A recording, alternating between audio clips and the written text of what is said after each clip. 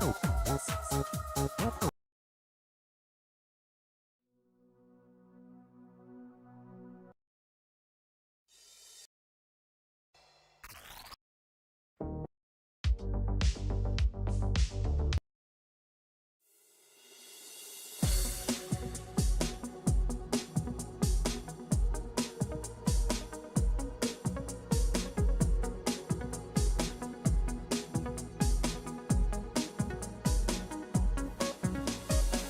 you ever noticed that I'm not acting as I used to do before? Have you ever wondered why I always keep on coming back for more? What have you done to me? I'll never be the same, I'll tell you for sure. I'll never be the same, I'll tell you for sure. I'll never be the same, I'll tell you for sure. You really are my ecstasy. My real life fantasy, oh yeah. You really are my ecstasy.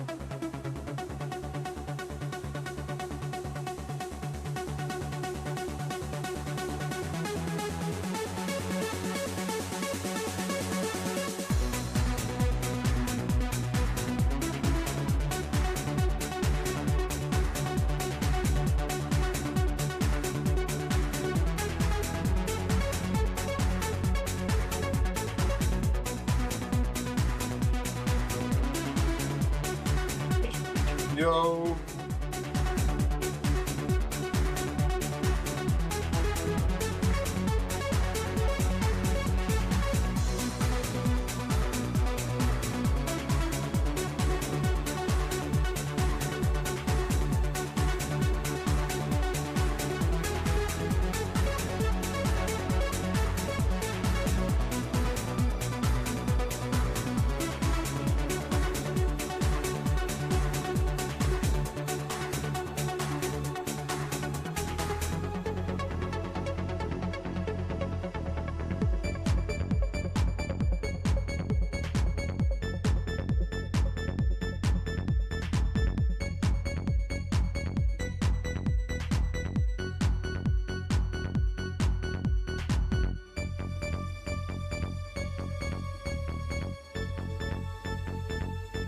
Yo, yo, what's up, Alti? What's up, V? Hola.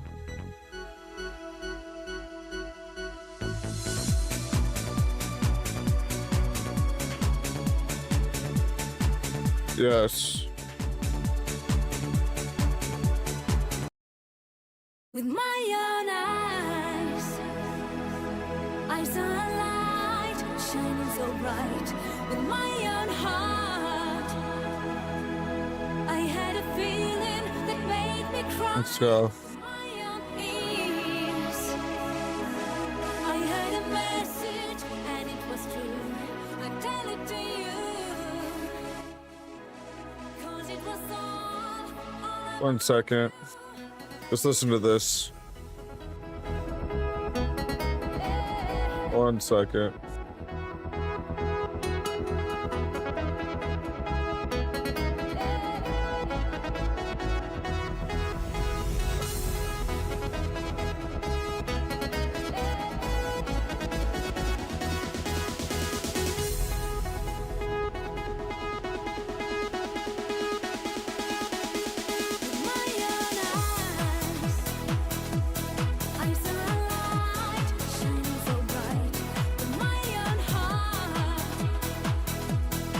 Let's go.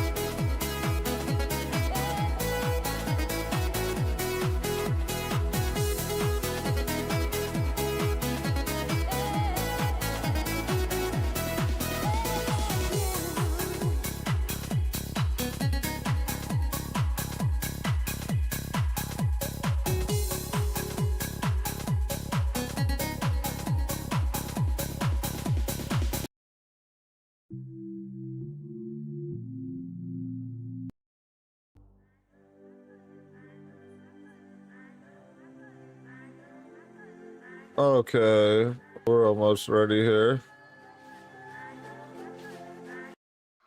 This is my church.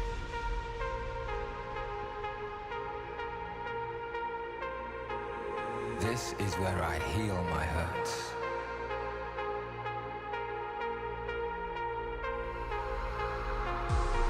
It's in the world I've become, contained in the hum between AutoZone? and drum. What happened? It's in change, the poetic justice of cause and effect. The hell is this shit?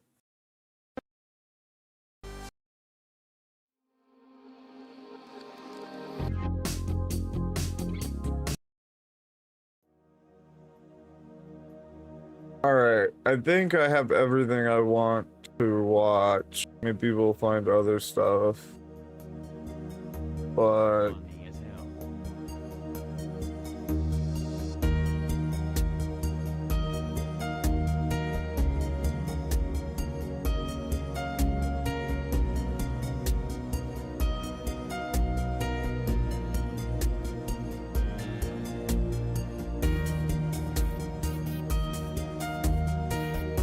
Oh, did you guys see Afro Man won his trial?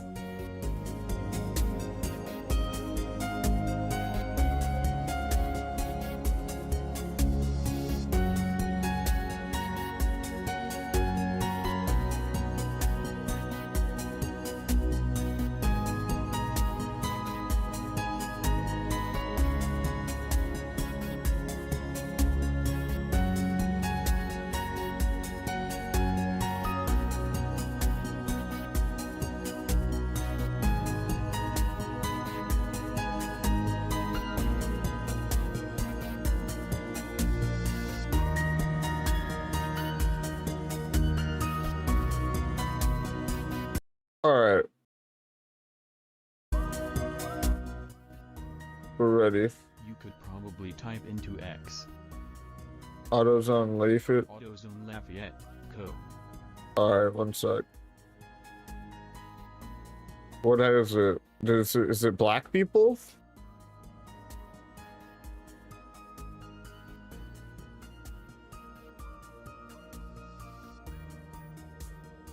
Oh.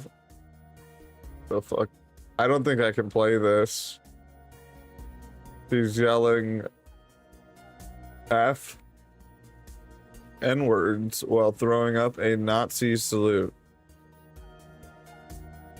Guaranteed it was a black employee. Well, I don't think you should be doing this. Not really. Doesn't really help white people. Anyways, let's see here. Pretty funny though. Some retard at the AutoZone. That's true.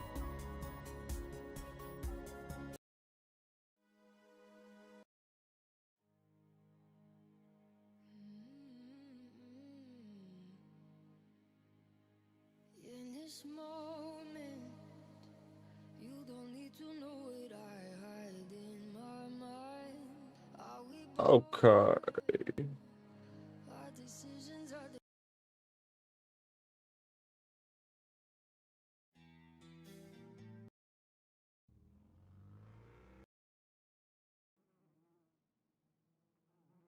Alright. Share the screen here. What's up though, JJ Nobody? How you doing, man? Viola Alti.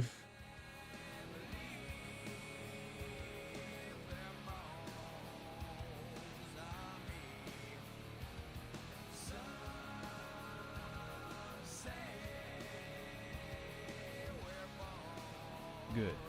Figured you wanted to see an early morning laugh. Candace Owens broke her foot.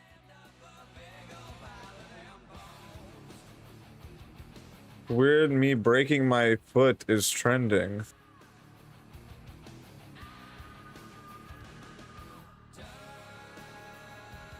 Candace Owens broke her foot.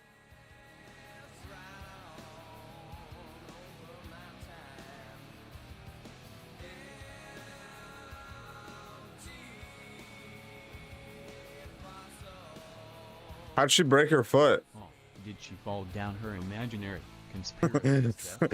Yeah, maybe, huh?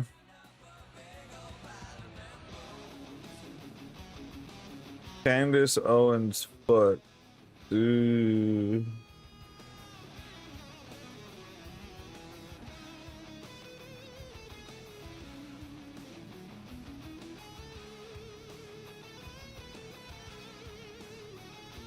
Candace Owens broke her foot.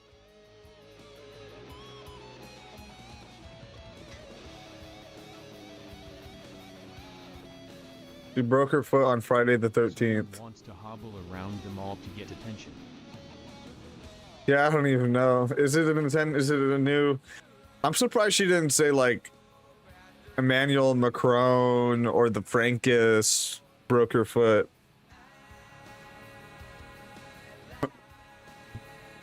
I'm surprised she kind of didn't turn it into a conspiracy.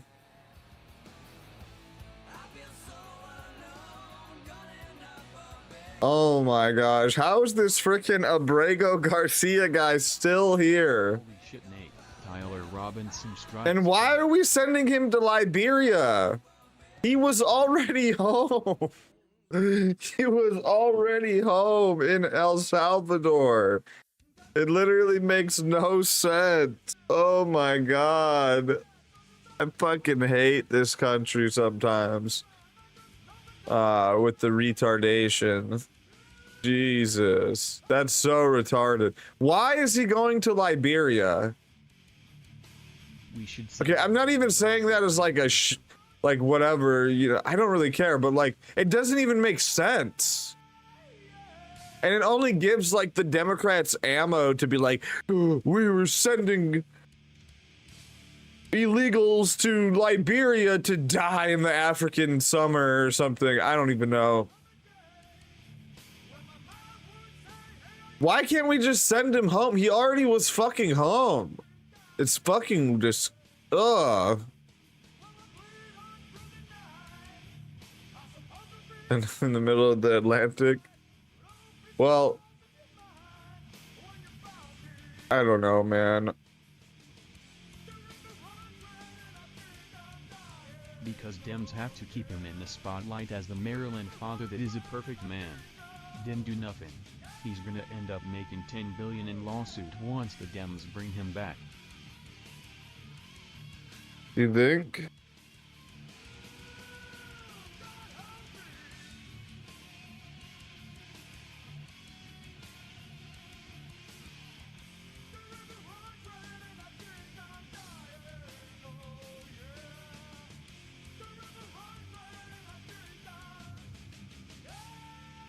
Oh, damn it. I matched with this girl on a dating app, but I didn't realize, like, I asked for her Instagram or whatever, and then I check her Instagram and she's got like pictures with kids and shit, and I'm like, oh, wait a minute, is she a single mom? And then I didn't check on her profile on the dating app, it says she has kids. Now I don't even want to talk to her. Jesus. What a joke.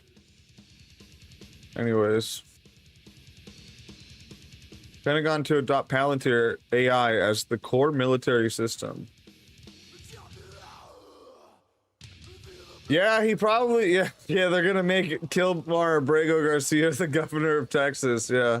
Nate, did you ever go on the date with that illegal girl? No, honestly, I stopped messaging her because, I don't know, I might message her again, but she like is, I don't know, she's fucking weird, dude. She posted like a story on Instagram. It was like a screenshot of her notifications, and it was a message from Facebook Messenger that said, "Hey, what's up?" And then it was like all scribbled out and stuff. And then in the caption it said, "My exes must be bored," or whatever. And so like I'm like, I reply to that. I'm like, why are you posting that? Like, that's just, who posts stuff like that? You know what I mean? And then I was like, why are you posting stuff like that? And she was like, why? I'll read it verbatim. She was like, why not? And I was like, I don't like it. Not good. And then she was like, ha ha ha, chill out. And then I was like, I don't know. It's giving red flags.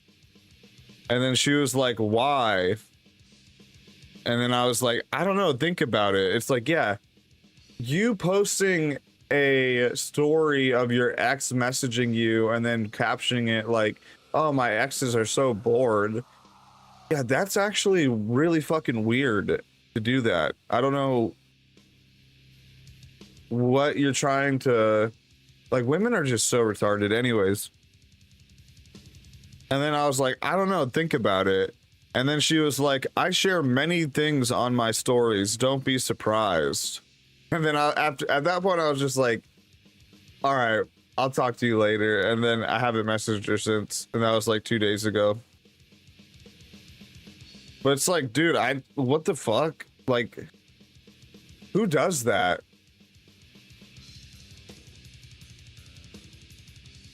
Decades ago, women used to gossip with the neighbors. Now they put their business out Yeah. the street and it's accepted. Go figure. That, and or well, not just that, this is just like on a little micro level, right? And honestly, it's not even that egregious and or whatever, but I don't really want to put the time into like if I'm being honest with you, I just want to have sex with her and then maybe never talk to her again. Like, I don't want to put the time into a relationship, gesture maxing, texting her all the time. What are you doing?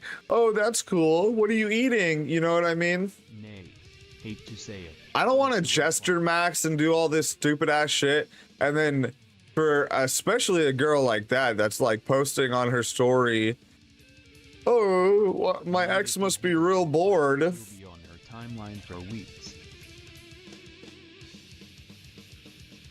I don't even know if it's worth it to do that, though. That's what I'm trying to explain. It's like, it's too much work to even gesture max to just fuck.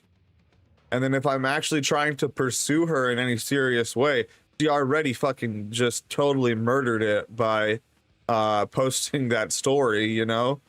I don't want, I wouldn't want yeah, I want you to be my girlfriend while you're posting stories of your exes hitting you up, and then you're captioning them saying, oh, my ex must be really bored right now, that's why he's hitting me up or whatever. You know what I mean? Like, what the fuck is wrong with you? So I don't even know. Women are just out of control. That's why I do not shame men for buying prostitutes or being a passport bro. Nate, you can pursue her in a serious way, but I doubt if she's serious. She's No, I don't want, no, she's already ruined it. What the fuck? I don't want to pursue her in any serious way. She already ruined it. Who does that? I don't know, maybe I need a girl's, I don't know, if like ex Poppet comes, I'll ask her. But like, no. Sounds awful.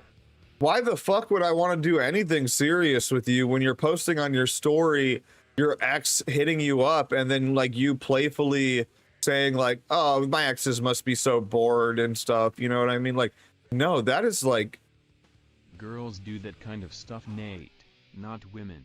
You and her are looking for two different things, but I wasn't really even looking for anything.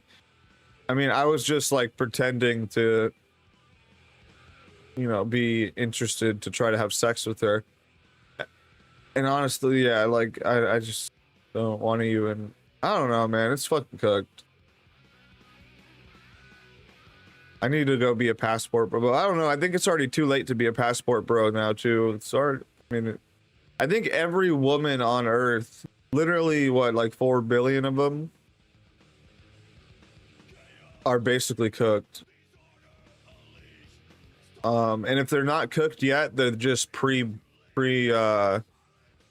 you know? So yeah, I probably will never get a wife. Probably will never have kids unless I like knock up somebody, which that's not ideal. But I'm okay with that, and think I'm in a boat that a lot of men are in the modern age here. And yeah, man. Yo, what's up, Brownwood? I'm just talking about how I stopped talking to that illegal girl because she posted stupid stuff on her stories of, I don't know, basically she posted on her story a screenshot of her ex messaging her and then a caption of like, oh, my exes must be so bored. But anyways, I stopped talking to her because of that.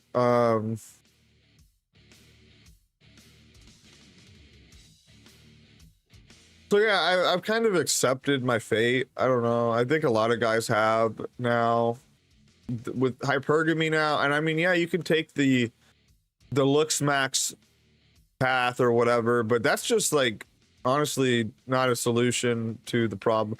I mean, but I get what like clavicular and, you know, the looks maxers say, like, you're not as a singular individual going to be able to fix the problem.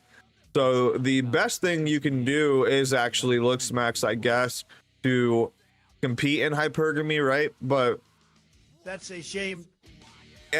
Really you're just you are just,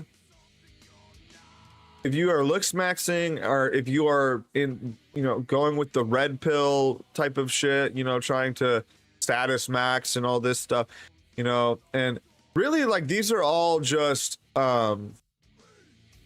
giving in to feminism, right? At the end of the day. And stuff like passport bros are actually the only like anti-feminist position, at least from like the West or whatever. You know, obviously there's feminism in like every country now, but Remember, Nate, there's plenty if we're talking about like being rejecting Western feminism and depriving I mean women of, I mean, at the end of the day, where it's not really going to work.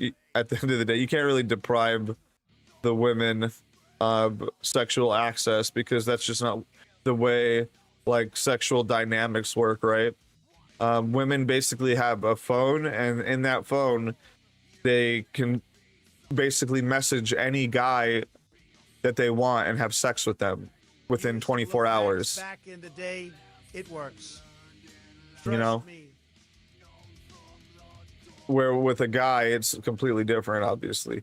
Now it's maybe if you're like a high status look, you know, Chad and stuff like that, maybe you open your phone and it's just a phone book of pussy, right? But for your average guy, it's not like that. So yeah, hypergamy has basically ruined the world. I don't think it's going to get better. Actually, it's going to get really worse, and I think there will be like a boiling point, and you know, these feminists and these women that, you know, wanted all this, you know, are really going to reap what they sowed, I guess, you know. So, and now are we going to go into like a Mad Max type of thing, you know? Maybe. And there's like, you know, warlords boarding their breeders and stuff or whatever, you know what I mean? Like, maybe. I'll tell you this, any future continuing right now with the trajectory we are on is not going to be a feminist future. I'll tell you that, or good for women in any way or in any means. Let's just put it this way, there'll be a lot of rape. There'll be a lot of rape, like, and I'm just being, you know, honest here. There'll be a lot of rape. I'm against rape, okay? To put that out there before anybody gets, you know, accuses me of being pro-rape. But they want what you want, Nate. I don't know. I doubt that, but yeah, there'll be a lot of rape. So I mean, at the end of the day, you know, the writing's kind of on the wall with a lot of this stuff, right? And I'm against accelerationism. I'm you know, been saying for a while, I'm for the managed decline over anything. And obviously over that, I'm for like winning and actually trying to move the ball forward. But, you know, things are getting really bad with hypergamy, with women in general. Women are just completely out of control and have no men willing to stop them. You know, at least men of power or of status or of, you know,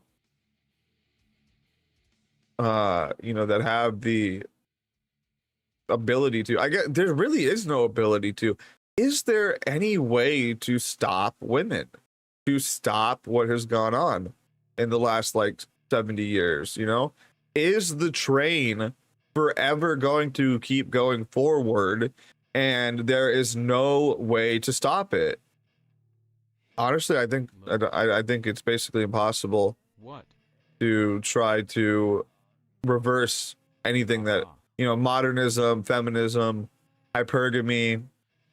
The only thing that can stop it is like full-on societal collapse. So, or some type of like new religion.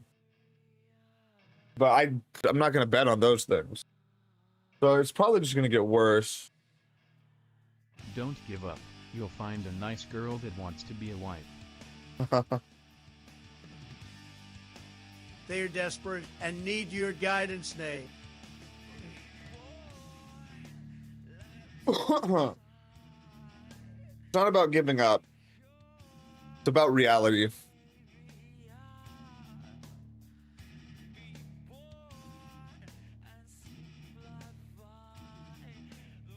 But hey, man.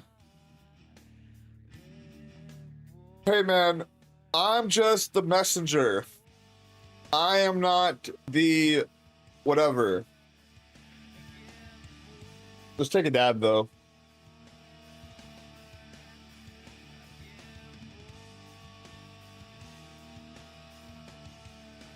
I've accepted my fate.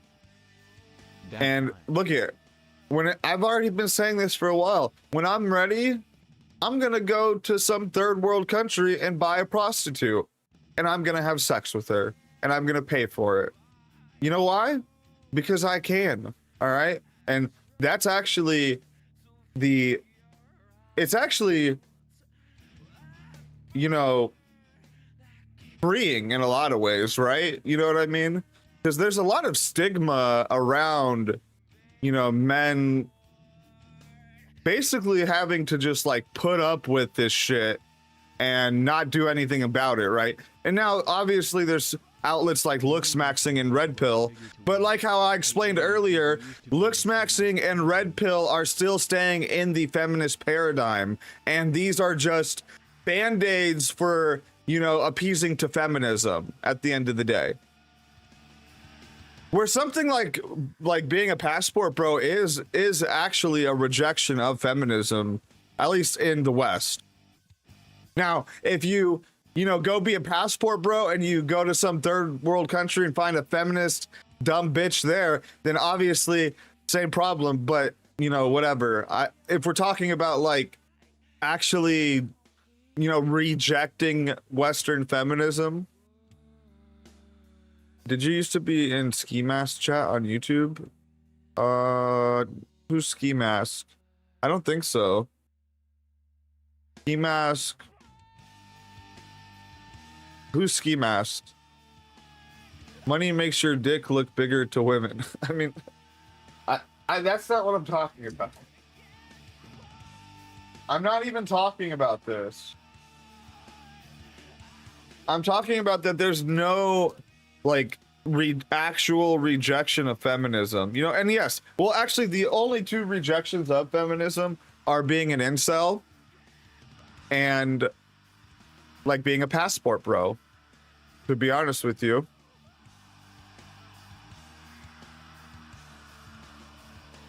And Andy, NVM, was someone... No, I was never an Andy. So like, look, if people want to shame passport bros, and you think about this, people shame passport bros and incels more than ever and more than anybody. But then they hold like Looksmaxers and red pilling or red pillars as some type of, you know, high virtue against feminism. It's a controlled opposition. Looksmaxing and red pilling is a controlled opposition to feminism, okay? It really is. And the actual only rejections of it are inceldom or becoming a passport bro. About adopting another lifestyle like passports and Lookmaxing. It's about taking back your life and living for you, not for the woman. Yeah, I mean, I'm doing that, but I'm really talking about here on like a meta level, right? Because people seem to think that red pill and Looksmaxing are a solution to feminism, where really it's just appeasing to feminism. Openly rejecting feminism is attractive to real women. You'll attract them. I don't You know. are doing that, Nate. I don't think women are attracted to incels or passport bros. Like, why do you think so many Western women shame incels and passport bros? Because it because like deep down, like they don't know this, like it's a subconscious thing. Women are like retarded, so they wouldn't be able to like articulate or think about these things correctly, but it's like a subconscious thing. Why do you think incels and passport bros are the most shamed by women, but then women will say and shame stuff about red pill guys and looks maxers, but then they're going and having sex with them? You know what I mean? That's what I'm, you know, look at man, you gotta think about these things at a little bit of a higher level, you know? It's not really I don't know, it's not really black and white, it's not really gray either, but it's like you kind of gotta like, it's like a double meaning type of thing with a lot of this stuff. Like, oh, looks maxing's the rejection of feminism, but it's also the things that women want the most, right? They want the Chad, they want, you know, the nonchalant guy dude that just treats them like shit, you know what I mean? They want to be like a girl on a guy's a powerful guy's roster, you know what I mean? So like these are like actually just engaging in the female you know, the hypergamy, right? But anyways, What the? I know some people aren't ready for that type of conversation because like the anti-feminism and stuff is really, I mean, there are some, I would say guys that are more like inclined to, you know, call themselves incels and stuff or whatever might understand more of what I'm saying. But guys that like are Be real and anti-feminist in like that they don't like like a girl boss or whatever, you know what I mean? Like that's where their anti-feminism kind of ends. They won't understand these things, you know?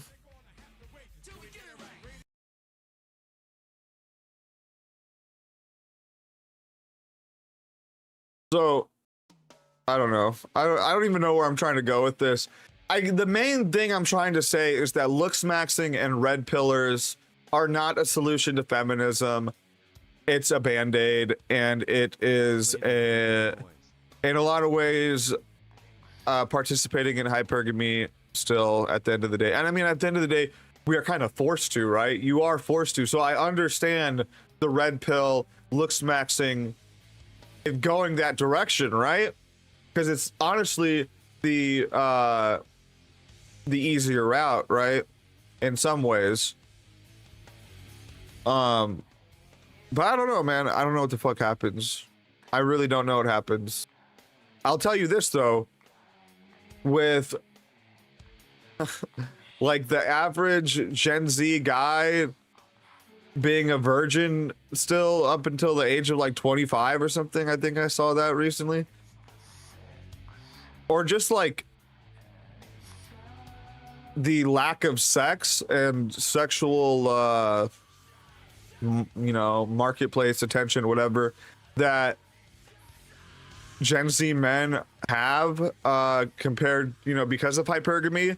Like it's going to lead to something bad, you know? I don't want that to happen, but it's going to happen.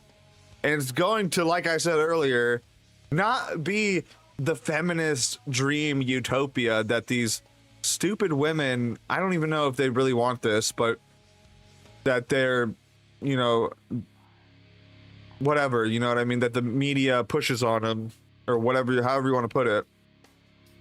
Not gonna be like that. You know, it's not gonna be like that.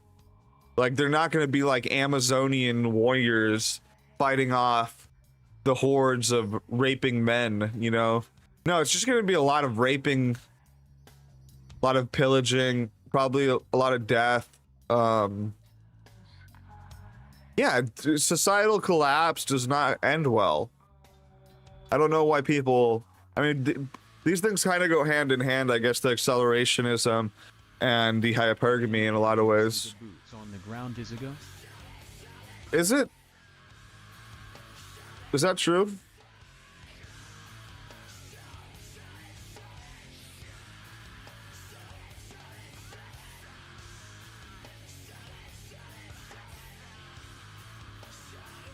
Yes. Yeah. I don't think this shit's ending anytime soon, I'll tell you that.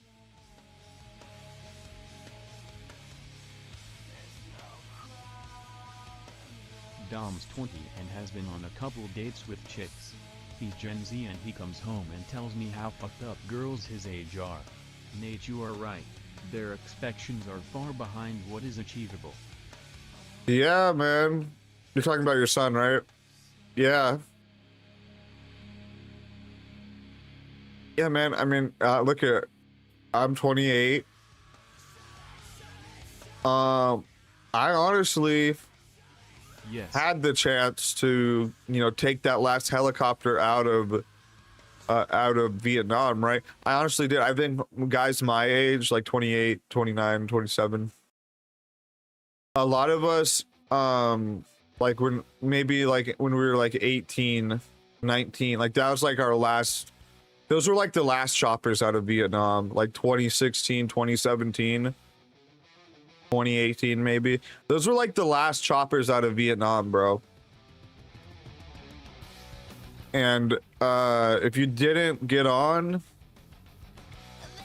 you're stuck in the fucking jungle, buddy. Let's take a dab though.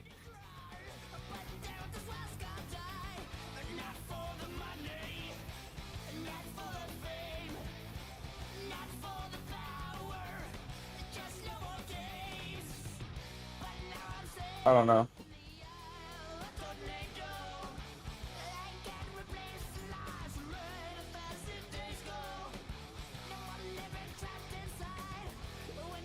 Hopefully that they can just come out with artificial wombs and designer babies and I can just pay like $50,000 and make a kid. I would do that, honestly. To have some, you know, some legacy, if that's the case and it's fucking cooked. And look, I can pay $50,000 and have a baby grown in a fucking artificial womb, and I can also make it a designer baby and make it like a Chad. Yeah, I'm fucking doing that. I'm fucking doing that. 100% I'm fucking doing that. And then I'll be, I'll have at least you have some, you know, some legacy, right?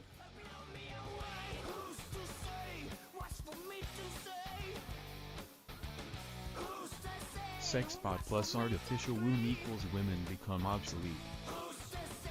Well, I don't know. Women are the ones that are going to be adopting sex bots first. You know that, right? Women already have sex with robots today. Like, think about, like, and it's like normalized. I've talked about this before, but like, it's like normalized for a woman to blast her pussy with a robot today. Where like, if a guy has a fleshlight, that's like total, like you're fucking cooked, right? If anybody finds that out, right? You know, but like your average girl has a robot finger blaster today. So, as long as I have been alive. So, you know, and it's going to be actually a fucking issue when this actually becomes a thing, because women are going to shame men for having sex with robots while they are having sex with robots. You know that, right? Like, that's what's going to happen, just like they do now. So, it's gonna be fucking retarded, I'll tell you that. But the artificial wombs, you know, that's definitely, I'm white pilled about that.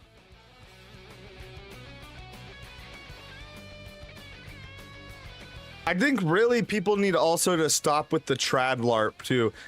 Trad LARPing and going back to traditional Catholicism or whatever, like that's not going to fix women either. Look at fucking Sarah Stock. You know? Like, that's actually the biggest cope. The guys, like the wholesome Chungus religious guys. Oh my god, I feel so bad for you. Cheers.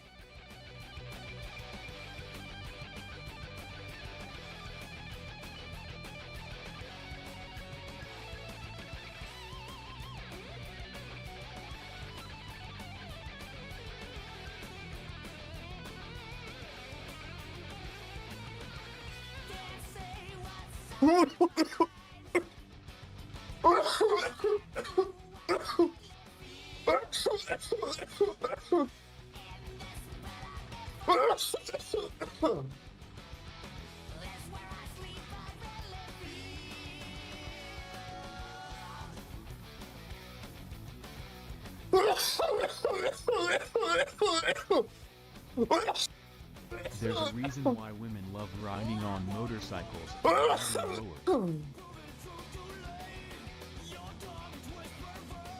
Well, the big trend going viral on TikTok, right? Well, there's actually two trends. There's two trends going viral on TikTok right now. There's basically this trend, and I mean, this just shows you just like, you know, women are fucking cooked. I love being trans so much. What the fuck? Because I'm in high school and like a lot of people have been like, oh yeah, she's trans, but she's kind of bad. And Oh no.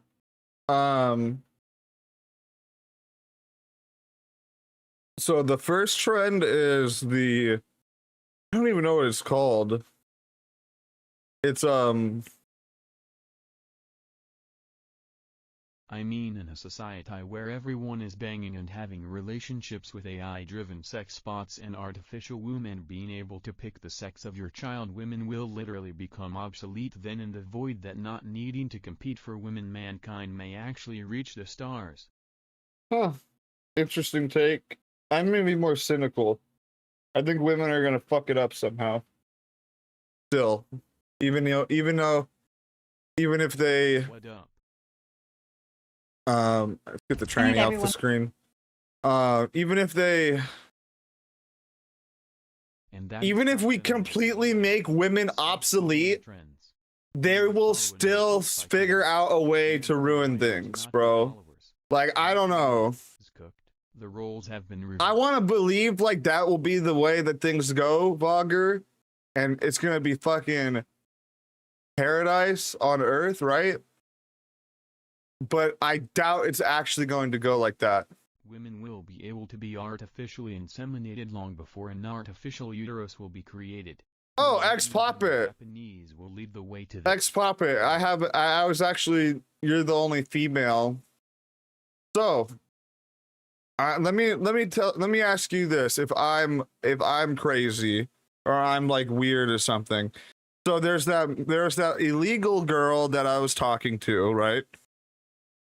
But I stopped messaging her because basically she posted on her story a screenshot of like her notifications and then a message that said "what's up" or something, and then it was like all scribbled out, like the picture and the name, and then the caption said, "Wow, my exes are so bored" or something like that.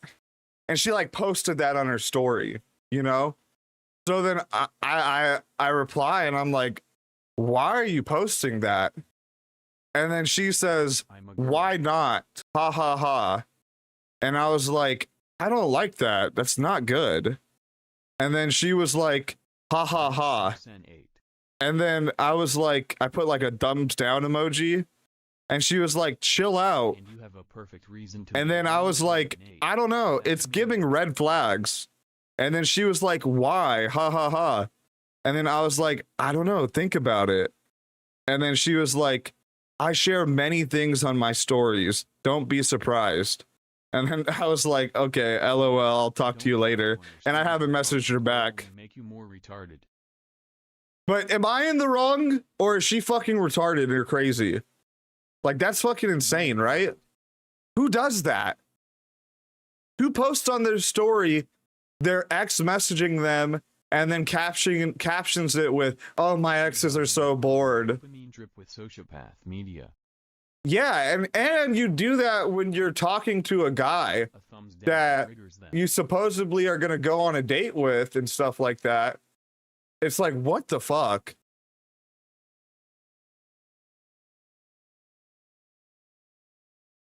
That's messed up to post. Weird ego flex. Yeah. That's why I'm like, I don't even. That's why I stopped messaging her. I'm like, dude, that's fucking a super red flag. Are you kidding me? I wouldn't talk to them more. And also, and even like this, like, so the thing is, it's like, okay, yeah, I could keep talking to her and Jester Max, and I'll do all this stupid. How's your day? What are you eating? What are you doing? Good morning, beautiful. Like all that fucking stupid ass Jester Maxing shit, just to get some fucking mid pussy. Or dodged a bullet with this. You know, now move on, but you were like whatever. I could have potentially like, I don't know, had an illegal girlfriend, but I didn't want to. I actually was very like not really for that. But at the end of the day, I was like, you know, being genuine, I guess you could say. If you want to fuck, then whatever. But if you want any real relationship, yeah, well, but okay, look, even if I was just trying to fuck, I was still being genuine in the sense that I wasn't being like a fucking asshole or like you know, just like saying I just want to, like I was like probably like, if you want to call it something, maybe like the illegal girl, like a girl that's literally not underage, dude, a girl who's illegal, an illegal citizen. But if he did that, he would be her next victim story on her timeline thing. Yes.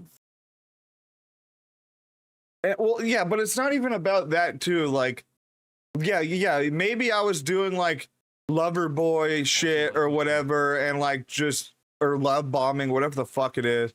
Not even love bombing, but like maybe I was like not being 100%, you know, truthful with my full intentions. Like I didn't, like I was kind of just like, yeah, I want to. Like my intentions were mainly like, yeah, I want to have sex and then maybe ghost, maybe see what happens or whatever. But I'm not gonna like be like that as I'm like, you know what I mean? Like I'm like tricking her in a sense. But that's not a bad thing. You're supposed to do that as a guy, as with these fucking bitches. So at the end of the day, it doesn't matter what I was doing. Quite everyone is so broken. Things are kinda messed up to the point I don't see it being able to go back. It doesn't even matter what I was doing. But and honestly, who knows? And with it, I always kept an open mind. But who knows? You know. But as soon as I see that shit, where it's like, yeah, you're doing, what do you say, like the ego flex shit, ex papa? Yeah, you're like ego flexing your ex messaging you. Okay, when, I don't you know, messing with girls either, or making them think you want a serious relationship if you don't. Nah, you fucking whores deserve it. We need a total crusade level. W Loverboy method. To be right again. W love bombing. Love bomb these hoes till they fucking die. But anyways, be honest. But that's completely outside of the fact, because men are different. We can have intentions, and then, you know, we can, you know, change our mind, all right, and not like totally burn the place down either. Love bombing gets my guard up, lol. Well, I wasn't even necessarily love bombing her. I was mainly just like, maybe I was, but at the end of the day, like, that's love bombing is not as bad as posting, like, ego flexing your ex and shit while you're talking to a guy that you want, that you think, at least in her eyes, I assume she was thinking that we were talking to potentially do something serious, right? But the other is dishonest, but everyone is kinda crazy now. No, but you don't understand. Men have to be dishonest in the sexual marketplace now, and in dating. It's literally like it literally is needed. For like many different reasons, but her posting that is messed up if you're talking to someone somewhat seriously. No, you don't, Nate. Yeah, you do. Yeah, you do. You must manipulate women with every manipulative trick in the book. I'm not sure I understand. A woman should accept you for who you are. Sexual marketplace lol. If she can't move on. Sexual marketplace. Well, you know what I mean, like the Yeah. dating dynamics, the dating world. You know what I mean, dude. No, dude, you have to fucking manipulate these hoes. And then if you're manipulation, basically you have to just like manipulate by default. And then hopefully it doesn't exist. Like, you know, like the right chain of events happens. So you're saying that women want and desire to be lied to? Yes.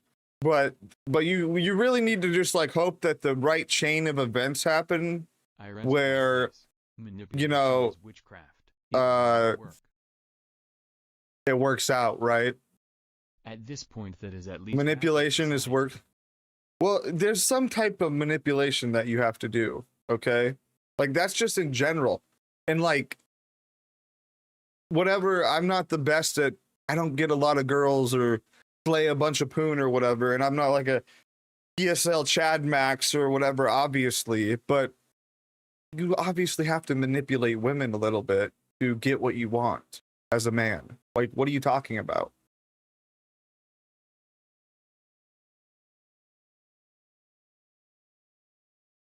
So really, I'm just done with I guess illegal girls now.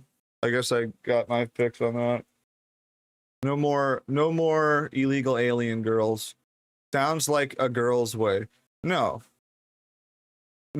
It's a defense. It's honestly just being not retarded and being like a wholesome chungus retard.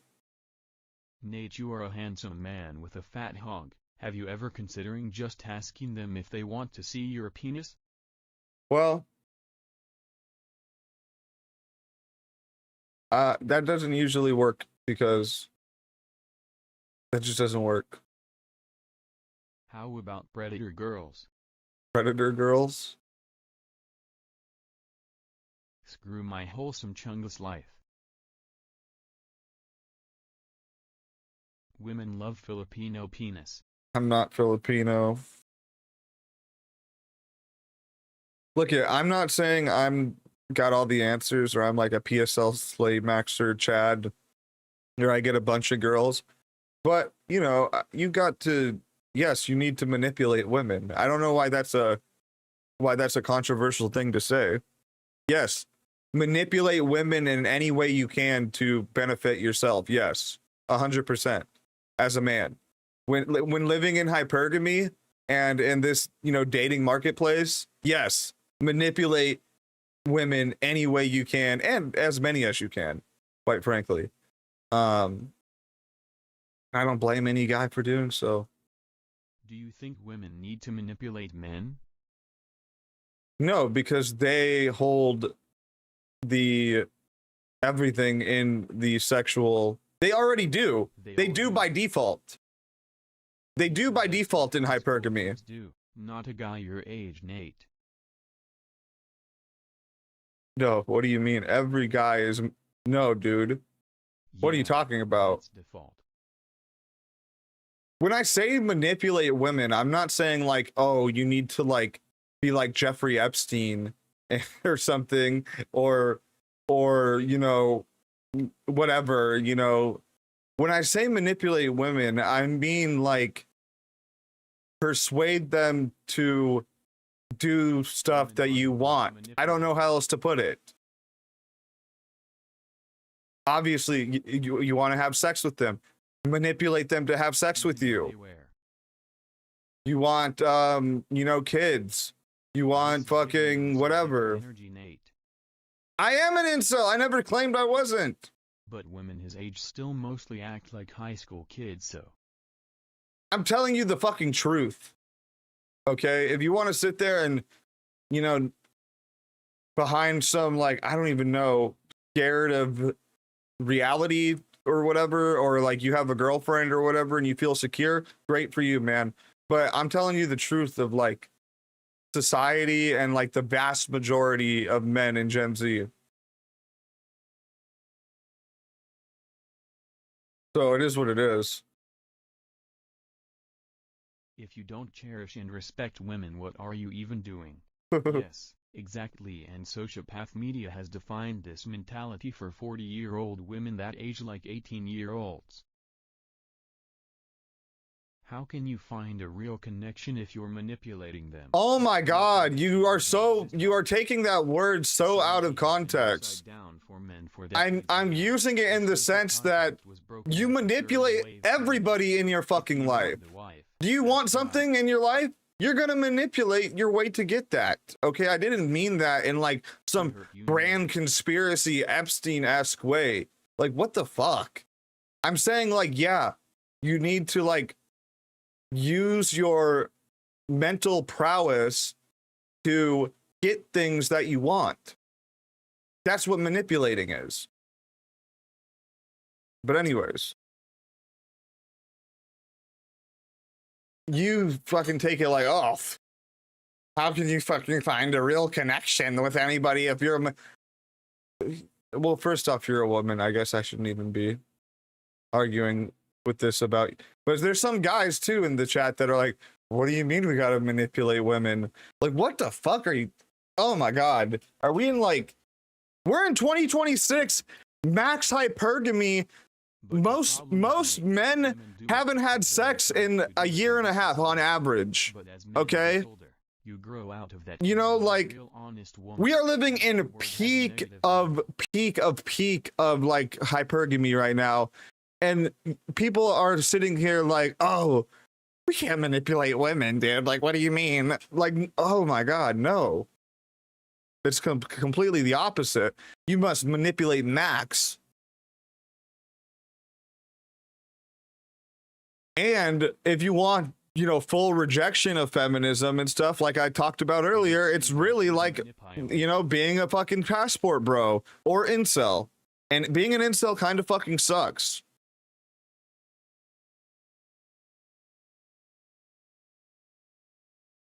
So, I mean, at the end of the day, look it, man, you guys aren't going to like that stuff, but it's the cold, hard truth, okay? And, it, you know, it might sound crazy, Nate, you're crazy, Nate, whatever. But I'm saying all this stuff as somebody who's never purchased a prostitute. I've never, you know, I've only been in monogamous relationships, you know, I've, you know, whatever, you know, I don't get a lot of pussy or whatever, but I'm not like a virgin, okay? To be the ones that lead a good relationship, not act like overgrown children women. It's too cooked, brother. First off, you won't manipulate a real woman. Only females, girls, and ladies can be manipulated. Oh man. You won't manipulate a real woman. Oh, wanna bet? Real women are getting fucking manipulated by Chad every day, bro. And I'm not saying that like, and I mean, there's like so many other aspects to this, but when I said like, yet manipulate women, I'm just saying use like your fucking brain and your wits and try to get fucking pussy. That's what I'm fucking saying. That's what I'm saying. Those are you guys get so fucking triggered over saying manipulate women. Exclamation mark. It's true, Chad wins. But after third wave feminism, that is no longer possible, as those in control did this on purpose to undermine society and give more power to those who are more easily manipulated. Women, reasons, females. So when are you going on the whatever podcast? Nay. Lol. Ladies, girls. Like I said, only a man knows what a woman is. No, I think most men, I think there's a lot of men that don't understand women, yes, like the wholesome Chungus guys and the whatever, you know, guys that were raised by like single moms and stuff, but I think a lot of guys do understand women, to be honest with you. Women are not really too complicated.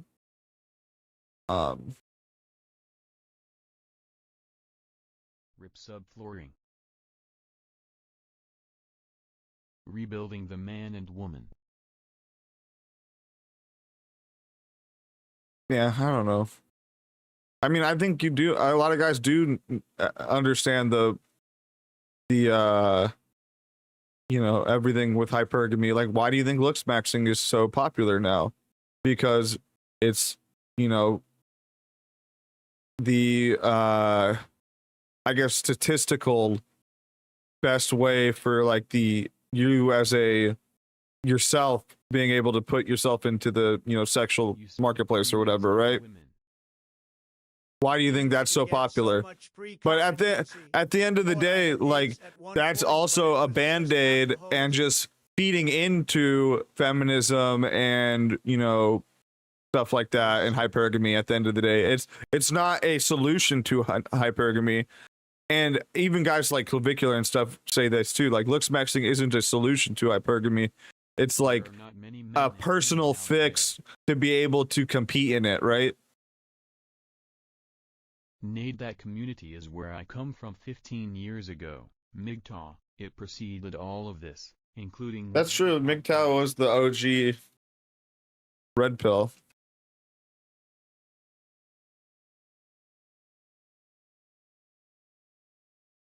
That's true. But hey, man, look at... Nade, if you were nicer to women and more understanding, you could have your own harem, like Destiny. It came from PUA forums like RST Real Social. I don't know. I think anybody with status, enough status, can get a harem. Long ago. There's nothing wrong with wanting to be more attractive or take care of yourself, but the look maxing stuff is so cringe.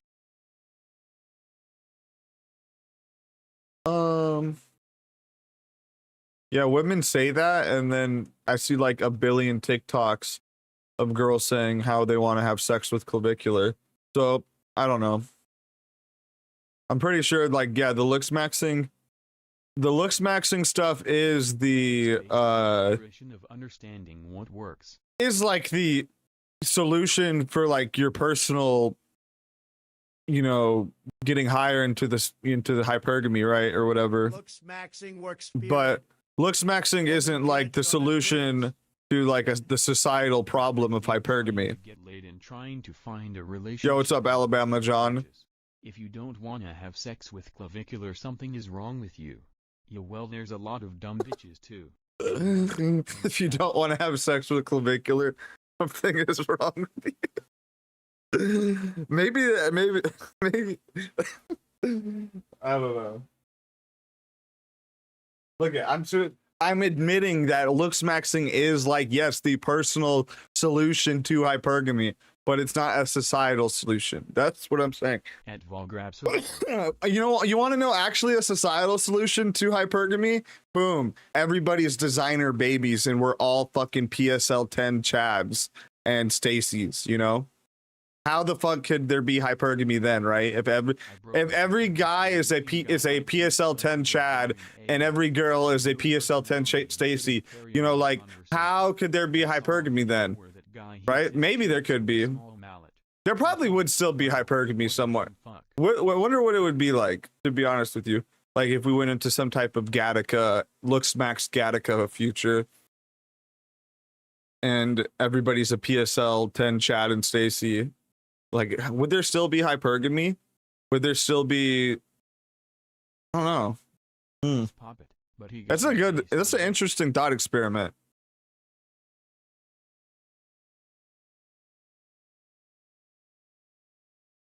I'll take a medium ugly guy with smarts and personality.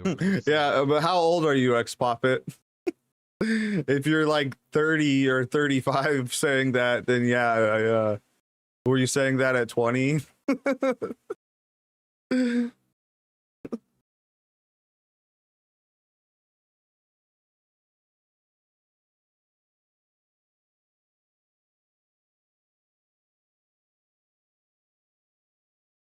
I've always been like that. Oh, you're just different. My bad. My bad. You're just one of the different ones. You're just one of the different ones. My bad. TikTok bitches, the egg carton gets empty fast. But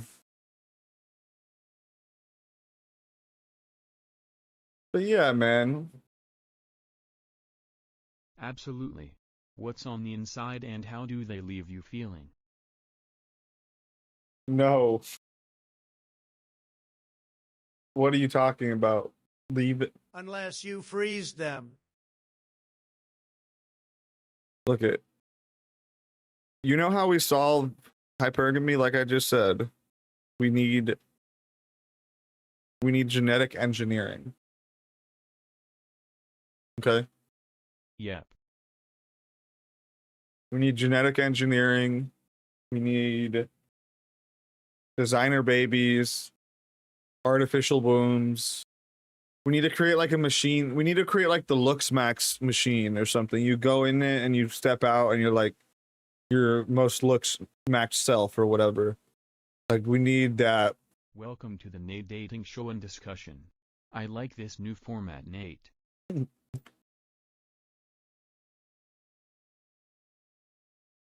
But no, I mean, realistically, though, I do think I am very pro designer babies and genetic engineering, unironically. More recently, I will say, just from I'm thinking about it more and looking into stuff about it, I am definitely 100% for designer babies and artificial wombs and genetic engineering. Like some fucking Dune shit, level shit, fucking whatever, or even like the cybernetic or whatever, you know what I mean, like the brain chips and stuff like Elon's doing and that type of stuff, like the mixing machine. What is that called? Android? That's an android, right? Or cybernetics or something, whatever. I'm a little bit less for that because I think that it's another one of the Band-Aid solutions where like genetic engineering, designer babies, and artificial wombs are like a like actual solution to like society's ills, and if everybody on the world was like the most high IQ they could be, the most Chad they could be, Stacy, whatever, the best they could be. Artificial uterus, but to save baby like lives. that would literally like we would be living in like a crazy, maybe it wouldn't work out, right? Maybe it'd be like Gattaca or whatever, where we'd have like the lower classes of, the betas and epsilons and shit like that or whatever. Or maybe we would go and conquer the fucking galaxy. My opinion has not I'm willing to gamble on it. I'm willing to gamble on it of going with the genetic engineering and the designer babies and artificial wombs and gambling on that and hoping it like solves society's ills, I guess you could say, and like makes us conquer the fucking galaxy. But it also might turn into like a Gattaca situation and people are being genetically bred to be like slaves. But I'm okay with taking that gamble. Okay? I think it's a lot better than whatever, returning to tradition or whatever. It will be more like Elysium.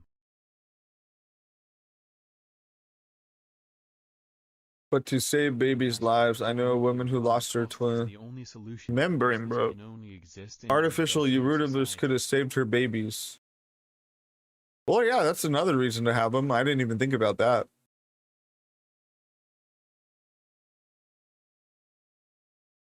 My son doesn't need to look maxed, always mocking. It'll be more like Elysium. What's Elysium again? I forget what that is. What's the plot of that? Survives overpopulated, ruined Earth. The super rich Escape to a luxury space station. Yeah, okay. So okay, I see what you're saying now. I get what you mean about like the transitionary period. There might need to be another Holocaust. There's only two ways forward.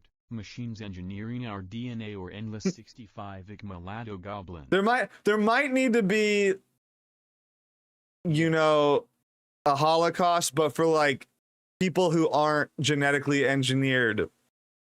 Nature baby. Genetically engineered designer PSL chads or whatever.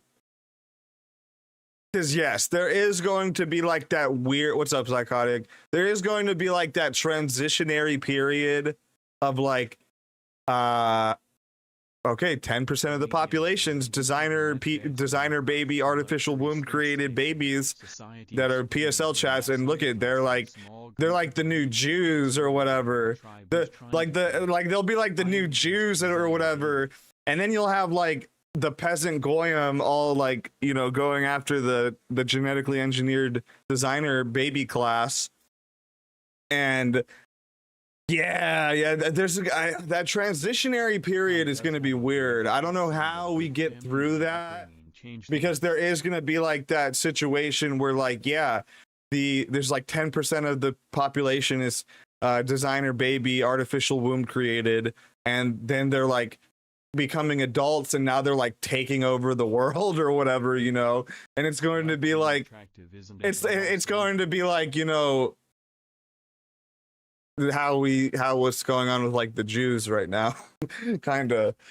So that is an interesting thing to think about, I will say. Like that transitionary period. Like I said, I don't think this is perfect by any means. But I think something like that is a better solution than any of this like return to tradition. You know, we need to be trad cat e-crusaders. We need to, you know, my shield maiden. You know what I mean? Like, I think that shit's retarded, completely retarded. And the designer baby Aryan Gattaca, that is way more convincing than anything like that. No chance. No shot. No way. Take a look at the beautiful ones. What do you mean? I will find the shield maiden. Think of Marilyn Monroe, arguably one of the most beautiful women of modern era, was horribly unhappy because she had a horrible upbringing and was abused as a child. What? It's an experiment done on Micker. Is that a slur? The hell? Let's take a dab though.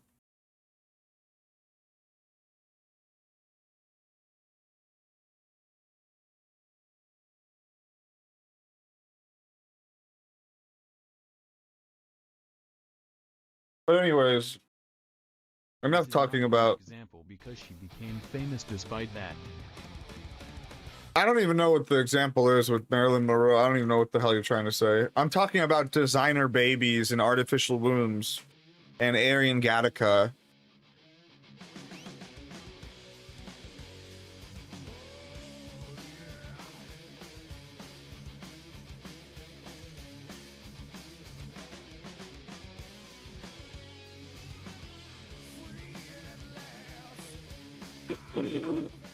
Let Maki Jr. inspire you, Nate. Look at it. I'm not saying any of this stuff is perfect. But hey, the Aryan Gattaca, you know, artificial womb designer baby future is honestly just as crazy or whatever, or compared to like the return to tradition, you know, trad, Christianity, shield maiden, fucking shit. Because look at both of them are fantastical at this point, right? And who knows what's really gonna happen. But I think looking towards the future is always better than looking towards the past for a lot of things.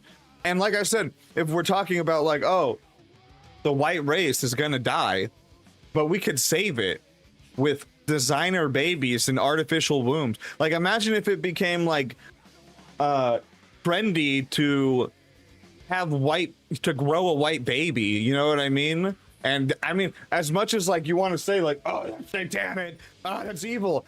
Hey, the white race is gonna still keep going if, you know, the freaking brown, the brown hordes are, you know, creating white babies out of a trend. Paying attention to who Jewish men marry. Like whatever. God.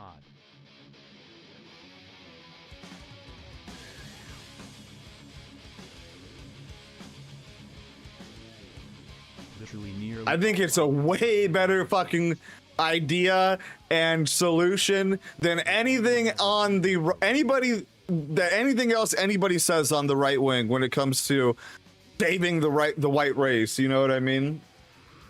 And like a lot of people are so retarded it like literally makes people into like becoming like people that were literally white nationalists, like Richard Spencer and Richard Hanania, for example. You know, people are so retarded in this sphere, and you know, the white nationalist sphere, whatever you want to call it, and like their solutions are so retarded and so dumb, and like the, you know, return to tradition shit and all this shit combined, it's so stupid that it literally pushes guys like Richard Spencer and Richard Hanania to be like libtards now. And look at there's also other reasons for that too. They're like, honestly, I have a theory that if you like read too much philosophy, you start to turn into like a libtard. But really, like, what I'm really trying to say here though is that like the you know, pro-white you know, white nationalists, whatever however you want to call it, right wing has no real solutions, and everything that they try to promote is retarded. And also what I'm saying too with like the artificial wombs and designer baby stuff is kind of retarded too. I'm not saying it's fucking, you know, the end all be all or the best solution, but it's an example of like that the designer babies and like Aryan Gattaca stuff that I am saying and stuff and that I've been talking about is just as fantastical and retarded as like return to tradition, return to 1950s, you know, get back in the kitchen, honey, you know, or whatever, and then smack her on the ass or whatever, you know what I mean? Like, no, this is not like, both things are just as fantastical is what I'm trying to say. It's a real thing and it's already being done. Oh yeah, that's what I'm saying too. My version of things actually is more realistic, is what I'm saying with the designer babies, you know, Aryan Gattaca, whatever you want to call it. There's actually more of a path forward to that than any type of like trad LARP return to tradition or whatever, you know? Is there something wrong with smacking a girl on the ass? No, I was like talking about like the 1950s, like, you know, so what you're saying, you know, stereotypical white dad. It's more realistic to be a man and have your wife submit than creating a genetically modified human. It actually isn't. You know what's crazy? You're fucking wrong, Psychotic. You're actually fucking wrong. Look at the divorce rates. But Nate, I want my trad wife in the kitchen. Look at the fucking divorce rates. What are you talking about? Actually, no.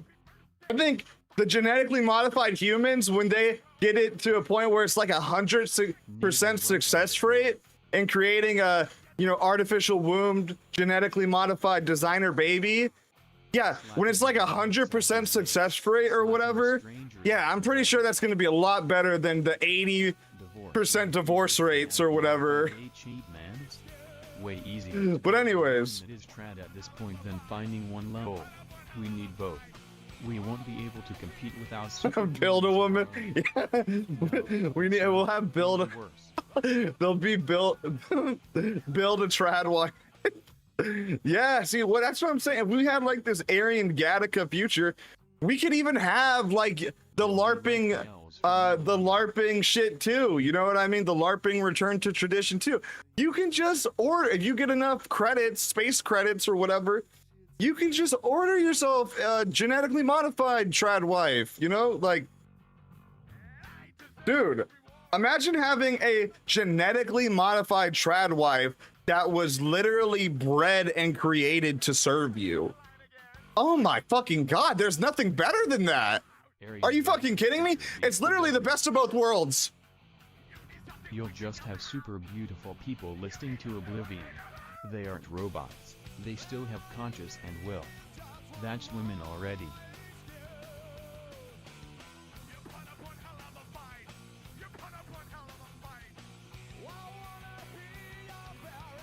Let's take this down. I haven't been reading chat though, but Yes. yeah, you guys are saying a lot of stuff. I have seen enough of this monkey now. He's not understanding. You guys don't understand.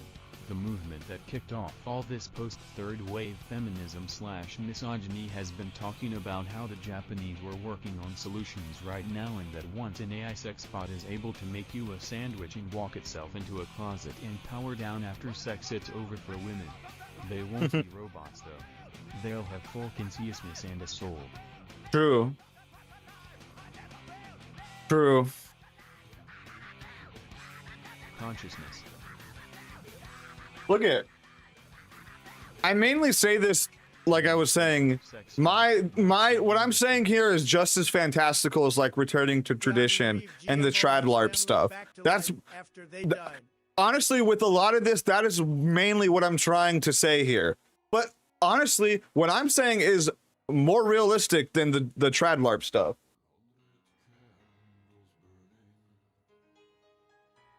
Cheers. It won't be though. You could literally have a robot that artificially inseminates women now. It won't be over for women. I am in favor of porn because it will destroy the existing sex slave market called porn today. Artificial womb plus AI sex bot plus sex of child equals women. That will happen for women before men. Crying. I'm actually in favor of AI porn too, because it will fucking these fucking OF whores and prostitutes can lose some money. So I'm actually in favor of AI porn too.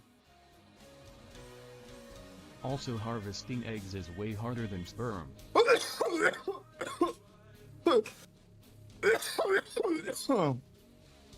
But I mean, in general, I don't think porn's good to do. Or good to watch porn. I don't want women to be obsolete. I want them return to their spots on the totem. A shekel for a good guy. No, dude, what the fuck are you talking about, IL? Woods just gifted 1 subscription kick. Thank you, Ron Woods. No, AI child porn is bad, okay? Obviously. But AI, regular porn, and then, it like, I don't know though, it has to get good enough where it's like, juniors are gonna want that over the real shit, right? Hey, at Roanwoods, thank you. So I don't really know. I'm for it though. I'm for anything to cut these fucking whores off. Whatever. If AI is gonna take my job as a software engineer, then you know what? I wanted to take the fucking porn star's job too. All right. I fucking went and got a degree and went fucking $40,000 in debt. But, a bitch showed her ass on the internet. And she's gonna lose her shit. I'm actually okay with that. But I'm also like doubtful that AI porn will actually,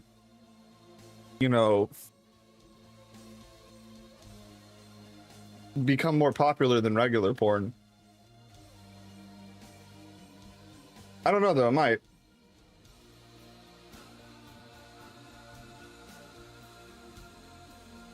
I think, this is gonna sound dark, but I think honestly the AI porn, I don't know the legality of it, but like it's going like we can let them expire. Yeah, I don't know about that. I have a computer science degree. Totally No, gross. I don't know about child sex bots, dude. I'm against Versus they all are out anything like that. But anyways, Once you can choose the sex of the child, what will happen in a society that may favor male workers over female? you know, that's actually an interesting thing too. They're probably gonna have to regulate it, to be honest with you. I feel like regulations are the only way to stop like femicide. Like a femicide from genetic designer babies, because obviously most people are gonna want a man or a boy. In order to have them voluntarily go to the island where they will forever remain. I don't know. I think with the but back to the AI porn, if they get it to like for it to be good enough and like I guess personalized enough, I don't know the legality of that or whatever. Like, can you put Ariana Grande's face onto your AI porn girl or whatever? Like, I don't know the legality or the, you know, I mean, I guess you could say it's not ethical, but whatever. Gooning in general is not a very ethical activity, so I doubt that's going to really be a big cause for concern.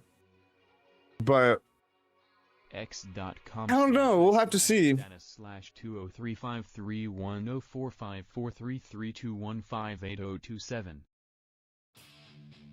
You still need eggs, and eggs are hard to harvest, especially in comparison to sperm.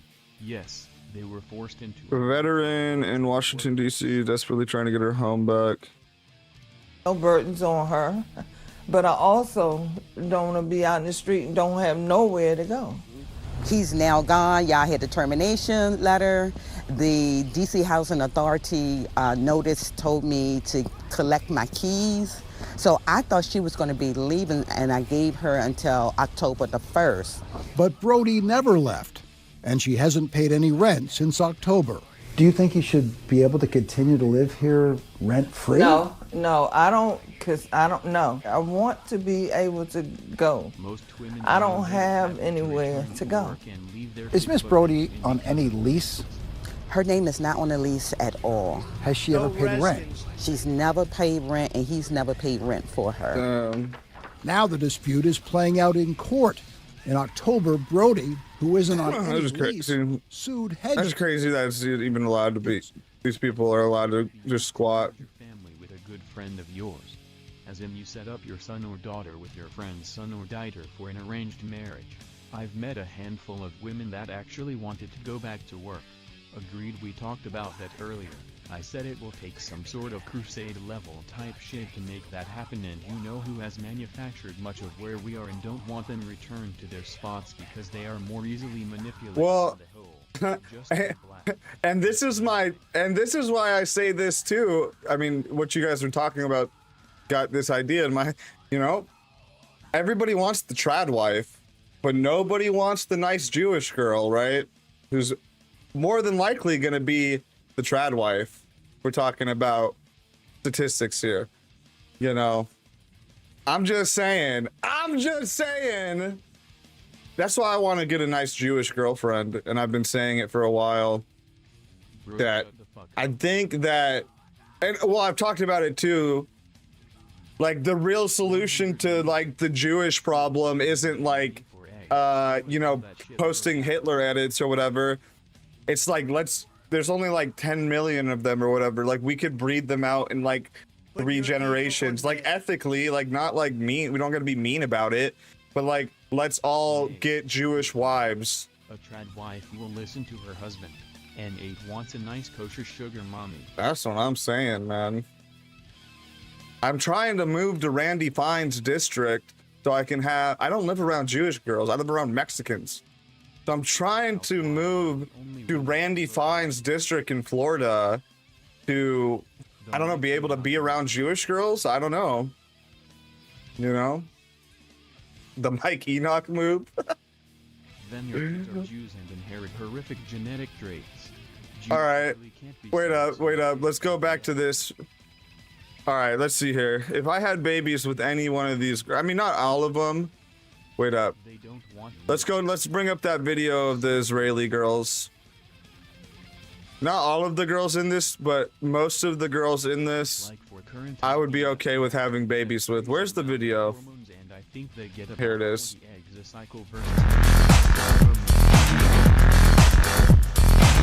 Like, obviously, like this girl right here, she looks a little bit ethnic.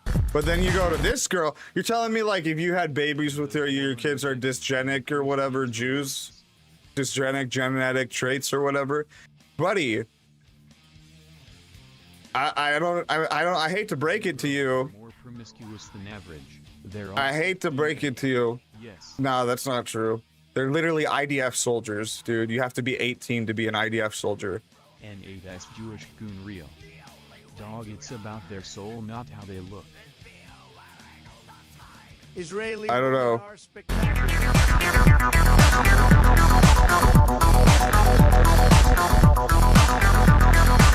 Like, you're telling me if you had kids with any one of these girls, would your kids be Jewish?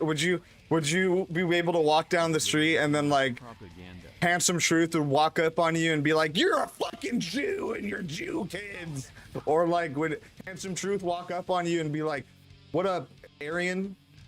You know what I mean? Like, come on, come on, come on. Let's be fucking real here. What do you think I'm trying to say? Name them. What do you think I'm trying to say?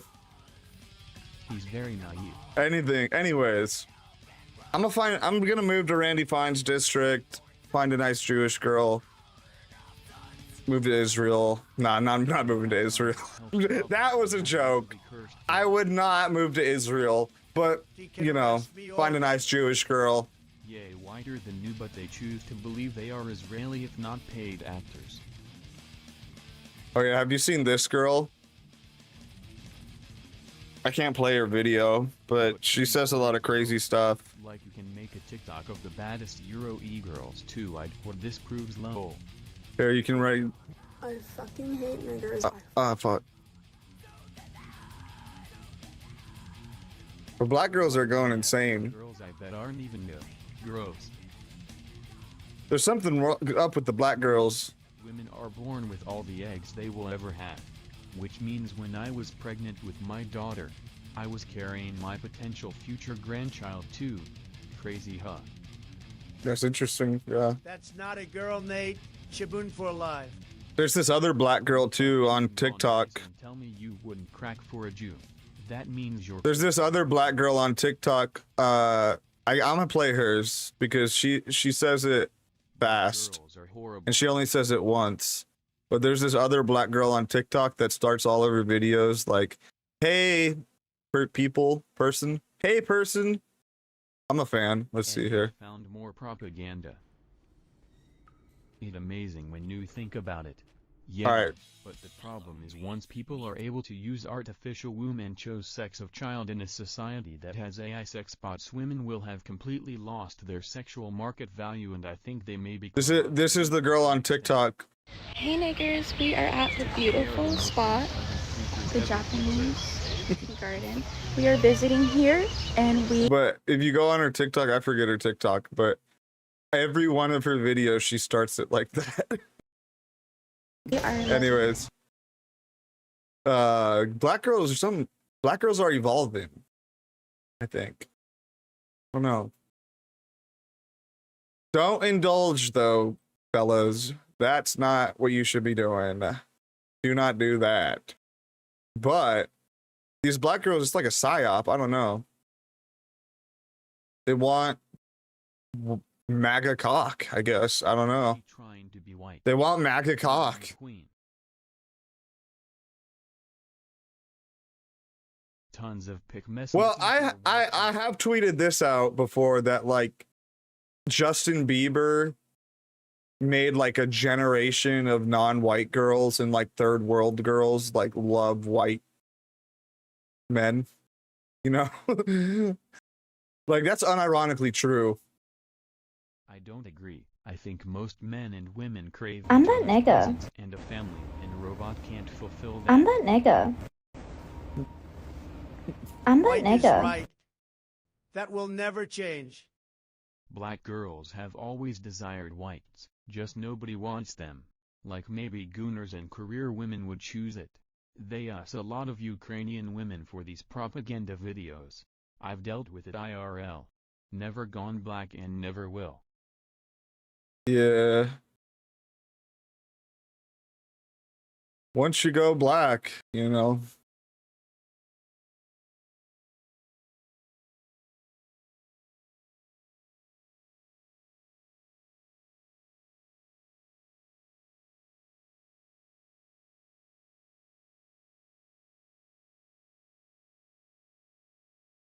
Everybody, thank you so much. Oh, Candace was at her Catholic conference. This is my first Catholic event, so I will never forget this.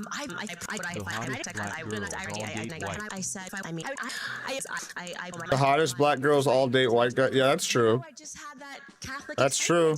Yes, just me. I did this. And I'm just. Look at Candace Owens. I do. I walk every day. I've just walked 14 miles. My Apple Watch has died. I'm not kidding. I would say I was feeling good. I was like, when I'm doing good, I was like, I'm so hot. I am so sweaty. Like I was. Like, what the hell is Candace talking about here? And I'm physically like I can't. Should we watch Candace at her Catholic conference?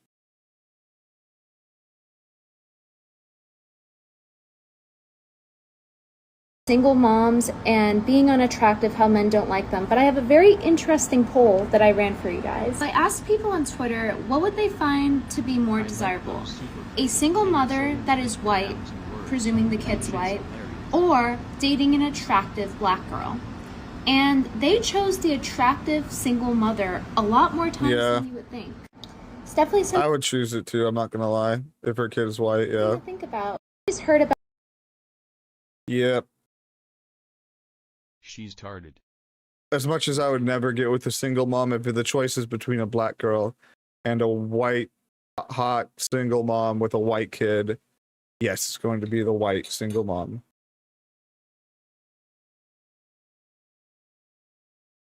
What the hell is that video, dude? Christ, what's going on? Hold on, she needs to slam. It's only take a minute. We're leaving. Hey, Spud. Hey, man, you're hurting would her. be hard to pass on just for fun. I would Jesus become a Christ, priest what's in going that on now? case. Venti's white in my book. Get your hands up. What is this gay ass show? I know. That's so gay. Tonight, I thanked Joe Kent for his patriotic service to our nation, 11 deployments to the Middle East, and then, of course, this week, a patriotic resignation over this disastrous war with Iran. Joe Kent, like... Why does Fishback talk like this? What's head dad? It's always like talking in like this. Pantomime. Me, like millions of Americans who vote differently, who look differently, who pray differently, all recognize that it is not about Republican versus Democrat. It's not even about left versus right. It's about right versus wrong. And it is wrong to send our young men and women to a foreign war to die for Israel. Over dinner. Look at Dasha thirst trapping.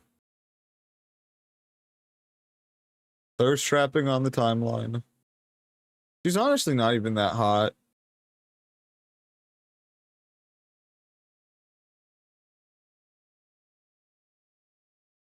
Dugan, the Muslims in the Middle East should show more unity than now.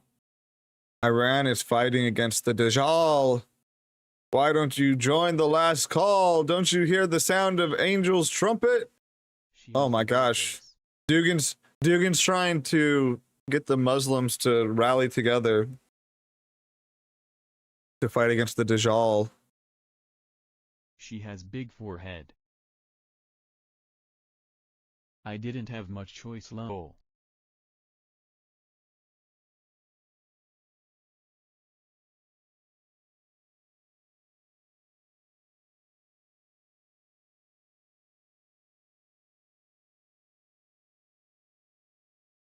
What the heck is the Dajjal?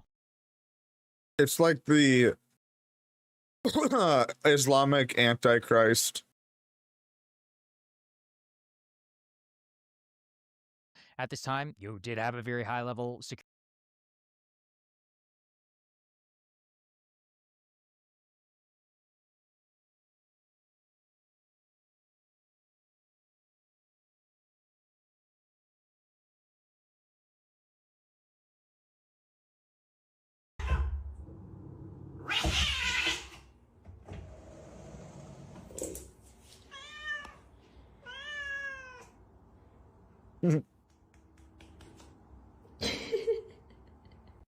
Logged.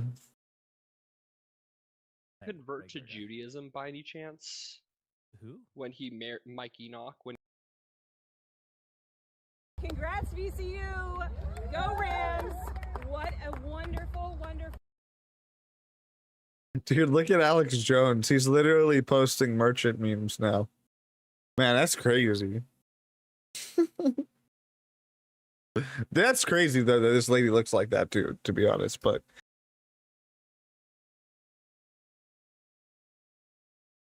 Holy schnoz. Holy witch.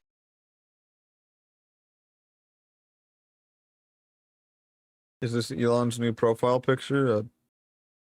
What is that called?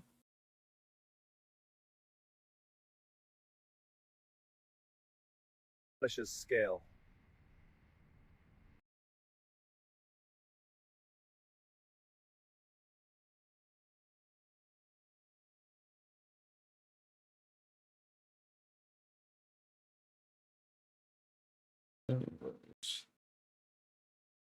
Check out my timeline. What have I been tweeting?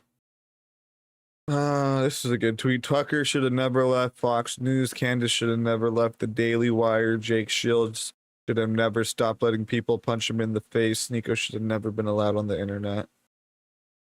So true.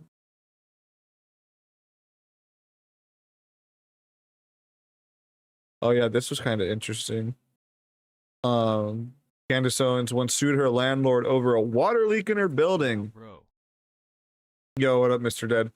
She claimed this leak created an invisible mold that spread into her apartment, exposing her to toxic air that made her mentally ill. Somehow left her with scarring that required surgery, impacted her earwax, and caused systematic yeast infections that rendered her bedridden for months. Crazy. She testified that when there's mold in the air, it can jump into your body, which allegedly caused her skin to rot from the inside out. She claimed this was pretty standard stuff when exposed to toxic mold, adding, "It just jumps into your body from what I was told. Body yeast infection from head to toe, skin yeast. I still have scars from it." Since she was actively being poisoned, Candace naturally remained in the apartment, but refused to pay rent from September 2016 until she was forcibly evicted in January 2017. Wow. Free little 6-month ride. She ultimately lost the lawsuit and was ordered to pay $21,000 in damages and legal fees. Wow. So Candace has been on the grift for a long time, you know. How much money did she have back then? Oh, this is Sneakos in Bosnia. Dude, I don't know, are Bosnians white, bro? It has to have a source. There is like, no such I'm not gonna lie, bro, if you're hanging out with Sneeko, extra crazy. And maybe not even the Muslim thing per se, if you're hanging out with Sneeko, Melanin mold that made her black. I don't know if I can consider you white.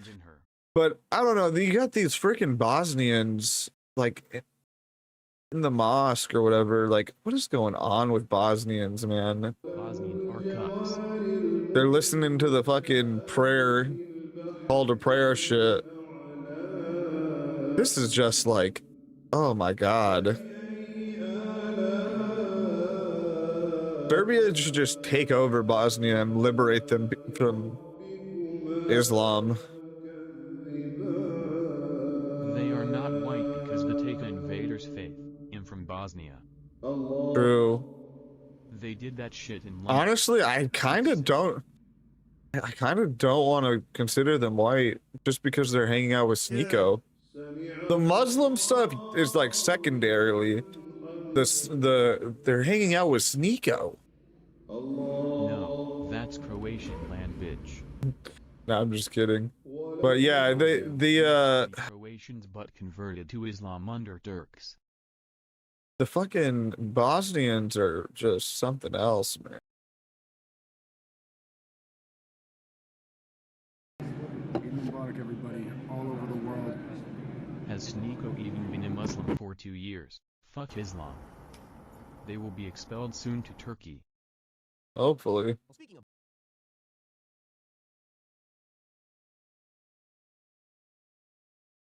So yeah, that was that. Oh, this fucking Russia. So, if you don't know what happened, basically because of the Iran war, it's actually been very good for Russia. The country can't last much longer. Very, very good for Russia. Unfortunately, and I'm very much against this, to be honest. I don't know why Trump...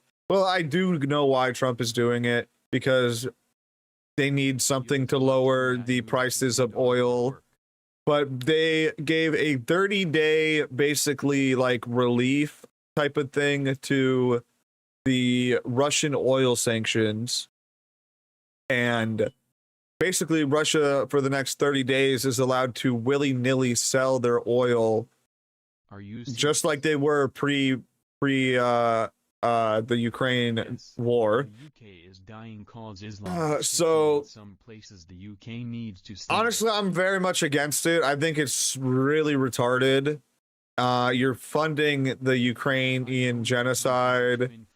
You're funding. We're also fighting. You know, we're on the Ukrainian side. You know, we're funding we're basically funding our enemies. You know, it's honestly really retarded. I don't know how else to put it, but from like a geopolitical angle, but Russia, they get 30 days. We give them a little smidgen of, all right, Russia, you can sell your oil and continue your genocide of Ukrainians.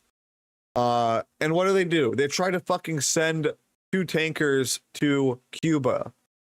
These fucking Russians can't be trusted, dude. Fighting to secure their share of oil. These fucking Russians cannot be fucking trusted, okay? And, you know, it's like, look, man. Yeah. You know, the Russian... It's still like a third rail issue, too. To, like, call out the Russia shit, you know? Where, like, it's, like, easy to call out Jews in Israel. But you call out Russia and like you have a bunch of retards at your neck. Go to Nin.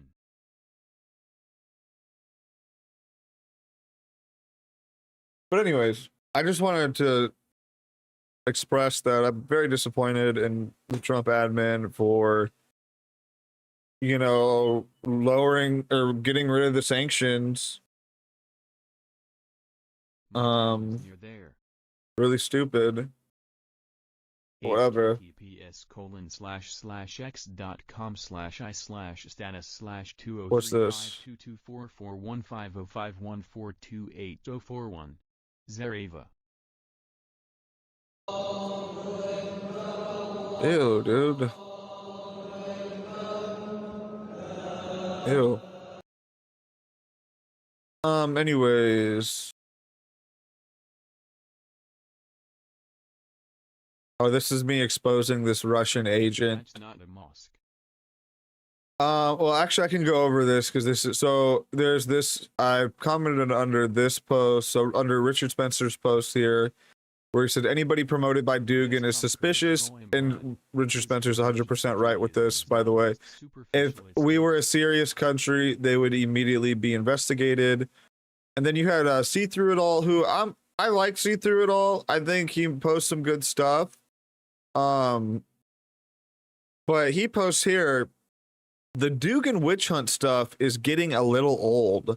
The big problem with Dugin is his network, and they are essentially controlled opposition to Israel, promoting Christianity, and the solution to Zionism, scapegoating whites for Zionism. This Iran stuff will lead to Trump's ruin. So,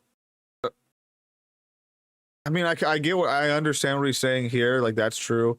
But the witch hunt Dugan stuff is not old. And like it's still like a third rail issue.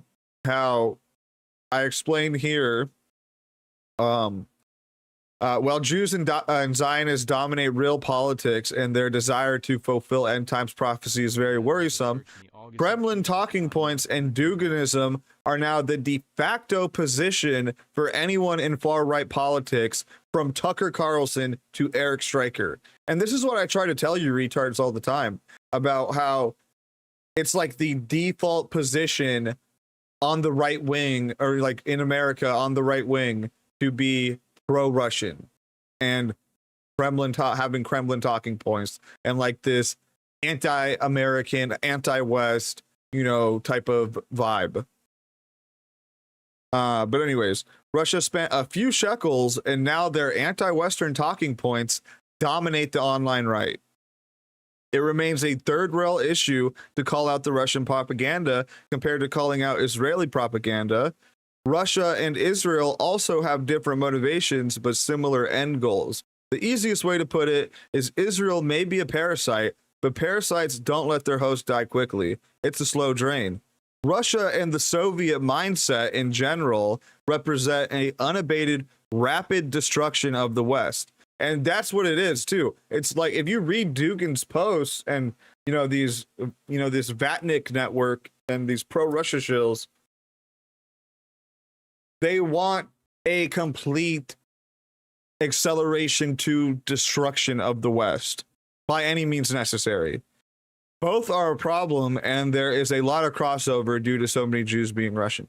So that's basically boom. And that's such a good tweet. Go like that tweet, by the way, because that's such a good tweet. But anyways, I had this fucking little Duganist Vatnik scum try to come into the comments here and, spread some, I don't even know what he said. So he said, the Duganists are controlled opposition, but so are you.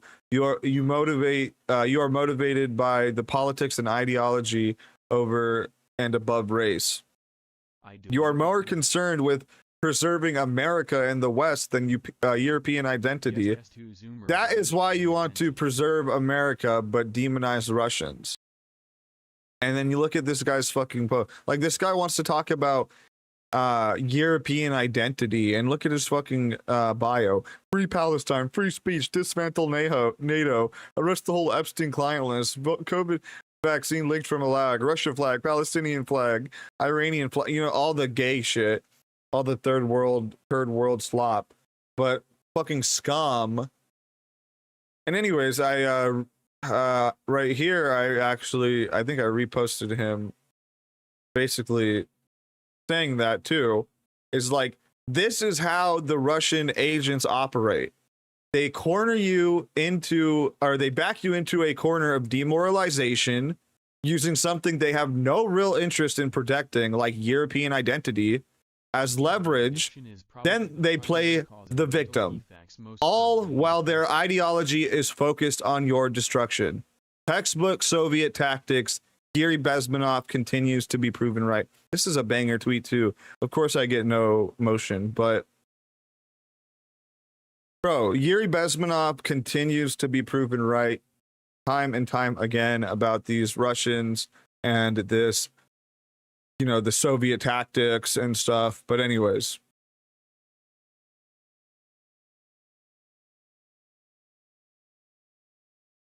that's how they operate though. And you guys think I'm crazy when I talk about this stuff. I would say I talk more about Russian, the Russian infiltration of America more than the Israeli infiltration of America, because it's like cheap to talk about Jews and Israel, and everybody talks about that. Nobody talks about the Russian angle, at least from like a right-wing perspective. Obviously you have a lot of shitlib people that think like Putin's Hitler, which honestly Putin is kind of like Hitler in a lot of ways.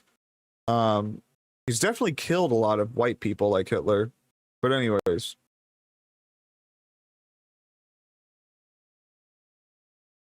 Just don't sleep. Oh, we had a new Vrilify video. Advances. Who is this droid? Who is this droid who made unwanted sexual advances towards Mike Ma?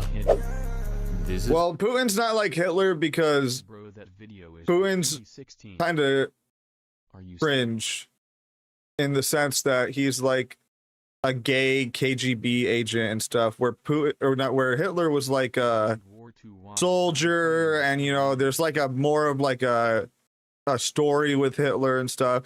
Putin's like a cringe gay, just like egotistical, you know, maniac. Laura Loomer. She blew up in 2016 when she showed her pussy. That's true. Putin does send Mongols to kill whites. Yep. Wait up. Let's restart this. Who is this droid who made unwanted sexual advances towards Mike Ma? This is Laura Loomer.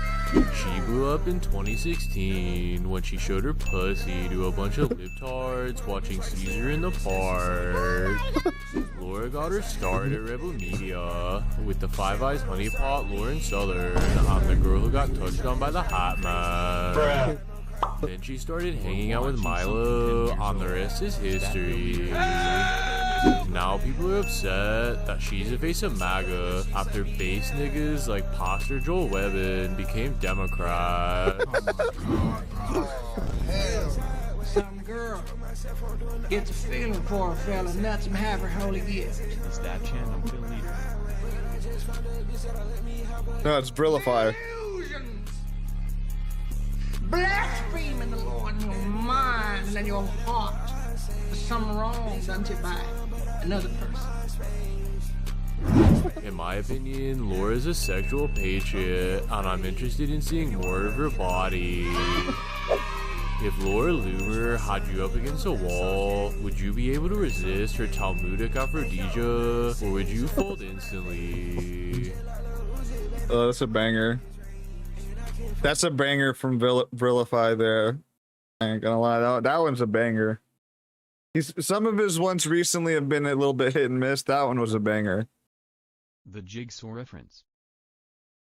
Oh, yes, I forgot to mention too, Chuck Norris died.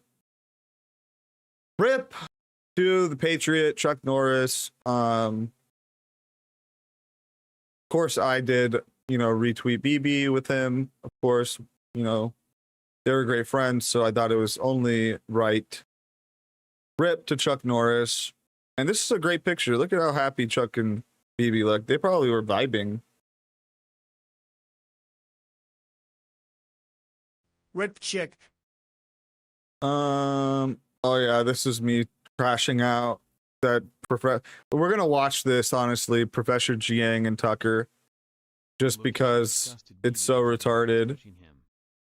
But yeah, I kind of crashed out a little bit when I saw this come out. I was like, dude, the Goyim are so cooked. What else did I tweet?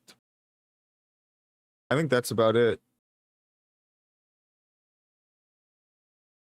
Sanction Sneeko.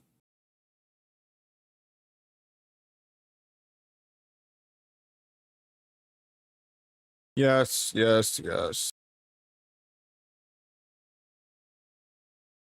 In every possible way that you can. As time went on, I learned the way to make music. You write what speaks to you, and you write the music that you want to listen to yourself. Call men stupid in every possible way that you can. Let's call men stupid again. Fuck it. Call men stupid in every The dumb bitch.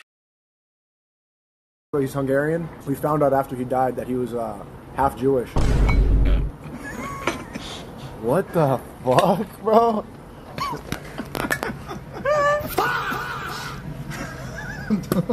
That's impossible.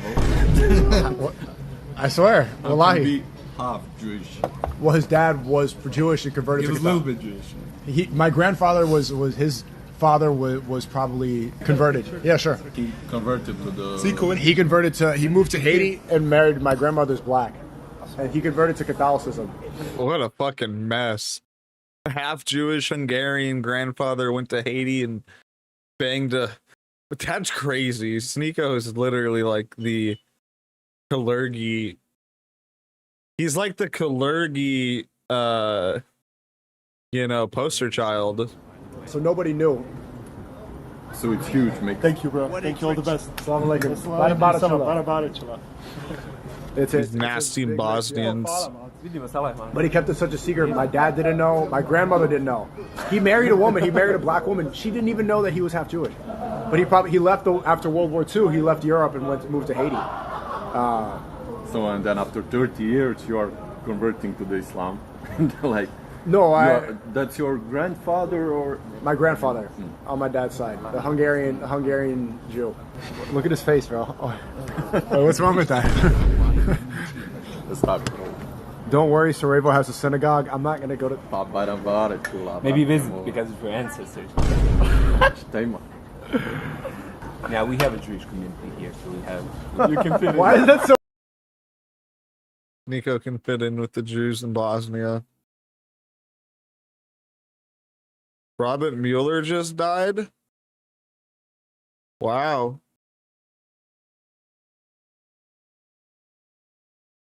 Wow. Negro. Robert Mueller just died.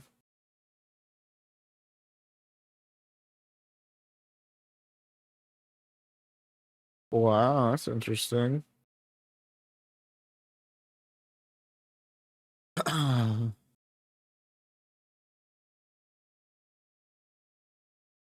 Interesting.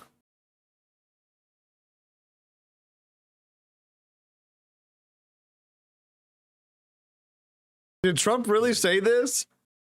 Did Trump really say this? I'm glad he's dead. Let me see. Oh my God. Trump is so awesome. Robert Mueller just died. Good. I'm glad he's dead. He can no longer hurt innocent people. I shouldn't be saying I'm glad. Oh my gosh. Patriot. LMW. That's hilarious. Holy Patriot. That's fucking hilarious.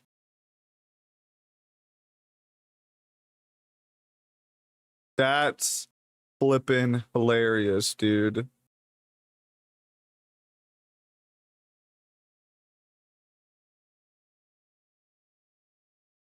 That's so funny.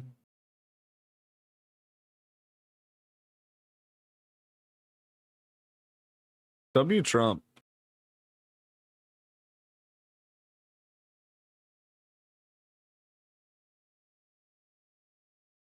That's awesome. See, that's what I voted for. Lol, what up, Nate? Yo, what's up, Lilies? You're still around over there on D-Live? Holy moly. Literally been a long time. You still stream? That's so funny. Oh my gosh. I can't believe Trump actually tweeted this out. Robert Mueller just died. Good. I'm glad he's dead. He can no longer hurt innocent people. That's so funny. Oh my God. Take another dab. Let's take another dab.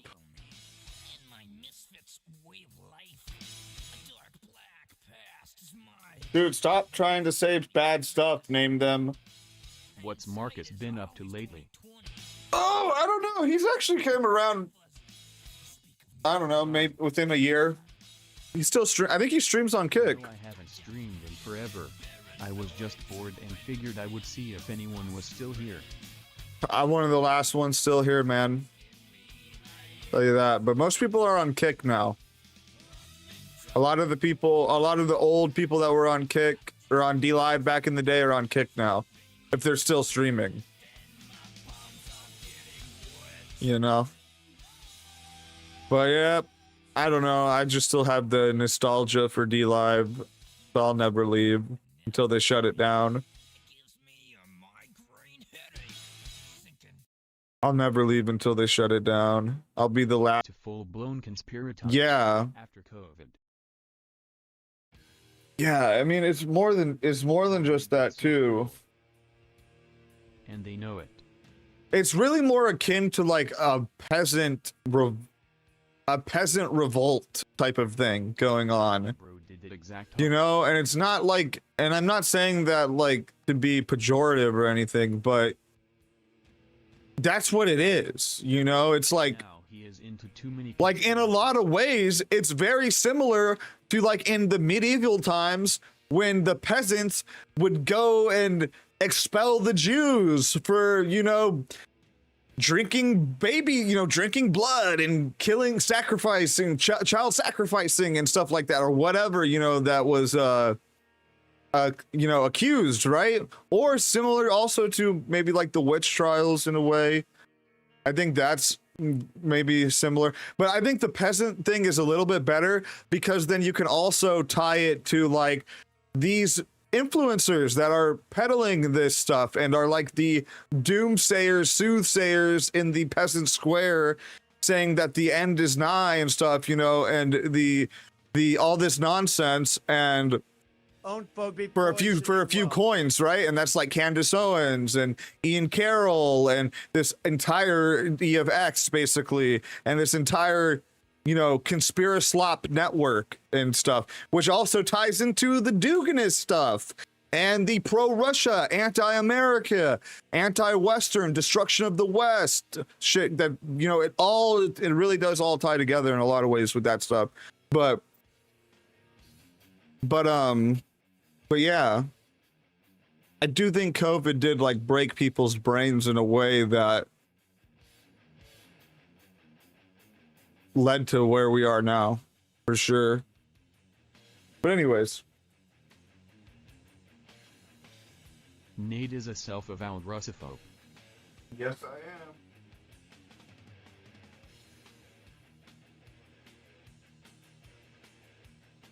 Yes, I am.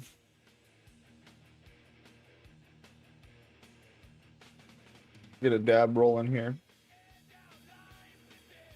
I need a pee actually. One sec, I'll be right back.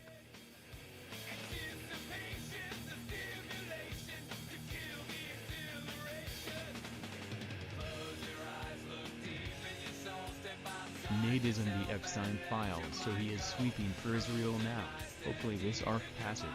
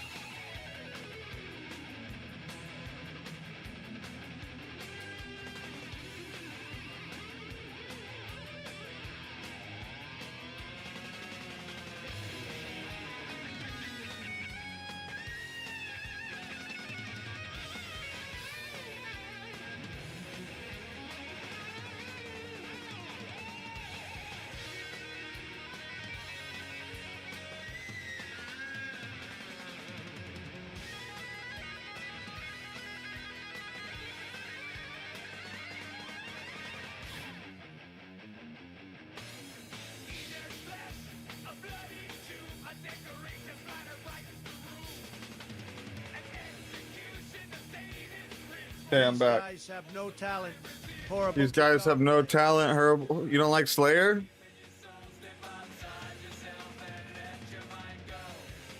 Should we put on? Should we put on? Good evening. I'm Erica Lost. NATO forces bombed Should Serbia. we put on something else? An unidentified. Should we go to techno? Should we go to country? Should we listen to Dave Blunt? In local news, a dog named Let's listen to Dave Blunt's new. Did we already play Dave Blunt's new song? Did we do that already? Did we play Dave Blunt's new music video? I forgot, but we're gonna play it right now. Okay. Let me have it. What questions y'all got? Dave, why'd you write that song? Dude, he has the same yarmulke I have. That's the same one I bought for the Late Show. Literally, look. Dude, that's the same one I bought. I got the same yarmulke. Let's go. That's so based. That's the same one I got. This guy must be a fake Jew. This just must be the yarmulke everybody buys when they want to dress up like a Jew. You write that song. What song you talking about, man? You know what song I'm talking about. The one that Clavicular and Andrew Tate got banned from Miami for playing in the club. Look, I lost myself. I let the money cloud my better judgment. But I don't hate anybody. I love everybody. Then why are you always saying sexist, racist, and homophobic lyrics in your songs? Yeah, why are you homophobic? Ken, is that you? No. Yeah. All right, security, get him out of here. No way, I had to ask my baby mama for $200 to be here, and I did it for Marley. We were just chilling in bed. Look, I say a lot of crazy things in my songs, but at the end of the day, these are just words. I'm creatively expressing myself. My music is like, man, it's really like a 2011 Call of Duty lobby. You might hear some crazy shit, some wild things, but at the end of the day, shit, everybody's having fun. No, I don't think talking about hitting your girlfriend in your lyrics is funny. Look, my music is a mixture of real shit in a blunt and sometimes comedic way. Do I beat my bitch? No, but there are niggas out there that do. This is a harsh reality of life. You can ask any bitch I've been with. I've never beat them, but that shit happens. I'm speaking from the male perspective. Sometimes niggas get mad and beat their bitch. Do I agree with it? No, but it happens, so I'm speaking on it. No, you say specifically that you hit your girlfriend, not from a different perspective, you. Shit, bitch, I'm a storyteller. And I'm taking on the role of the nigga that beats his bitch. Because it's more compelling for me to say that I do it, even though I don't, than to say that Greg does it. Who the fuck is Greg? Niggas don't know Greg. Niggas know me though. So when I say I beat my bitch, it's more compelling. It's better storytelling. It turns heads. This is real rap shit. And I wouldn't expect somebody that's not in this culture to understand my culture. I actually love rap culture. My favorite rapper is Dax. All right, security, get this bitch out of here. What? No, this bitch is not gonna get out of here. This bitch is gonna rap rid the shit. world of a fat, sexist, homophobic piece of shit.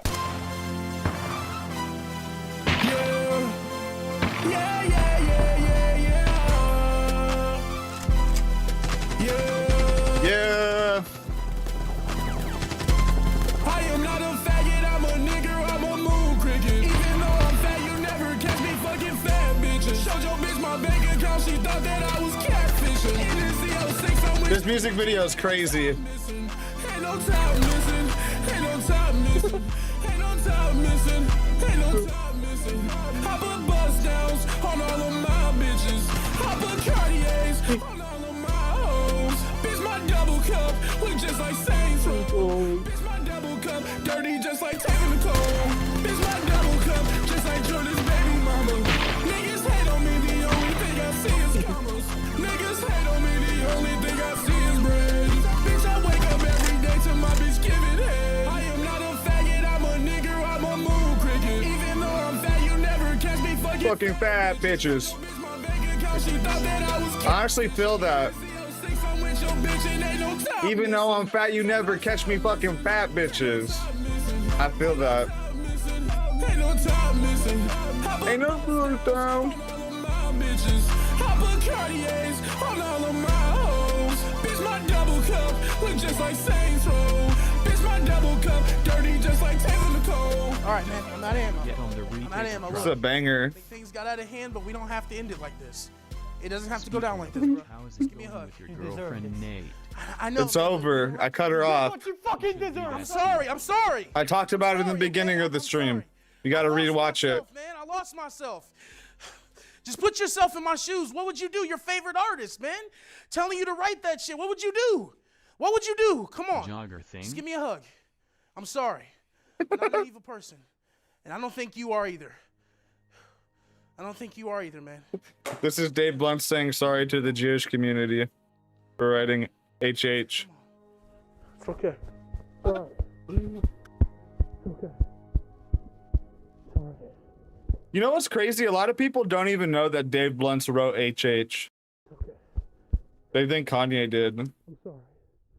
Dave Blunt should get on Ozempic. And he wrote World War III. Dave Blunt literally wrote all of Kanye's best songs.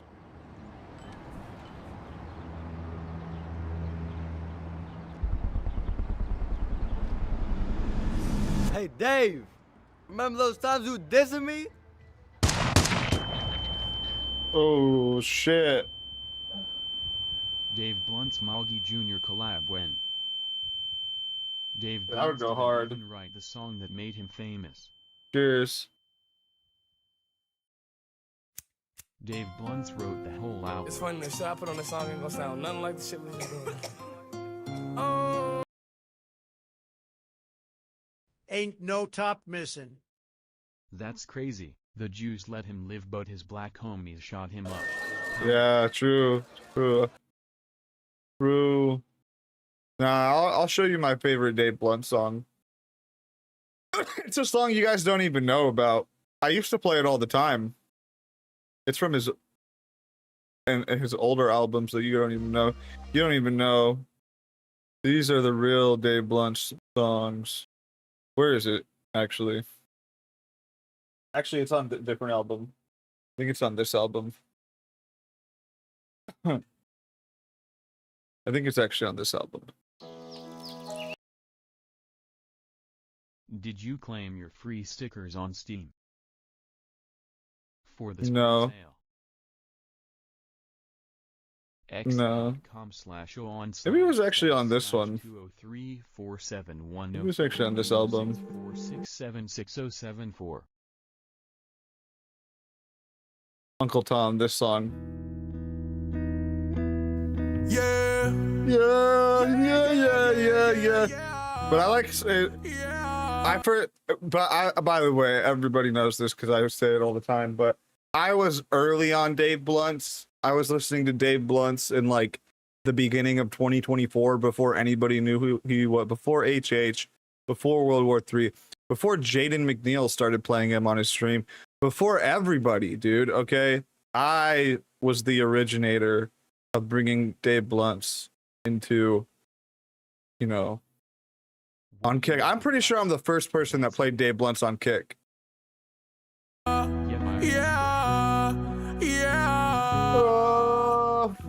These Percocets turn me into a different type of monster. I pray I don't OD, but if I do, then I'll just down her. Even though she's white, I'm still gonna let her call me nigger. I'm sorry, but that pussy turned me to an Uncle Tom. And Marvy told me I should stop getting self-hating. Oh my god, it's so stupid. I really need the walk. Where the fuck my double cup? I'll do anything to sip the act. Really, I think they should bring it back. Really, I think they should bring it back. Bring back the activist. Maybe then I'll trust the bitch. Maybe then I'll tell her that I love her, but I probably won't. Talking about my bitch in the garage while on the speakerphone. I did want to talk about this too. How Claude Code completely killed OpenClaw in like a month. I think I actually talked about this last stream, but if you guys remember, I mean, probably none of you guys actually give a fuck about this, but OpenClaw came out like a month ago, a little over a month ago, was the #1 most popular trending open source project in like recent memory, basically. Yeah, I did watch Jaden debate Brillium. I saw that live. That was crazy. I just was flipping through channels and then I seen Jaden debating Brillium and I'm like, no way, this is real. But yeah, I ain't gonna lie, Jaden cooked Brillium. Jaden cooked Brillium, and Brillium is a freak, bro. And it just shows you just how like depraved and retarded, like he's like a perfect example of like the retardation of the JQ, right? Code is good, but the usage restrictions suck. You gotta buy the $100 plan, dude. I already told you. So the only way. Meant for professionals that can afford it. But Brillium, like, he's like just the perfect example of the retardation and degradation of like the JQ right, or whatever you want to call it, Groypers, Fuentardism, you know, like it's, and Jaden, you know, he actually made a really good, I mean, maybe there's a clip of, I think I actually did see it, but basically Jaden said that, because like Brillium was like trying to like mock Jaden, like, oh, I can't believe you sold and left the movement so early. It's like you sold Bitcoin at $1 or whatever. You know what I mean? And I guess that's one way to look at it, maybe. If you are like, if you have like no like sense of morality or like truth or want truth in the world or whatever, you know what I mean? We can espouse, you know, talk about the million different virtues and morals that Fuentes and the JQ right do not have, right? But anyways, I'm not trying to be like the moral police either, but these people are, the Groypers and Fuentes, you know, they're walking contradictions, trad cath, you know, hardcore religious LARPers that all have gay histories and have had butt sex within like the last 5 years. Defended all E. I did too for a little bit. And no, Alti, he kind of bowed out around the similar time I did, which was when Baked bowed out. I don't think I defended Ali. I don't think I ever defended Ali. I think my position always was that why is Nick around Ali and Milo? No, what the fuck? I didn't say that.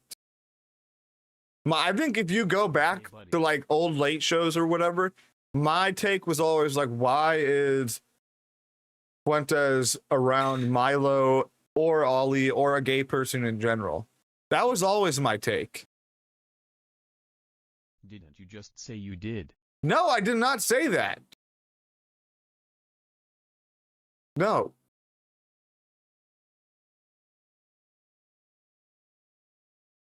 Anyways, does it even fucking matter? I'm so sick of this, like, oh, when did you leave being a Groyper? If you didn't leave past X date on Y month during fucking Ramadan, then you're fucking not a base trad A-log. Fuck you, dude. I left being a Groyper when I left being a Groyper. I want nothing to do with Groypers. I want nothing to do with fucking a lot of fucking people. You know what I mean? Fuck you.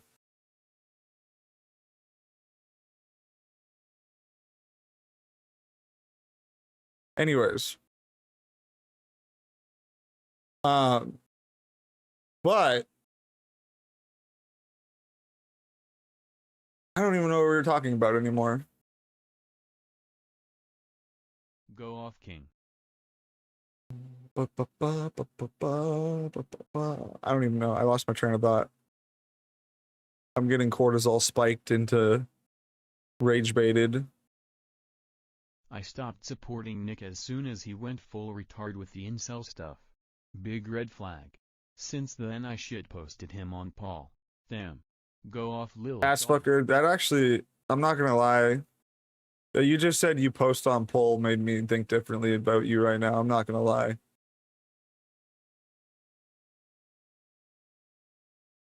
This is all Big This Tech's is all fault. Big Tech's fault. True, it is Big Tech's fault.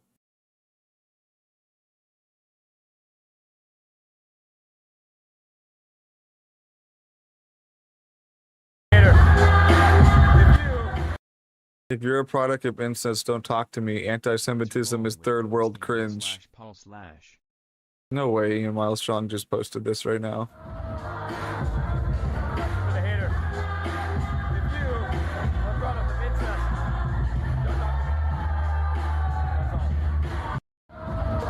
If you are a product of incest, don't talk to me. Buddy, that's crazy.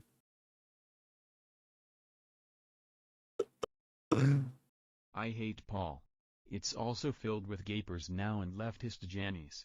But also a lot of Russia hate, so you should like it. Dude, Pole is like, I never got red pilled off of Pole. You know, I was red pilled off of fucking BitChute mainly when it comes to like the weird esoteric stuff that you would find on Pole. Maybe it was like BitChute documentaries. Like after like initially getting red pilled by like Fuentes and stuff, there was then like, and I did it all on stream. Anybody that's been watching me for years probably remembers there was like portions where I would stream and we would watch like 5 BitChute documentaries in one stream of just like the craziest, you know, from the 9/11 one to the Sandy Hook one to the frickin' all the satanic retardation things to the fall of the cabal shit. Remember that. Oh yeah, Lilies, you probably do remember that. You were around back then, for sure. Speaking of that fall of the cabal lady, she killed herself. You know what I mean?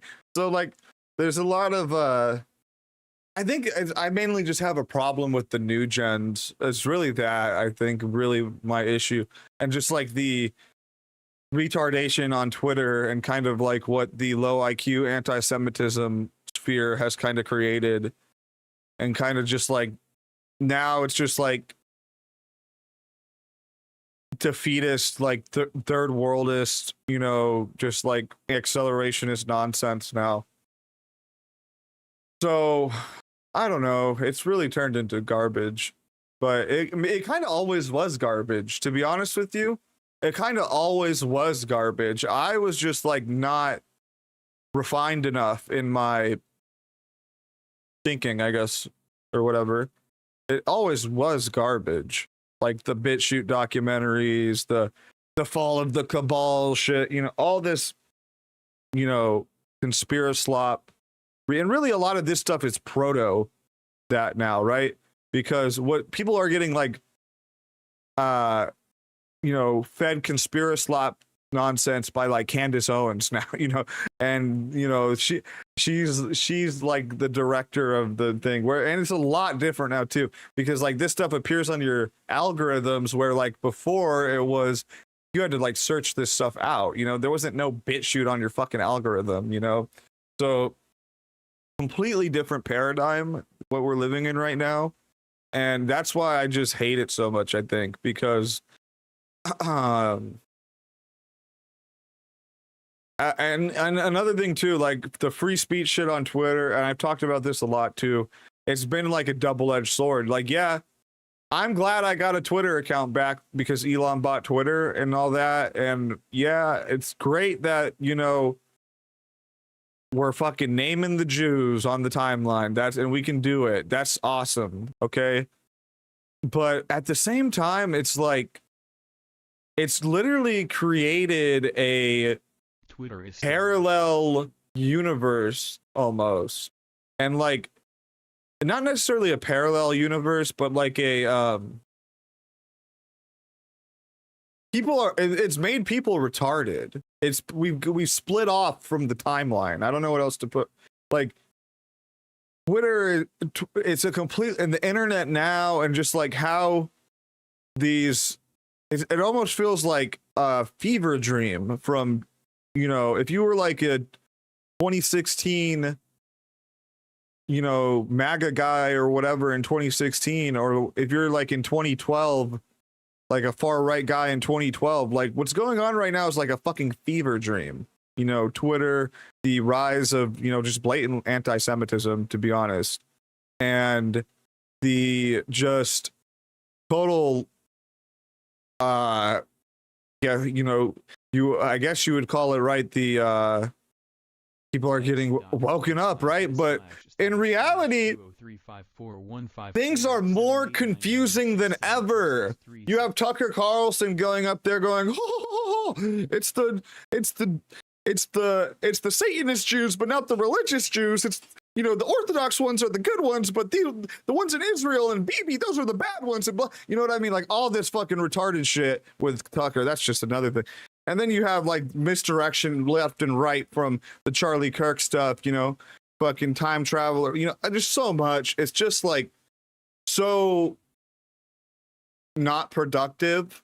And anybody that got red pilled back in the day that maybe had hopes and dreams of like, oh, there's gonna be like a mass red pilling, the world's gonna fucking wake up, dude.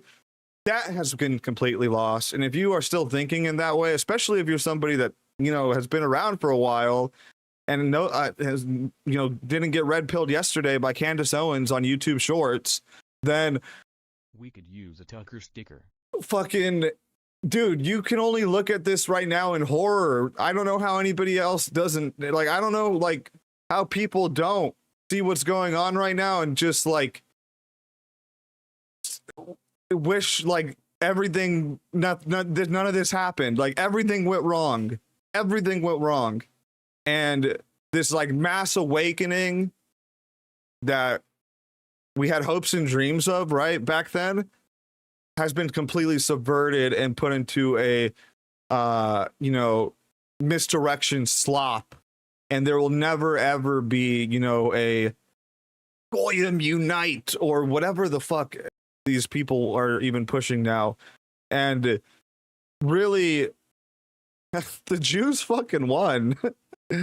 As funny as it is, really, the Jews actually won with all of this in the end. And look at, we're at fucking war with Iran. You know, like anti-Semitism is at all-time highs, and look at the Jews are getting everything they want. Kind of weird. I don't know. Almost like the anti-Semitism, the low IQ, you know, Goyim behavior, whatever you want to call it, actually helps the Jews. Almost like it helps them. Interesting. But anyways, enough ranting. I've been ranting for like an hour. Actually, like 2 hours. Actually, almost 3 hours. Wow.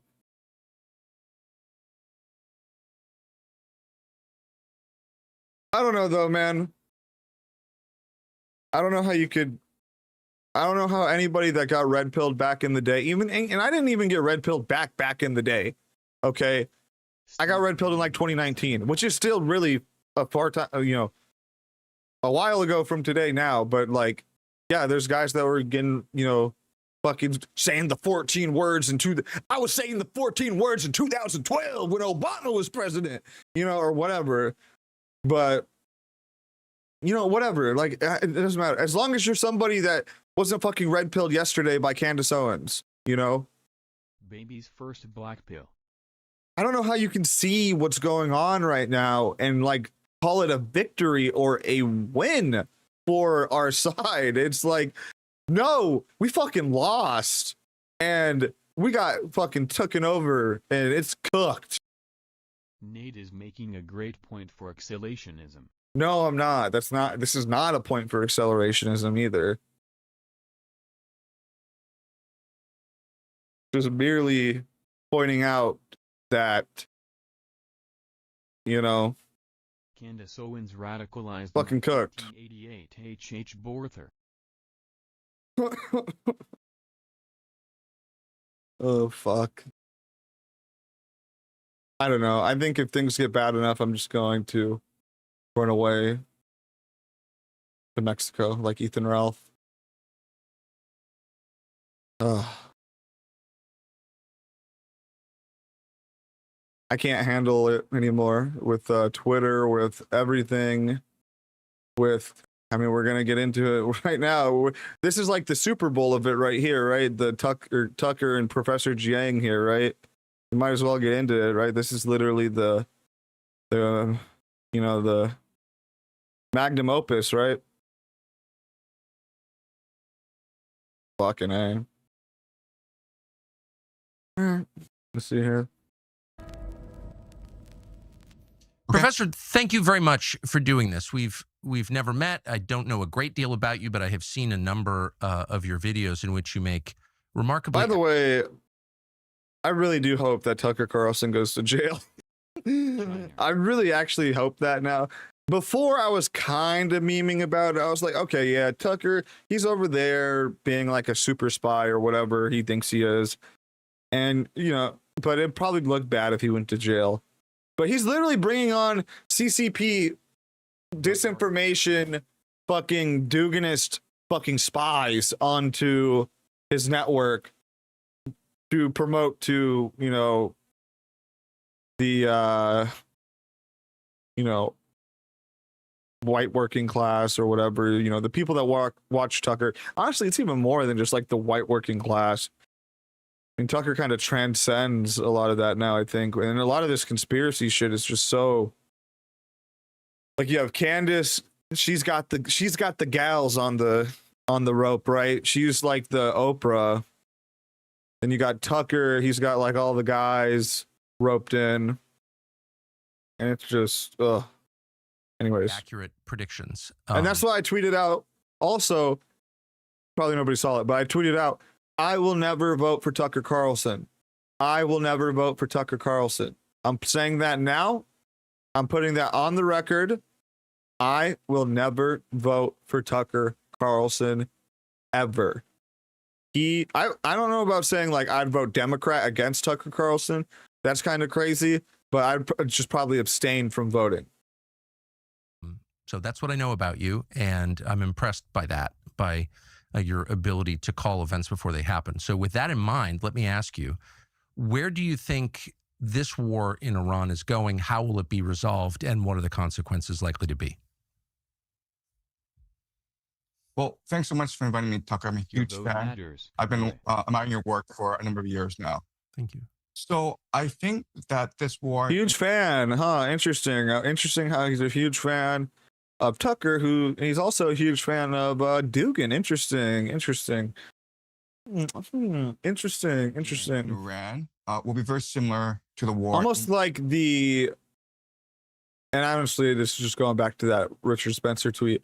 Basically, anybody that gets retweeted by Dugan or is fucking promoted by Dugan should be like, yeah, investigated, put under sanctions. I don't know. Like, literally, you are like spy or something. Or you need to be, we need some type of spy act or something to go against people that Dugan's reposting. Maybe we already have something on the books, but maybe we have like the anti-Dugan act or something.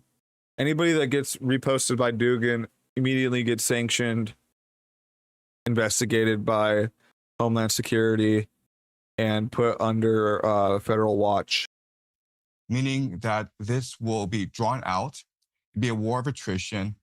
Neither side will concede defeat, even though it is in their best interest to reach a ceasefire.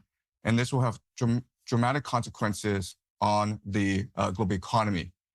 And this war could drag on for years and years. Already we're seeing major repercussions on the global economy in that flights are being canceled. In Southeast Asia, they ran out of fuel, so they're asking people to stay at home. And in a few more months, experts are predicting a food shortage, meaning that nations will be forced into food rationing.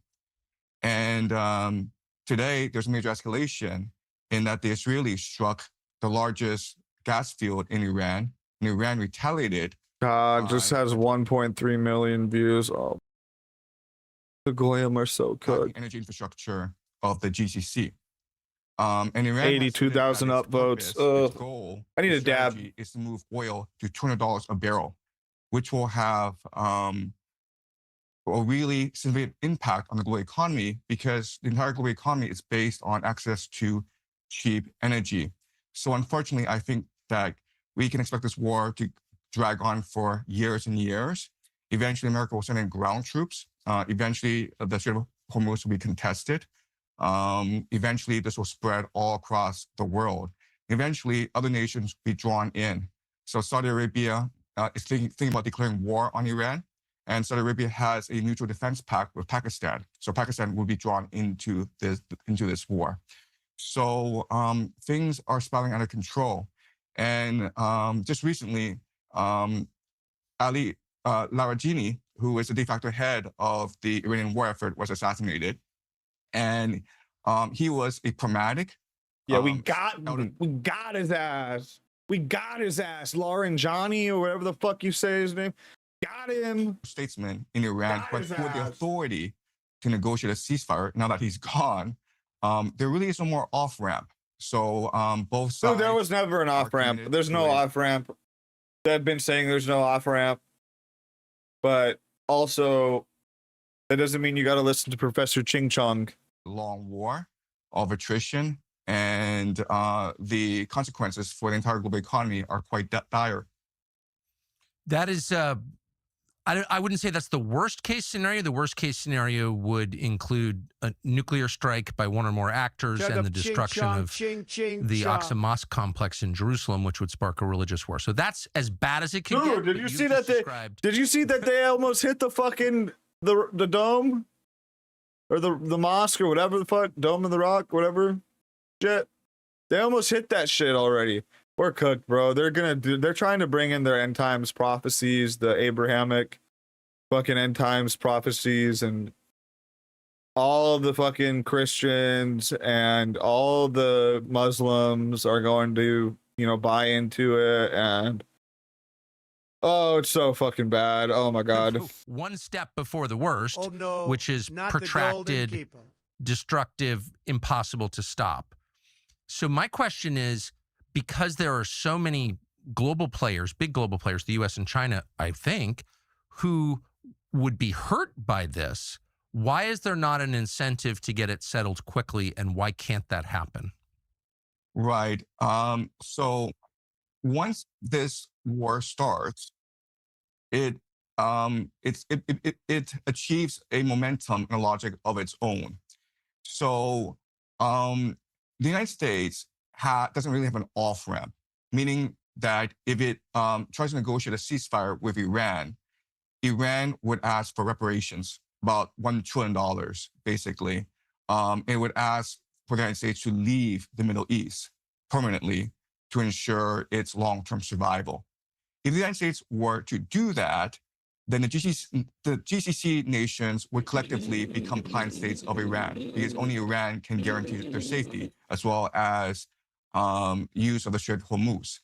The GCC is the basis of the petrodollar. So what the GCC does is it sells oil in US dollars and then recycles this money back into the American economy.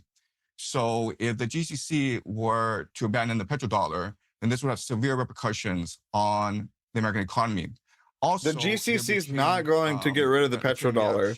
This is total fucking demoralization Russian bullshit. They're not going to get rid of the petrodollar. Are you fucking kidding me? Japan and South Korea would look at what's happened in the Middle East and decide that the United States. So what the fuck are they going to replace it with? Are you kidding me? Their safety. So they would have to remilitarize. Yeah, they're going to replace it with a Russian ruble. Are you fucking kidding me? No, dude. Such nonsense. Such nonsense. Resources on adapting to the possible China threat.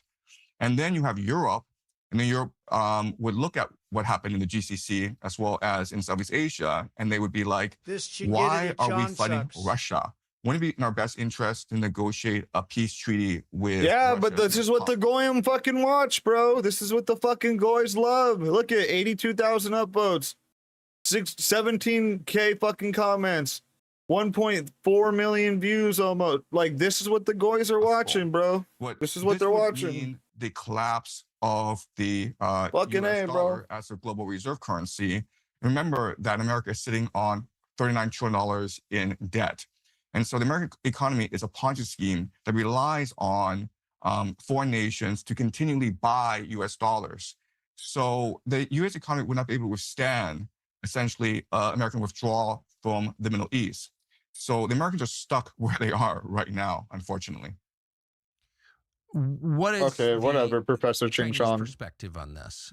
I mean, it seems like China has an interest in peace in the Persian Gulf with those 7 oil-producing countries. Why wouldn't China step in and try and settle this? So both the United States and China benefit from the status quo.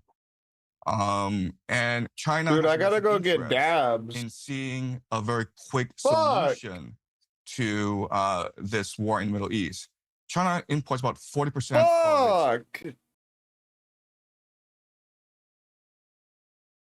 Oh my God. Simps need to learn they're simps. Oh my God, bro. I fucking don't have any dabs left, dude. Bro, I swear I had another gram. Can we get a total pothead death in the chat? Oh my God. I need my drugs. My drugs.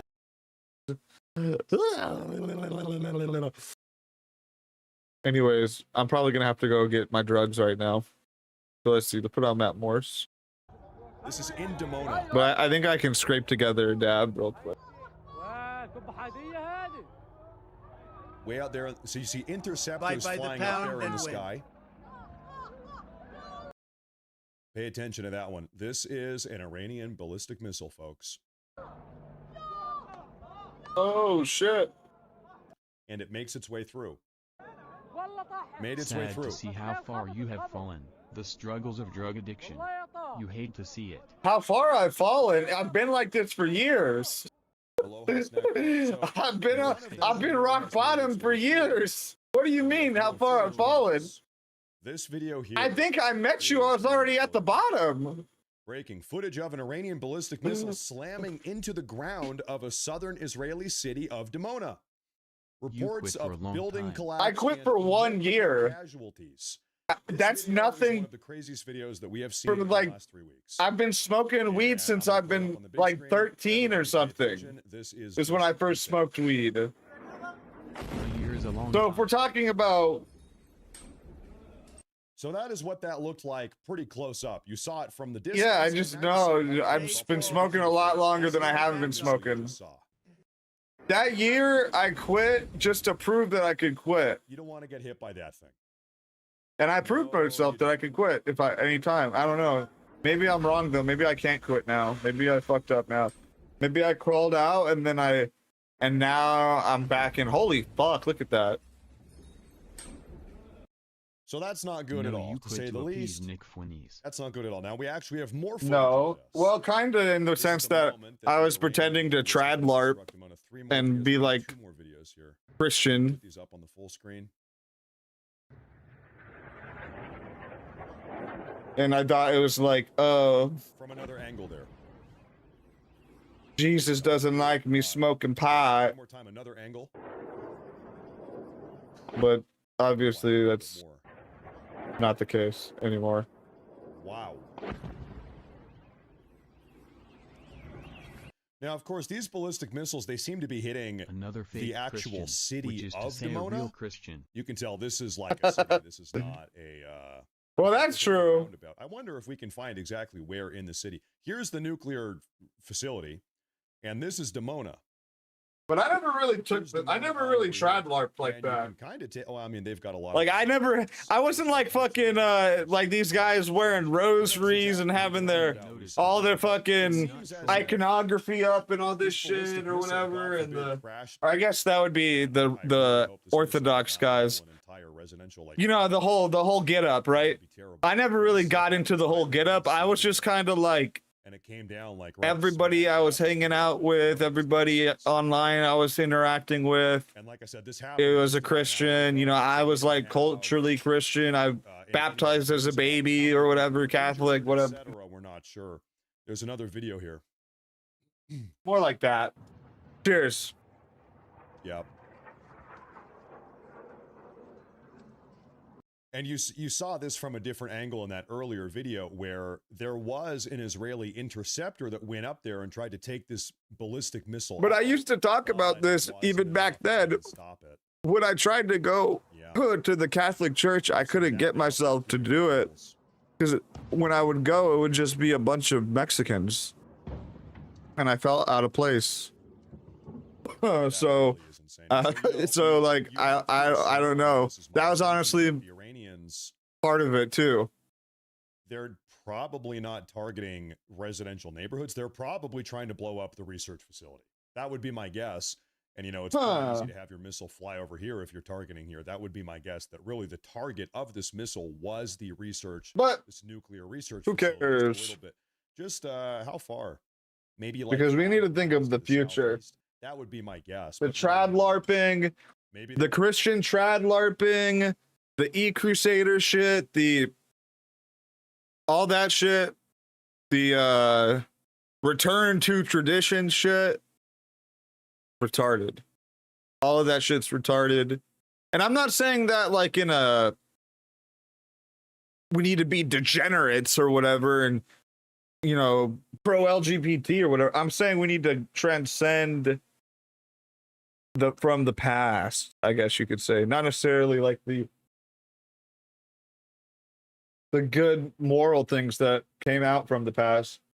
Like we should try to, you know, like morality, and I feel like there's just some tragedies of like modernity that are basically some things are like never going back, right? You know, when the fucking car was created, we were never going back to everybody going on you know, having going on trains or buggies or whatever, you know what I mean? So like there's just certain things that are like tragedies of modernity, right? And unless you just want to be like a fucking, you know, Luddite or whatever, right? And you want to stick, and that's honestly, it happens on like both sides with the right and the left. You have like the right wing trad LARPer retards that want to like return to tradition, and are like, you know, and want, I don't even know, I guess it's a little bit less on the right, a little bit different, I guess. But on the left, you have like the anti-AI. Blah, blah, blah. If there's AI in a video game, I'm not touching it. If you made that with AI, you're a bad person. You know what I mean? Like that shit. So it's honestly like both sides, but fuck both of them. Both of them don't have any solutions to modern problems. So yeah. I mean, I think that's pretty much it. But I'm gonna go. Let me see here. I need to place an order real quick, and then I'm gonna go. Or actually even in control of the some country, dabs. with officials saying there is no clear evidence that he is the one even giving orders at this point. Well, that's not surprising. We've talked about his very peculiar set of circumstances. Now, what do we have here? U.S. and Israeli intelligence are reportedly searching for signs of Iran's new leader, Mojtaba Khomeini, with indications suggesting he may still be alive, including evidence that Iranian officials have tried to arrange in-person meetings with him that reportedly failed due to security reasons. The issue has come up in President Trump's intelligence briefings, with his national security team still assessing, still trying to figure out who is actually in charge of the country. As one U.S. official said, they have no evidence that Mojtaba is truly the one giving orders, while a senior Israeli official added, it's beyond weird, noting they lack proof that he is leading. Now, let me just, before we read the second half of this, let's just think through this. Is it proof that he is alive, the fact that various other Iranian officials are trying to schedule meetings with him? All right, what can I play? Well, I want to watch that, so we're not going to play that. What I found in the USA's biggest food festival. Oh.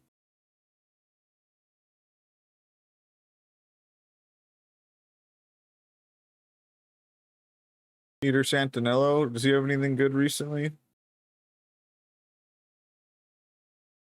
Afro Man. Oh yeah, did you guys see Afro Man won his case? Here, I'm gonna just play this. If you get on a plane, fly to New York City, and jump in a taxi to Prospect Park here in Brooklyn, you will find the USA's biggest weekly outdoor food market. Welcome to Småsöberg, a word that in Swedish means big spread of food.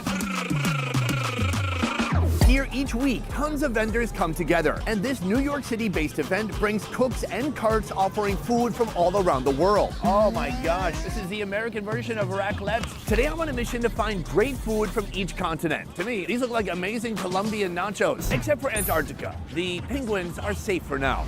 So, can it be done? The roof of my mouth will never recover. Let's walk around and find out.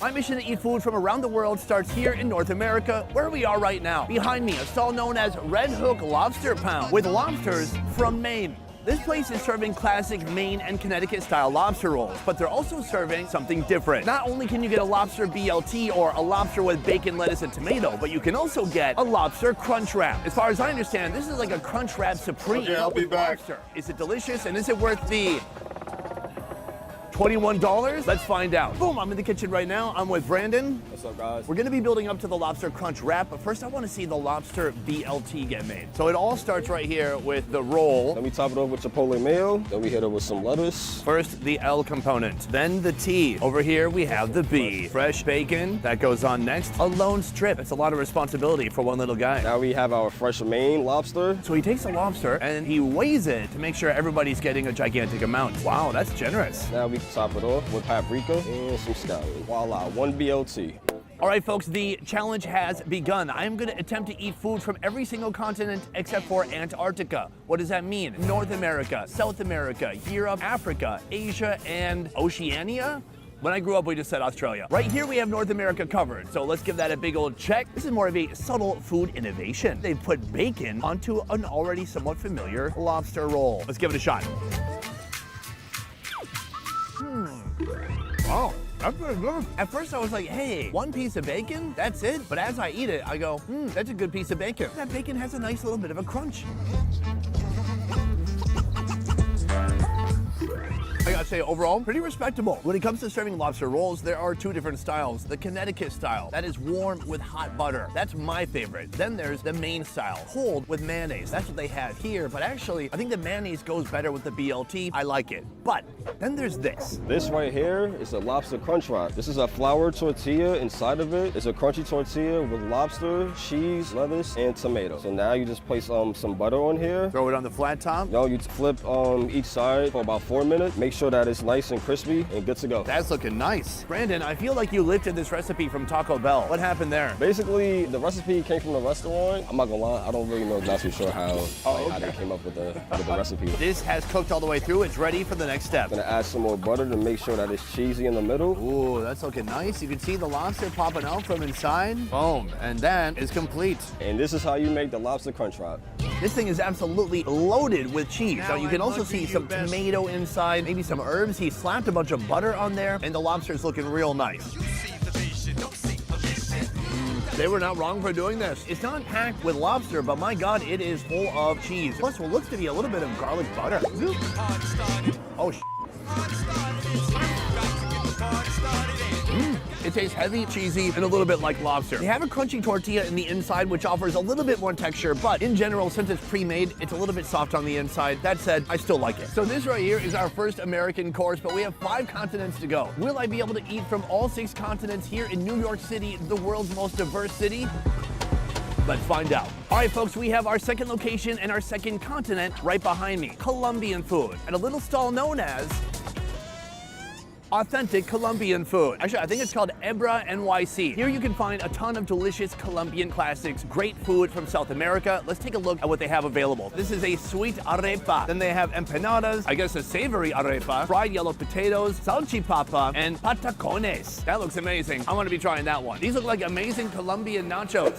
From here, we're going to jump in the back and see how this beautiful plate of goodness comes together. Let's check it out. I am with Brian. Good morning, guys. How you doing? Today you're making patacones. Patacones. from Colombia. Amazing. What is this? Green plantain. And that is our base. A little mozzarella cheese. Oh, I like where this is going. The perfect mash, a little the sweet plantain. Also fried, yes? Yes, chicharrones is very nice. Breast beef. Okay, like a brisket. Yeah. Oh my God, this is a gigantic, massive food. The guacamole. This sauce is very spicy. Salsa verde? Yes. And sour cream y tartar sauce. Y the flat. There's cayenne meat, patacones.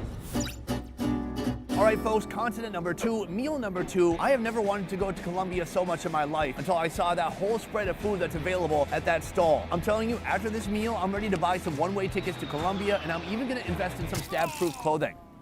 It kind of feels like a big plate of nachos because we have this as our base. We have a couple different toppings here, starting with the beef. Oh my gosh. There's cheese underneath. Now, the cheese isn't really melted, but I think the heat of the meat hopefully has melted the cheese a little bit. Beyond that, we have sauce. This is what he called a salsa verde. Oh yeah, there we go. Let's give it a shot.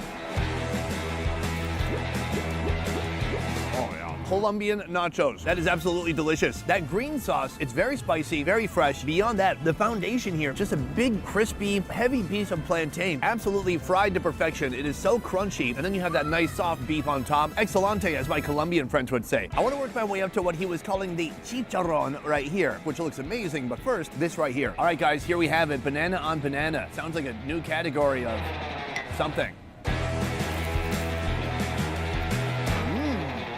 Two banana experiences in one. Crispy, crunchy plantains and soft, sweet, delicious plantains. Both very nice. To wash it all down, we have this. Colombiana La Nostra. Artificially flavored. That's delicious. Also, artificial. This dish is known as patacones. When it comes to calling this patacones, the only part that is actually patacones is that nicely smashed and fried plantain. The rest is all bonus, baby. You've got beef on top, you've got plantains on top, and then you have what he is calling chicharron. Typically, I would think of chicharron as just fried, crunchy pork skin, but here we have so much more than just skin. Oh, come on. That's nice. It's greasy, crunchy, satisfying. Now, when it comes to Colombia, there's not a lot I know about it. I know it's in South America. I know they have something that's way better than energy drinks. Also, Pablo Escobar. So, sorry, pretty stereotypical. This is why I need to go there and learn the nuances of this country. But until then, this plate of food is my best teacher. Let's build the ultimate bite. I'm gonna start with this. On top of there, we wanna hit it with a little bit of pork, and then we want that pork to be piled with some of these sweet plantains. From here, we're gonna hit it with some of this green, what he called tartar sauce.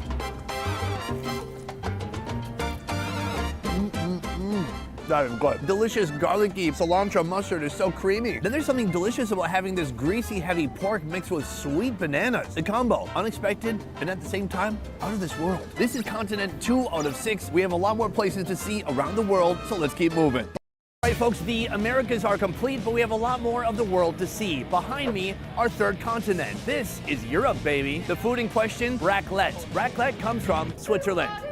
Now, what do people like about raclette? It is cheese, and it's also melted cheese. The perfect combination. What do they do with the cheese? They put it on a carbohydrate, usually on potatoes, but here, they're making a type of raclette sandwich. Before that Euro-style sandwich, we're starting off with something even more gooey, with cheese flown directly from the Swiss Alps. Boom! I'm in the kitchen with Natalie. Natalie is the raclette queen. Today, we're gonna be starting with cheesy baby potatoes. Let's get into it. It all starts with an air fryer. Sweet, innocent baby potatoes. New to the world, but their life cut short for this raclette. This is our carby base. Right here we have the raclette cheese. It has been heating, melting, and now that gooey cheese is going on top of those baby potatoes. And that is ready to eat. All right, folks, we have moved on to our third continent, Europe. For what you see right here, it is $12.99. Oh, here we go, cheese pull, baby. I have a cheese pull. To be fair, these have been sitting here way too long, so we got all those beautiful shots. Should we do a beautiful shot montage? Maybe do a 50% transparency with the music and the shots. And we're back. Let's give it a shot. Oh, I like that. The potatoes, perfect. Very soft, and they've been flavored a little bit with some herbs, so they have some seasoning. Second of all, the cheese, it's cooled down a little bit, but in a good way. It's a little bit more thick. It's got some nice body to it. It has some pungent flavor, like it's got some personality, but it's not too much. Overall, a very delicious flavor. This, it's nice, it's simple, it's straightforward. But then this is taking the raclette experience to the next level. Boom, I'm back with Natalie. We're gonna make a classic raclette sandwich. It all starts with baguettes. Toss a baguette in the oven, and we'll see you soon. Right here, this isn't actually for for anything on the menu. That's just for Natalie's personal use. For the fondue. This is like 2 liters of wine. Where do you even find wine that big? She removes the baguette. She splits it open, starting with Dijon mustard. She hits it with some watercress next, then the prosciutto, which is Spanish, yes? Spanish, yes. Then she puts on some French pickles. And we're heading over here to the raclette machine. This sandwich right now is full of different European ingredients. It's a whole United Nations of sandwich. The raclette cheese is ready. Here we go. Oh my God. What a dismount. She gives it a little bit of a smear. And that, my friends, oh, even more raclette cheese is going on the top of the sandwich. Incredible. Thank you so much. Oh, ho, ho, ho. This is a very cheese-heavy, cheese-forward experience. Let's get into it.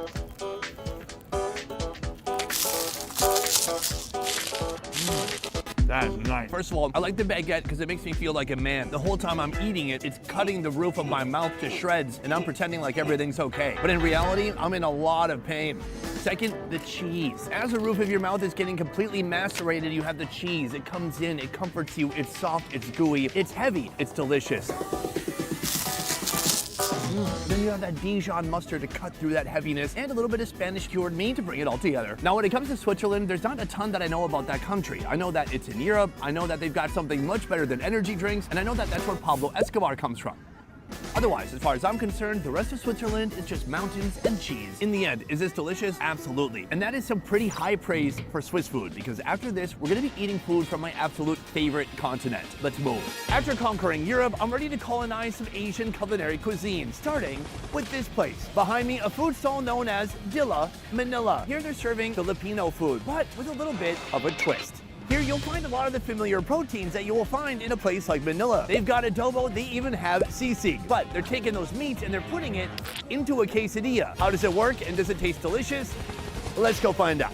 Boom, I'm here with Tim. Yeah. Today I'm gonna be ordering the sisig quesadilla, or sisigdilla. Sisigdilla. Yeah. Okay, we're saying it wrong on purpose for style. I'm assuming this is taking inspiration from the quesadilla, but then there's the sisig. I want to say 90% of the people walking around here have no idea that sisig is cut up pig face. Where are you getting your pig face from? From the butcher guy that I got. Look, I don't want to come here and you're telling me you have sisig and it's like pork shoulder. Are we getting true, authentic cuts of pig face? For the pig face, it's kind of hard to find the actual pig face here in Brooklyn, in my opinion, but we use lean meat and pig ears. That's the closest we got. For the cartilage, for the texture of it. Ears are technically part of the face. Yeah, yeah. Tim, I'm intrigued. Let's give it a shot. We're gonna start with our tortilla, and then we put our cheese blend. It's like a combination of cheese as the base of our quesadilla. And then here's our sisig. 100% pig meat, some spices, chilies. And then in our version, we add chicharron. And then last layer, we just add a little bit more cheese. Then he folds over the quesadilla. He slides it even further onto the flat top, and this thing is hot. All of our Filipino quesadillas comes with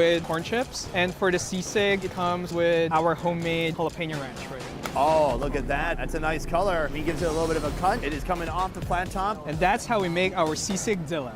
All right, folks, we have moved on to our fourth continent. Right here, Filipino food representing Asia. At least, it's kind of Filipino food. It's a fusion. It's Mexican, it's Filipino, it's everything in between. Hey. Yeah?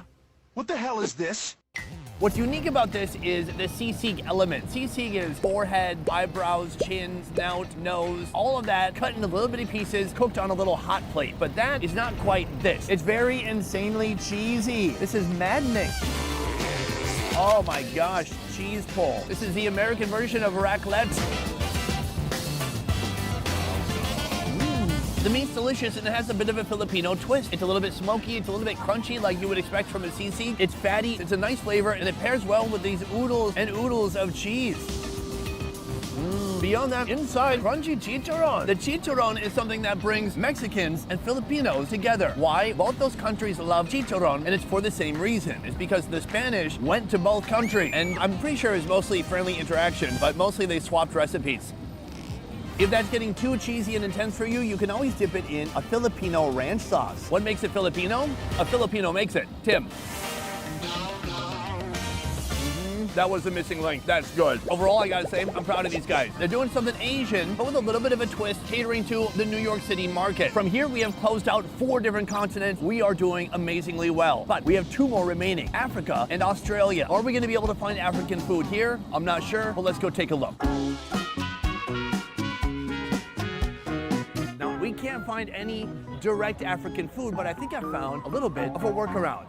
right behind me. Taste the flavor. Let's talk to the owner about this African food loophole. Simone, I am on a mission here at this festival to try food from every single continent. Then I was looking for African food, and then I didn't find anything. You found Jamaican food. But Jamaican food, it is heavily influenced by Africa. It is, actually. So based on the culture and how the food is prepared, especially one that we specialize in, like jerk chicken, it's an outdoor thing that we do on the grill or on wood fire. Is that related to Africa at all? Of course, because we're all Africans and we just disperse. If you go back far enough, yeah, we are all Africans. Oh, we are. All right, so this counts? Yes. The menu, it looks amazing. I'm interested to try your oxtail. So this is a festival. It's a sweet fried dough. She's cutting open each piece of bread. It's a very dense bread. Boom, right here we have the oxtail. This looks like boneless oxtail. It's shredded oxtail. Wow, this looks juicy, tender, and amazing. Yeah, it falls right off the bone. Wow, these are like little mini sandwiches. Yes. Then she hits it with a little bit of pickled cabbage. And then this is our signature jerk barbecue sauce that we make from scratch. And then we have a white sauce. One last thing, we have a spicy avocado sauce. Nice, this thing is sauce to the gills. This is how we make our Jamaican oxtail boat. All right, guys, we moved on to our fifth continent, Africa. Is this African food? Actually, no. Is Jamaican food influenced by Africa? Yes, but Jamaican food is Jamaican. African food is, well, it's food that comes from Africa. Here's the deal. I came here with high hopes and large expectations. I thought New York City, a place that represents over 500 countries and 15 billion people. In the end, no. But I couldn't find anything Australian either. How are you going to call this a multicultural destination if you don't have Australian meat pies? Tell me that, please. Tell me that. Right here, we have something I've never seen before, and I have toured the whole island of Jamaica. Let's give it a shot.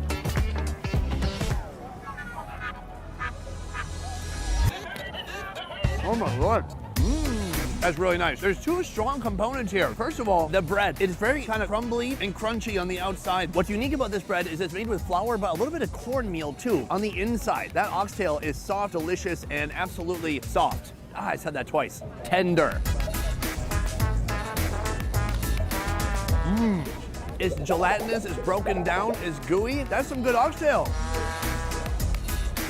It's heavy, it's fried, but that coleslaw brings in a much needed fresh component. Delightful. For me, I don't care if it's African or not, it's Jamaican and it's delicious. Very satisfying. But now that we've established that New York City is not a cultural mecca whatsoever, it's time to move on to a food that really interests me. I'm talking about bao tacos. How does it work? Let's go find out. Behind me, our final food location, Si Bao. If you're looking for something multicultural, well, this hits them all. Mexico, China. It hits two of them.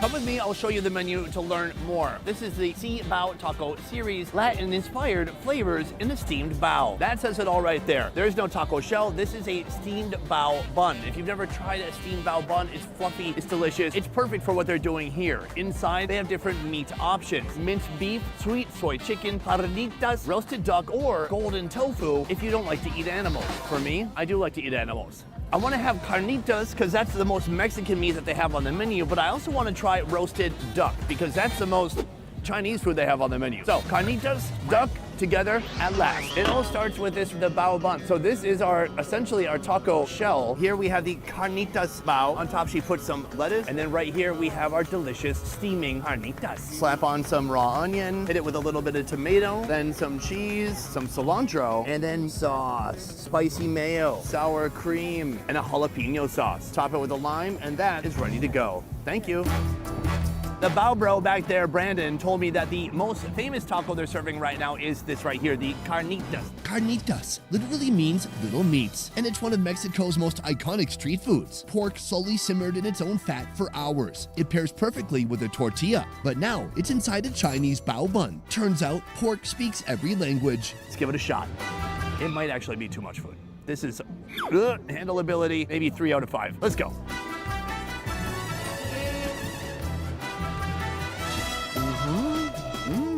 That is out there. The meat itself, soft, tender, nicely seasoned, yummy. Beyond that, I'm getting crunchy raw onions in here, fresh cilantro, and a trifecta of different sauces on top. It's so much flavor.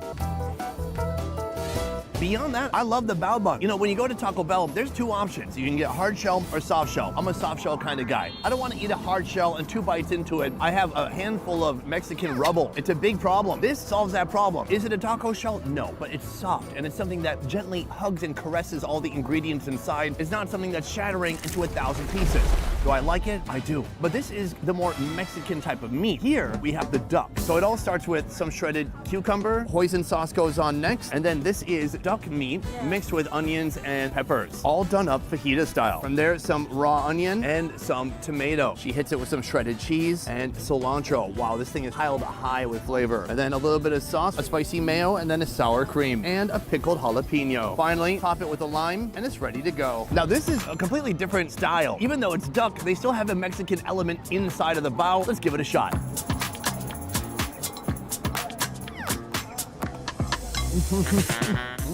Oh, that's good. I think that's even better. My guess would be most Americans coming here, they see duck on the menu, and they duck out of there. They get scared. Beyond the duck, I love the fresh, crunchy vegetables, the onion, the peppers, the raw onion on top of that. Absolutely delicious. And all of it nestled inside this nice, steamy, soft bao bun. Oh, yeah. I gotta say, when it comes to mixing Asian food and Mexican food, they have absolutely pulled it off. It is the best of both worlds, and this is a shining example of food fusion that works. But that's just my opinion. Maybe at this festival, we weren't able to find food from every single continent, but if we go into New York City, we probably could. Especially one of the world's most diverse cuisines, Australian. Australian meat pie, very diverse. Now, if I had to pick an absolute favorite from today, it would be the Crunch Wrap Lobster. That was cheesy, gooey, somewhat familiar. It reminded me of Taco Bell, but also it had lobster, and I like lobster. But that is just my opinion. Guys, let me know which of the foods from today you absolutely wish you could try. Otherwise, thank you so much for watching. I will see you next time. Peace. Yum.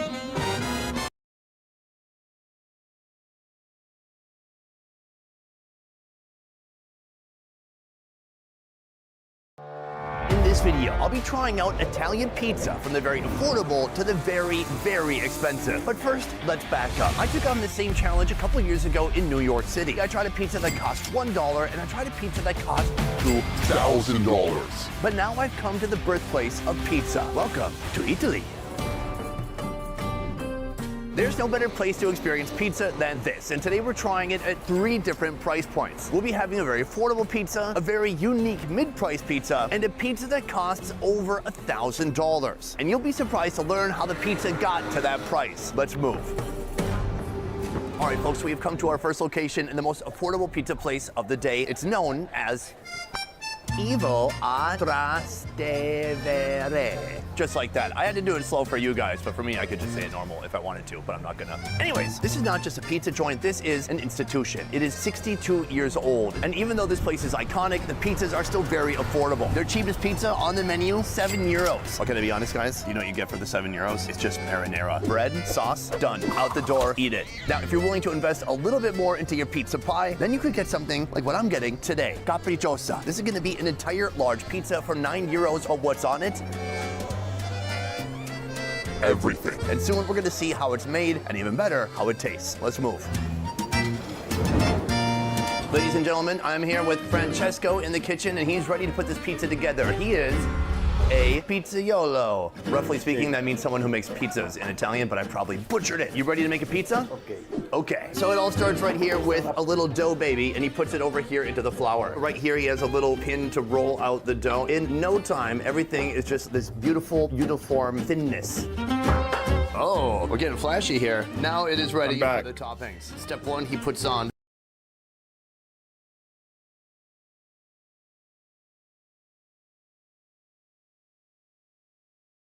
I'm back.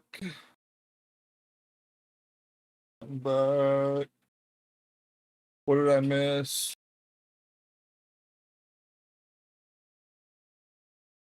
Did I miss anything?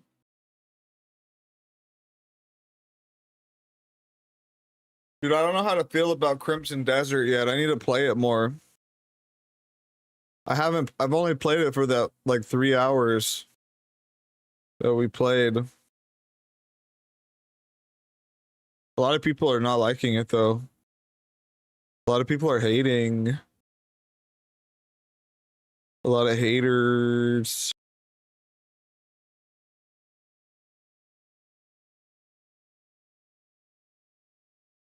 Hater braid, hater braid. Hater braid, hater braid.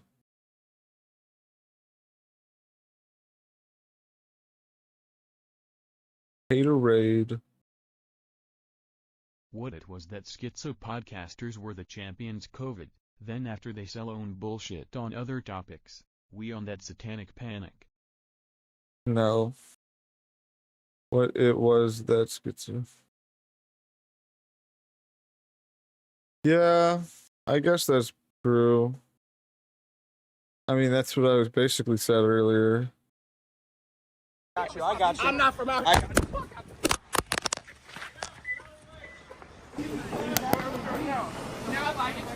Leave him alone. Leave him alone. Now you get away from me. I'm not from out here. I got you. Get out. Get out of the way. Hell yeah. Whoa, he Damn. punched him. He just punched a random white guy. Let's go, let's go, let's go. Go, James. These fucking blacks are crazy. Holy shit, dude. James O'Keefe. Straight, James, straight, straight. Go, go. What is James O'Keefe doing? Look, here's a petition right here. James, here's a petition right here. Hey, I was wondering, what can I get for a, look right here. Get this on camera, right here. Right here. I want to, yeah. They're rolling blunts and shit. What is this shit?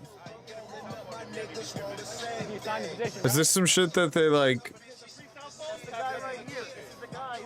The free cell phone shit? Can I look at That shit's a scam? The free cell phones? Can I look at the petition? I'm not breaking any law. Can I look at the petition? It's against the law in California.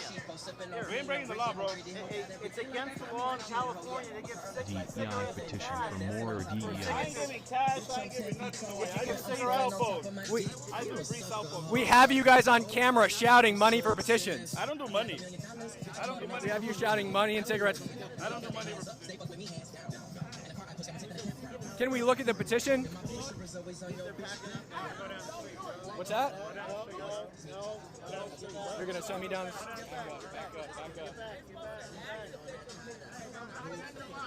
They're supposed to ask. Asking questions. Oh my gosh. Supposed to ask them. Oh, I'm fine.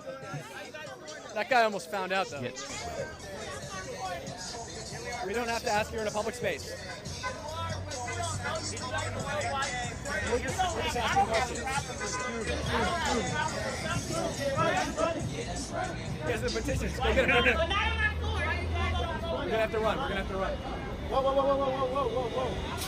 Whoa, we can get him. He's going slow. Oh, here comes Nitty Jr. Let's go. What are they doing?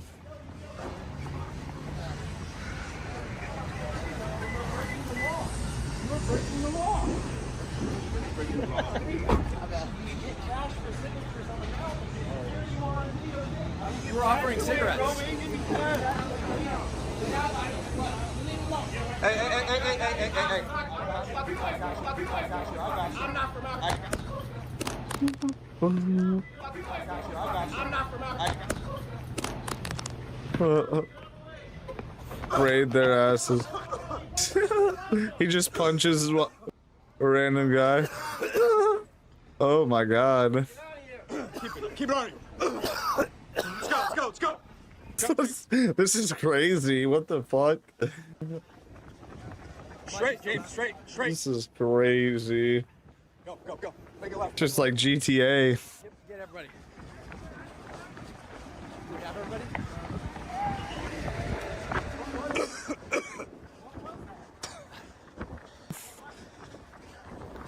They rolled up, attacked, pepper spray.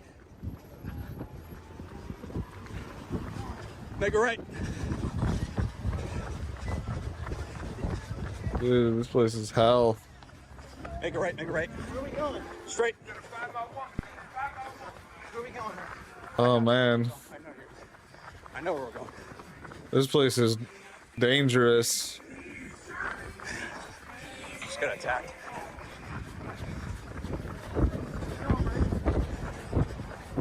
Keep going. I know where we're going. I don't know what the hell they were doing here, but this is dangerous as hell. You're good. At that stoplight, I'm gonna make it right. I got you. I got you. Yeah. He defended himself legally. And Interesting.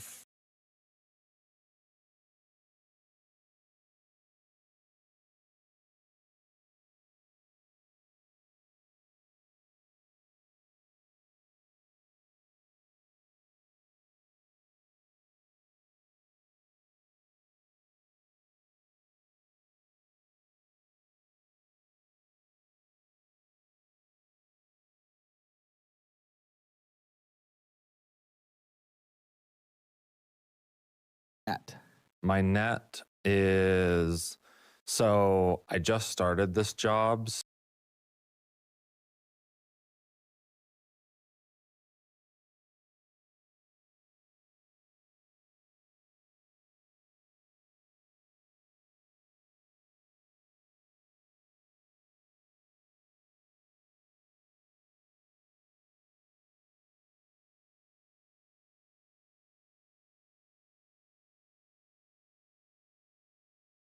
Are the libtards freaking out about Trump's tweet about Robert Mueller? Let's see what the libtards are saying about that. We need to bring back homosexuality and make it cool again. What?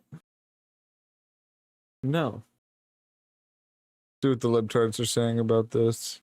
We have breaking news at this hour. Robert Mueller, the former FBI special counsel who investigated alleged Russian interference in the 2016 election, has died at the age of 81, and Donald Trump is now actively celebrating Bob Mueller's death. In a new Truth Social post, Donald Trump writes, "Robert Mueller just died. Good. I'm glad he's dead. He can no longer hurt innocent people. President Donald J. Trump." Robert Mueller served as the special counsel in the investigation into Russia's interference in the 2016 election. The cause of death at this time is not immediately known, but according to MS Now, Mueller had been suffering from Parkinson's disease for many years.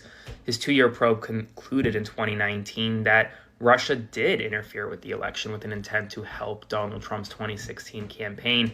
And while now Donald Trump, who has repeatedly called Mueller's investigation a witch hunt and a hoax and a scam, is celebrating his death. Spread the word. Full updates on my Substack, linked in bio. Oh, the libtards are seething.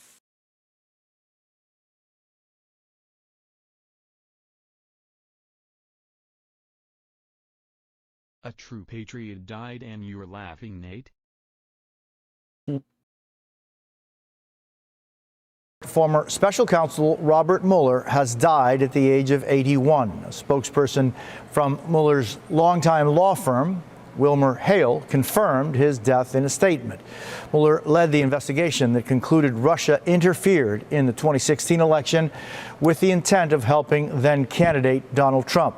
Mueller concluded in his report at the time that he could neither accuse nor absolve Trump of a crime. Why are you wanting Mueller also served as homosexuality? What's wrong with you? Why do you want homosexuality?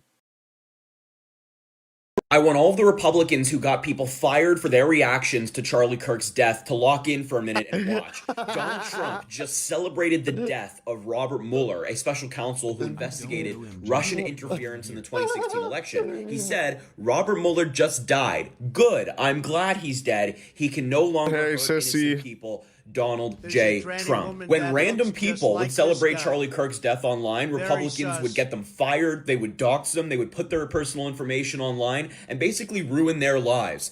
And now, look at this. Donald Trump celebrating somebody's death. And the thing is, no elected Democrats actually celebrated the passing of Charlie Kirk. Joe Biden, Barack Obama, Kamala Harris, any Democrats in Congress put out a statement condemning it. But then you have Donald Trump saying, "Oh yeah, I'm glad he's gone for Robert Mueller." It's horrific, and I expect every Republican to condemn it because that's what you guys have done before, right? I want all of the Republicans who got people fired for their reactions to Charlie Kirk's death to lock in for a minute and watch. Donald Trump just celebrated the death.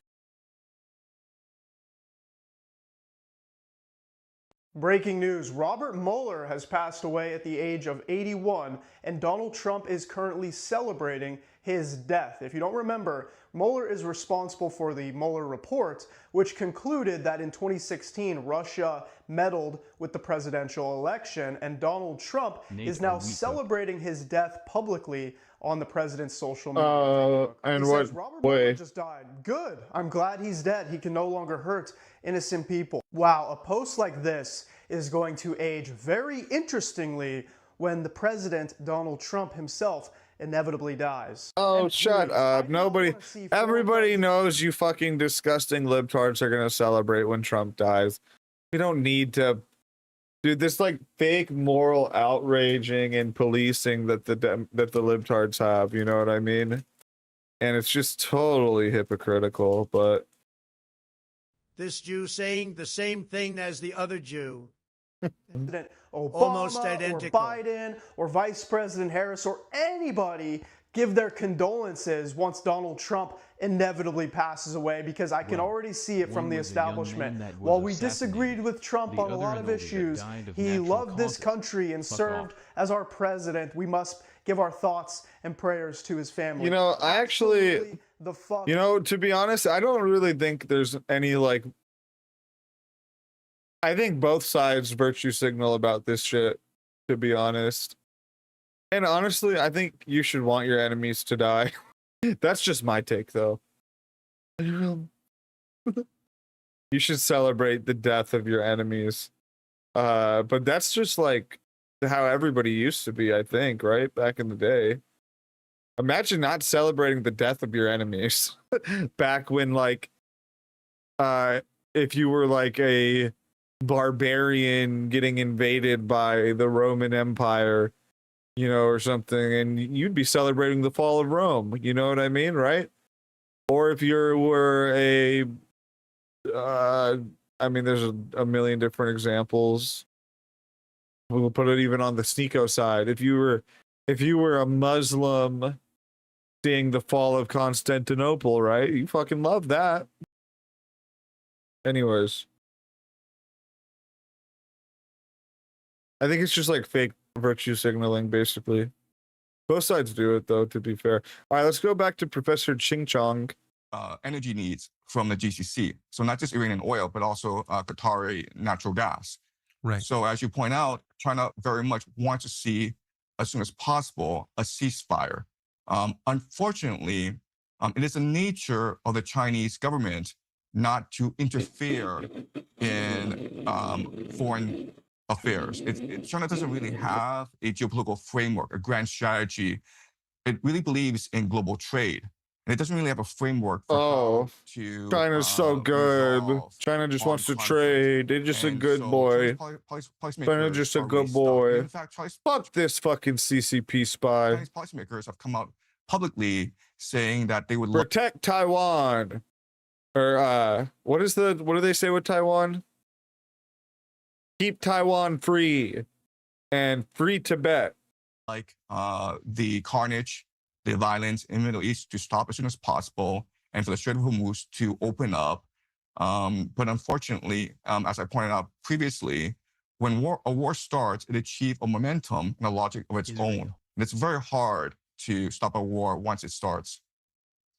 So if your prediction is correct, and I prayed that it's not, and I'm sure you do too, hope that you're wrong, but if you're not wrong, and this continues to grind in the way that it is now, destroying energy infrastructure, just really destroying the civilizations of the region and Iran and the GCC, what does that look like in, say, 2 years globally? What's the effect on the global economy? Right. So this war, it will accelerate 3 major trends. And nations will have to adapt to a new reality in which energy is no longer cheap and accessible. The first major trend is deindustrialization, meaning that right now you just have too many people living in cities. And you can do that as long as you can import cheap energy and cheap food. But when cheap energy and cheap food are gone, then you need people to work the fields, to grow food for your economy. So you have to deindustrialize and reduce your energy dependence. Okay, that's one major trend that we should see very soon. Second major trend we should see is remilitarization, in that before we had Pax Americana, where America basically guaranteed global peace. And America basically prevented nations from going to war against each other. So, for example, Trump. Pax Americana is stronger than ever, you fucking CCP spy. Unipolarity will never die. But now that America death to the multipolar world order, invincibility and ability, now that the American military, it's already dying. It's already dying. Almighty. You fucking CCP spy. It's already fucking over. We're toppling the BRICS nations like dominoes. Fuck you. Then America doesn't have fuck you. Multipolar world order my ass. From attacking each other on the playground anymore. So nations have to remilitarize. This is America.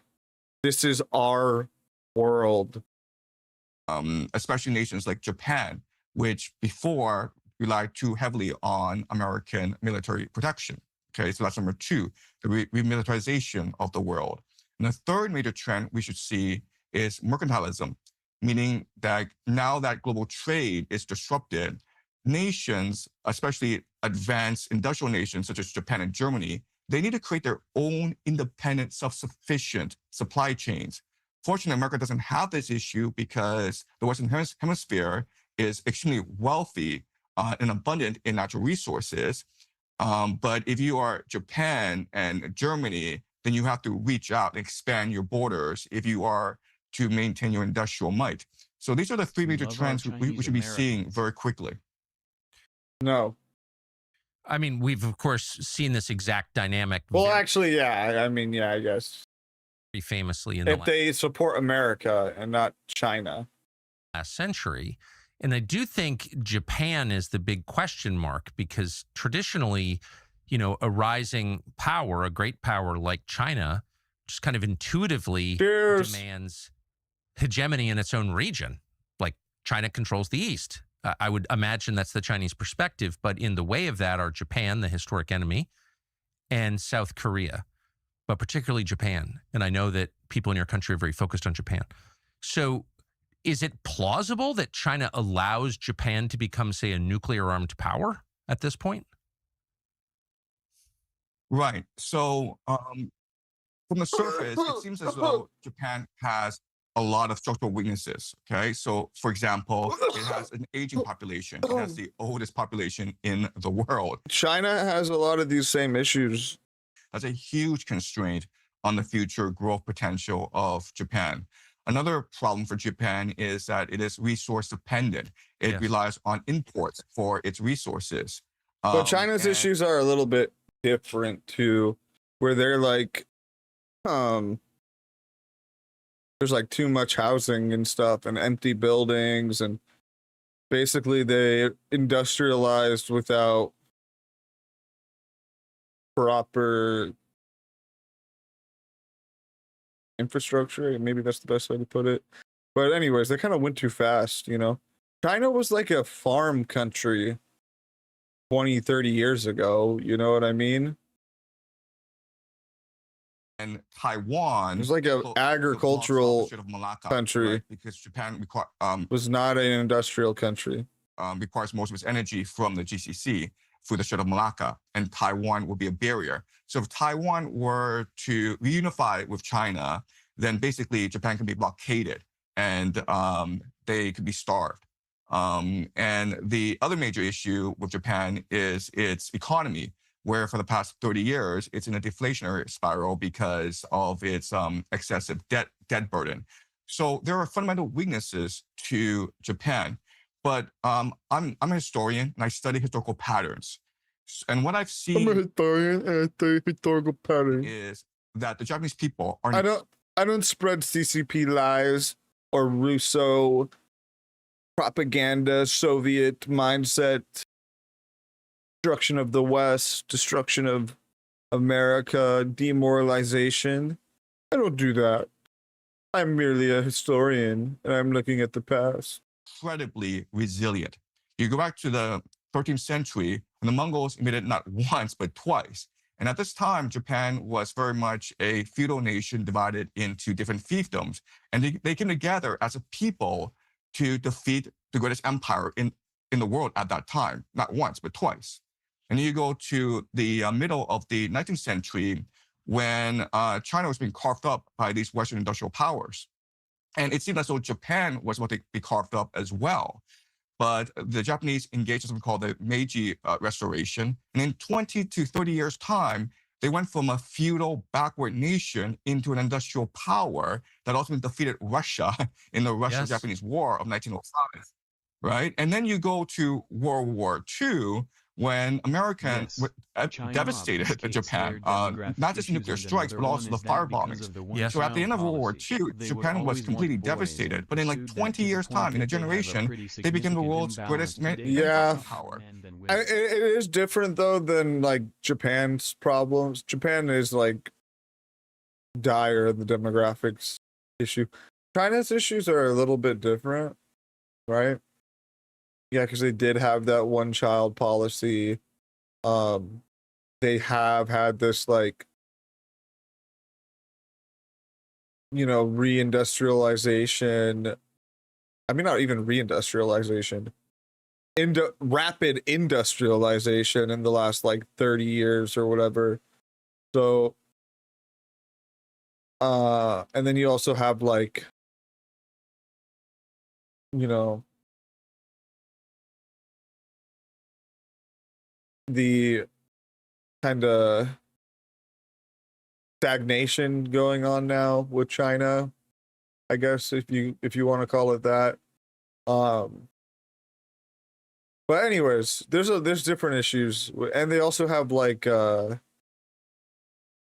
know, they're reliant on a lot of stuff like the Iranian oil, for example, and you know, and there's a lot of other things. But China also has a grasp on like certain things, like, you know, rare earth. You know, they have like a fucking shitload of rare earth, and which that's really important, you know.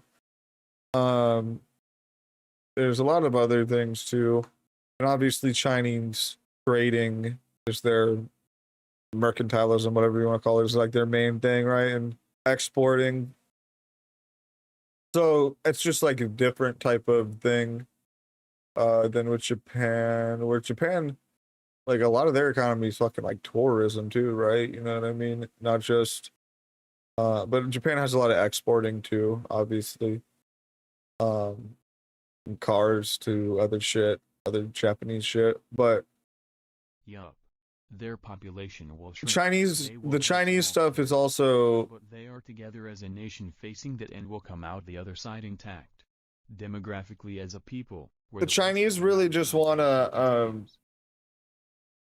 you know, dominate at the turn of this, you know, the turn here, and they really want to dominate the next, you know, maybe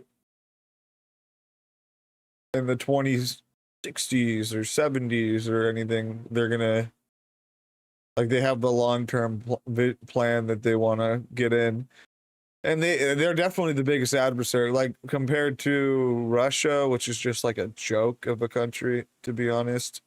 But China is like the biggest worry, and then Taiwan, TSMC chips and stuff, you know, all that stuff is very important, especially for the AI future. And it's honestly it's going to become more and more of an issue with the AI future. Like right now, I would say, you know, America and China kind of, you know, bounce off each other in a lot of ways, where like there is going to be less of a synergistic,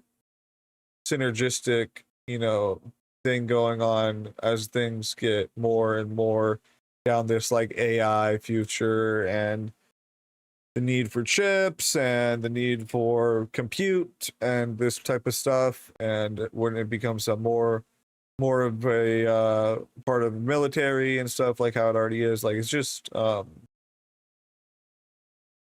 destined for America and Chinese relations to deteriorate over the next 100 years, right?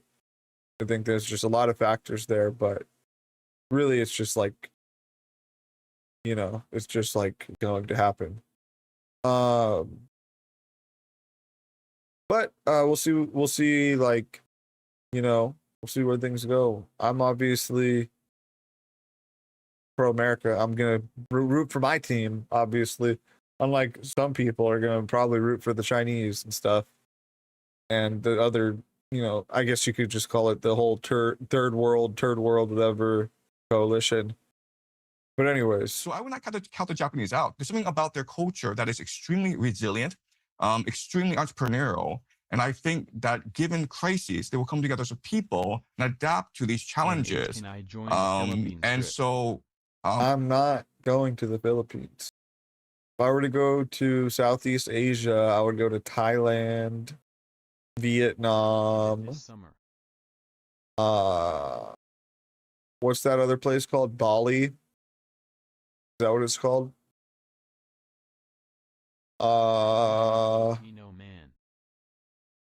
Singapore. I would go see Ian Miles Chung.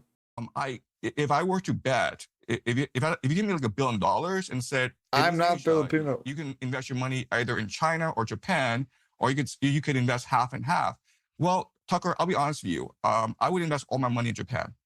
Team USA. That's what a fascinating analysis. I agree with you. I mean, intuitively, I agree with you.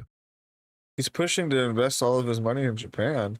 What the dude? This is what I'm saying. Like, Jiang is just misdirection agent, dude. Filipinos are the strongest race in the world. I don't know anything about that, but Jiang is just a total misdirection agent. Now he's saying he's like Japan. He's like wants to glaze in Japan. I don't even know. He's just everywhere, man. But I just wonder if China can tolerate that, given the history between the two countries and the focus and just the growth of China. Can they really allow right in the middle of East Asia a competing power? Right. So the major issue with China is that it styles itself the Middle Kingdom. 中国, the Middle Kingdom. Yes. Which is to say that the Chinese believe that they are a universe unto themselves. What happens outside China doesn't really impact China. So what's important is to maintain the national sovereignty of China because it is a self-sufficient nation that has absolutely no interest in the outside world. Japan is complete opposite in that it is an island and it requires it basically needs to extract resources from other nations in order to survive as a nation. So these are two very different mentalities where China is very much an agricultural, self-sufficient nation that is insular and conservative, and Japan is an outward-looking, seafaring nation. Interesting. So it sounds like they can coexist, or you just said it. You're not betting against Japan. What about South Korea, which has one of the lowest, if not the lowest, birth rate in the world, in contrast to North Korea, and has basically modeled itself. Fucking Tucker, in contrast to North Korea, he's such a fucking piece of shit. Third world is Tucker Carlson. I swear to God. And it's like not even that. Like, I think there's some interesting things about North Korea. I'm not like Lols, where I'm like a North Korea glazer trying to join the North Korean friends shit or whatever. But there's some interesting stuff about North Korea, and Kim Jong-il or whatever is funny. But like, for Tucker to just be like, oh, so South Korea, the lowest birth rate in Asia, unlike North Korea. It's just like he's just so fucking I don't know how to put it, but I just hate him. On the United States, I mean, down to he's such like a basic level. Fucking the U.S. pulling just back third from world East Asia, glazer. I mean, that's going to be a transformative thing, I would think, for South Korea. What happens? Yeah, South Korea is in a very precarious position, primarily because of North Korea. So once the United States is forced to withdraw from Southeast Asia, then North Korea can take the initiative. And the problem with this conflict is that Seoul, the largest city in South Korea, it's only 30 minutes away from North Korean artillery. So in like a whole day, North Korea could flatten Seoul. And so South Korea is in a very precarious position. Also, if you look at the economy of Seoul, of South Korea, it's a very ossified, very corrupt system where just a few companies control the entire economy. And this is what's led to intense competition in South Korea, which has led to the extremely low birth rate in South Korea. So South Korea is in a very precarious position. But what I will say about the South Koreans is that they are fanatical workers. They work really, really hard. And they have a long memory of colonial persecution from both the Chinese and the Japanese. And these are fiercely independent people. So I would not be surprised if North Korea and South Korea were to come to a compromise at some point, because both nations aspire. Oh my gosh. Mr. Professor Ching Chong saying North Korea and South Korea are going to reunify. Holy moly. Reunification. Okay, buddy. Yeah, that's going to happen. Because China, Japan will be... Who listens to this guy and actually thinks he's serious? That's fucking insane. Like, people post this guy like he's like an actual professor and like he's like accredited, and that like what he's saying is like, yo, this is like intellectual, dude. This is like collegiate, you know? And it's fucking retarded, dude. It's really retarded, bro. Yeah, North Korea and South Korea are gonna reunify. Okay, yeah. Yeah, that's gonna happen, yeah. Korean Americans are based. Yeah. Rooftop Koreans. Conflict will be... Nah, fuck. Actually, I don't like Koreans anymore because of Arthur Kwon Lee. That guy made me not like American Koreans anymore or whatever. Send them back. Then the Korean people could actually navigate this conflict to their benefit. That's very smart. I sense you're absolutely right about that. Let me just ask you about an observation you made parenthetically a second ago, which is because South Korea's economy is ossified and centralized, it's a monopoly economy, its birth rate is low. What's the connection between oh my gosh, and low birth rate? Video about the yeah, great question. So when you have a monopoly, what you do is you create a hierarchy. Right? Yeah, he did beat his kids. We talked about that before. Everyone's trying to get into these companies because these companies are the most prestigious in South Korea. And South Korea is very much a Confucian culture where face is everything. So the problem, though, is how do you get into these companies? It's a very prestigious position where everyone's trying to get in, right? And so you usually get in through the college entrance examination, which allows you to get into a prestigious university. Right. So if you are a South Korean couple, your strategy is either not to have children because you cannot afford to play this game because you need to send your kid to cram schools, get the best tutors, basically force all your resources. I mean, this is like just like a overall problem with modernity in general and stuff. Like this is kind of affecting not just westernized Asian countries, but like Korea and Japan, but like it's affecting really just and can't speak properly. Really just like feminism in general is an issue.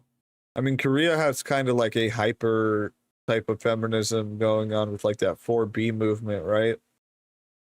So like it's, I mean, is he even going to talk about that? I don't know. Sources on ensuring the child does well on the college examination so that he or she can get into Samsung. Or you can choose to have, so you can choose not to have any children because it's too expensive for you. But if you choose to have a children, you can only choose to have one Everything's cooked. kid because it's much more strategic for you to put all your resources into one kid than to spread it over 3 or 4 kids. A lot of shit so that's why he says a lot of retarded stuff. Fucking retard. That's what I'm saying. He's a fucking agent. He's a Duganist agent spreading misdirection and propaganda. Okay. That's the simple way to put it. We can go into a large deconstruction of Yang, but it's really what it is. And also,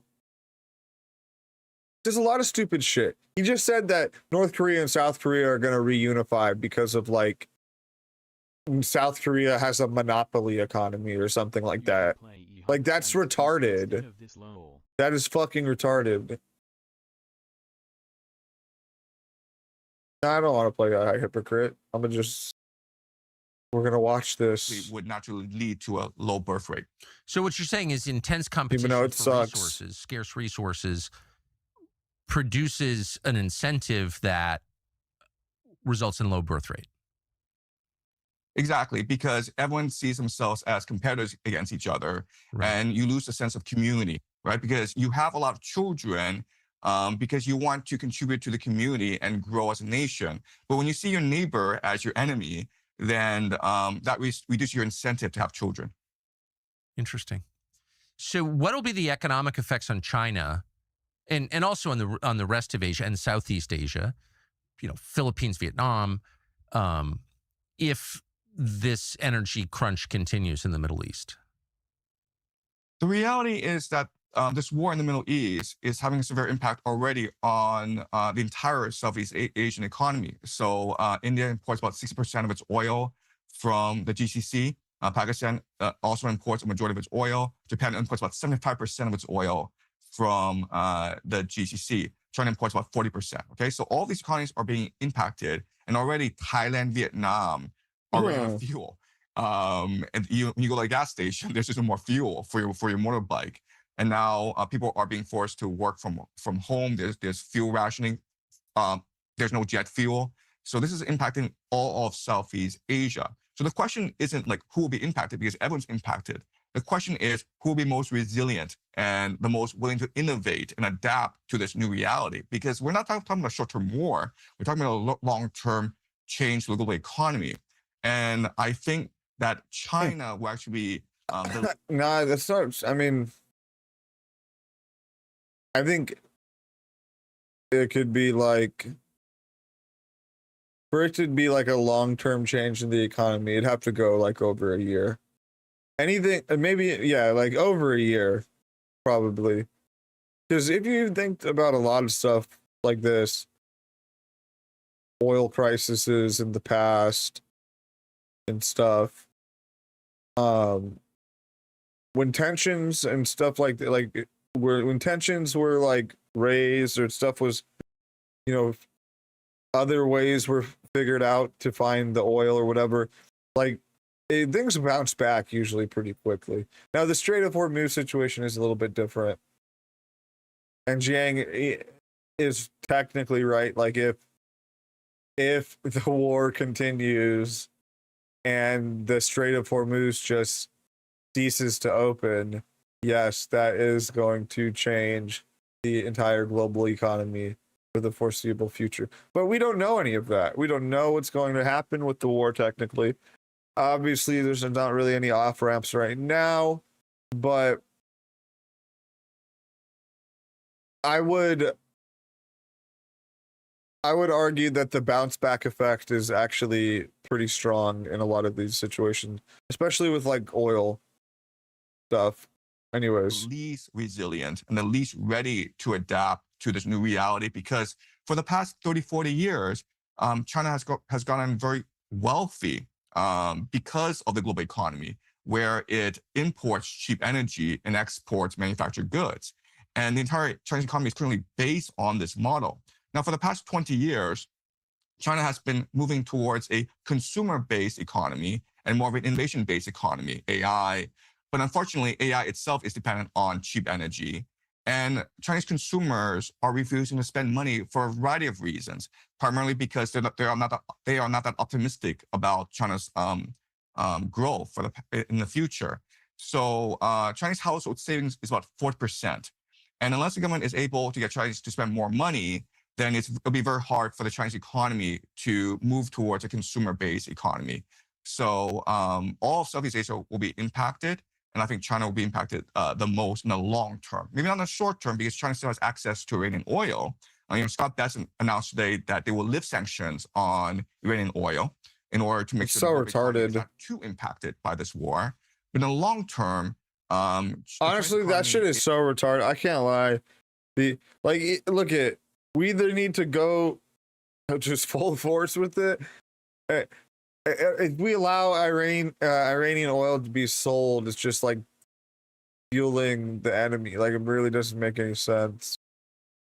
There's got to be, you got to figure out different ways. I don't know. And then the Russia shit too. I guess the Russia shit is a little bit more, you could argue, because it's, you know, in Ukraine, and we're technically not at war with Russia, even though we are allies with Ukraine, basically. But you know, it is like retarded. It's retarded. It's not helping to end the conflict, even if it helps oil. I think Trump is just like so in tune with, like, you know, the investor billionaire class and stuff, and like the global price of crude is really important to a lot of that stuff, and he really does just want to like alleviate and hopefully get out as fast as possible. And but I don't know, I do think it's not a good call to allow Iranian oil for sure, and the Russian oil. Anyways, now much to focus on export and manufacturing in order to shift to a much more diversified economy. Right. So it's not just we'll the have to see West what that is happens. locked into It might the work current out. arrangement where Things might all be priced in already, and all of this is going to boil over, or I don't know. We'll have to see. Or if things aren't already priced in already, to be honest, there's going to be like a Black Monday in the future. I don't know when, I'm not saying, but there's going to be like a Black Monday where everybody realizes that this shit's not ending and it's kind of cooked and the market's going to fucking tank. But I don't know. It's kind of, we've already had some crashes with equities and stuff, but really, I mean, Bitcoin's kind of held. Yep, and that is what is going to happen.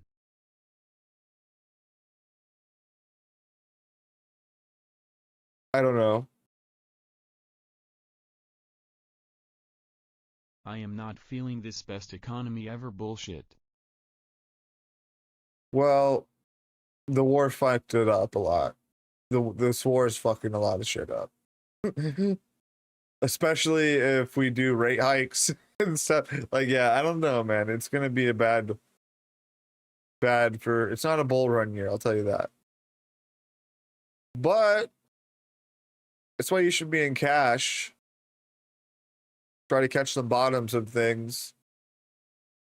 Get ready, because you know this is not going to be like this forever. There will be things, you know, relieved, or whatever you want to call it, and we'll be going back into a bull run situation. Now, mind you, if there's like a black swan event, if like Israel nukes Iran, well, that's a whole different ball game, right? Then I don't know, man. Figure it out. But if we're going based off of like likelihood, most probability here, so like hopefully there's some type of operate, some type of way that things, you know, they keep killing enough of the guys, and one of the guys are like, okay, we're gonna stop. Or Trump, I don't know. I've talked about this too. Trump can kind of just like, and this may be cope. Maybe cope. It actually makes perfect sense. Iran thought they could allow a few of their ships through and block everything else. But unsanctioning just the Iran oil that is already in cargo ships, it relieves some of the shortage on the market, and Iran won't access to those funds because they will now be going through official SWIFT channels. Well, I don't know. I guess if that's the case, that's a little bit better, but I mean, I think the Russian stuff's a little bit more like Russia literally got sanctions relieved, and then the next day started trying to send oil tankers to Cuba. So, you know, maybe the Iranian situation makes a little bit more sense if it's the boats that were already stuck or whatever. But ultimately, I don't think it's good to like let the enemy fund their wars. Trump and his Zionists are going to save America and the West. Iran launched a few ICBMs 20 or so minutes ago with 4 kilometers range. 4 kilometers? That's not that far. I mean, 400?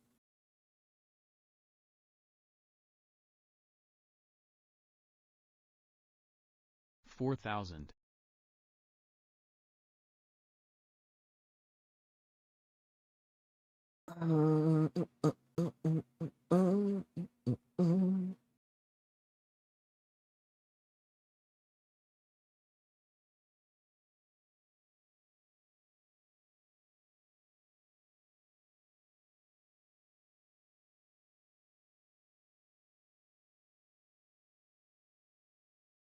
Yeah, that one was the one in Demonia or whatever.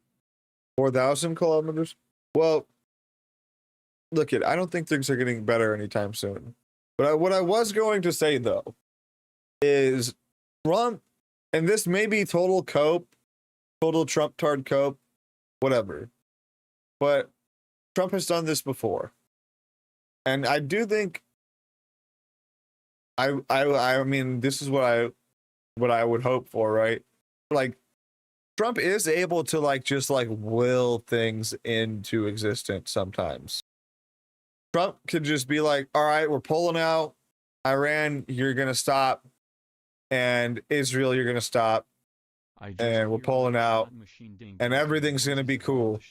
And we're going to, and we're going to open back the Strait of Hormuz.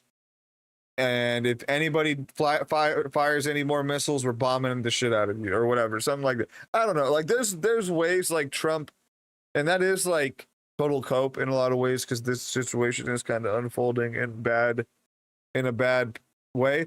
But Trump has willed things into existence before. So like I wouldn't totally say it's impossible for Trump to just be like, all right, it's over. And then things just kind of go back to normal for the last, 2 years of his presidency or whatever. Because there's a lot of pressure on Trump to do that, to be honest with you. And I think, if we lose the midterms, that will even be more pressure if we're still in this fucking shit then. But I mean, I don't know, man. It's nobody's happy about it. Nobody's happy about it. I just want the best thing to happen. Yeah, I am. Whatever the best thing is going to happen, I hope for it. 9 to 5 Trump's position. Just that one action was a good strategy. Yeah, and like I mean, at the end of the day, like it is not good for Iran to have a nuke. Like, as much as like the JQ tards and everybody that's mad right now, and yeah, I get why everybody's mad, and I'm mad about it too. I don't want to be doing it too, but like, it also like, yeah, if Iran had a nuke, it'd probably be pretty bad too. So, as much as like things are bad, and I know midterms is the plan going, then losing in 2028 is the plan too, so they can open our borders wide open again. Yeah, if you're a griper, right? But I mean, I don't know, man. Things aren't perfect right now, I'll tell you that. But right now the plan is to fuck up. You know what's still happening? Deportations are still happening. The border is still sealed shut, bro. There's nobody coming through. Okay. And yeah, we're not having like the mass deportations that we want or whatever, but things are happening still regardless. I see TikToks of libtards in Minneapolis talking about how there's ICE, shooting or using drones to catch illegals and stuff, Like there is still. And borders will be wide open again in 2028. Well, that's why we can't vote for a fucking Democrat. Look, if the Democrats win in 28, I mean, look at, in some sense, it will be over. But you got to think about it like this. When Democrats lose, when the left loses, are they, defeatist chuds that just want to cry about it? No, they like keep voting and try to win back and swing the pendulum. Sometimes your right hand is on the rung, but ladder leads to the So exact many people in the right are so defeatist and so like, yes, like they just want like to lose, they just want to lose. I really think a lot of them, it's because they got like raped by their uncle or something, but it's so fucking retarded, dude. Come on. Stop being a defeatist. Stop being like a, crying about everything. I'm voting Democrat. Wham. Like, Fuentes' entire persona is based off being a, perpetual victim, right? A little bit different.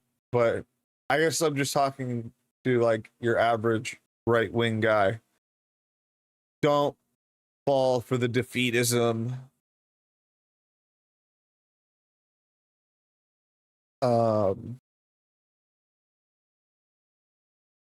Don't become a doomernat, third worldist, scum, anti-American piece of shit that deserves to be deported to Zimbabwe.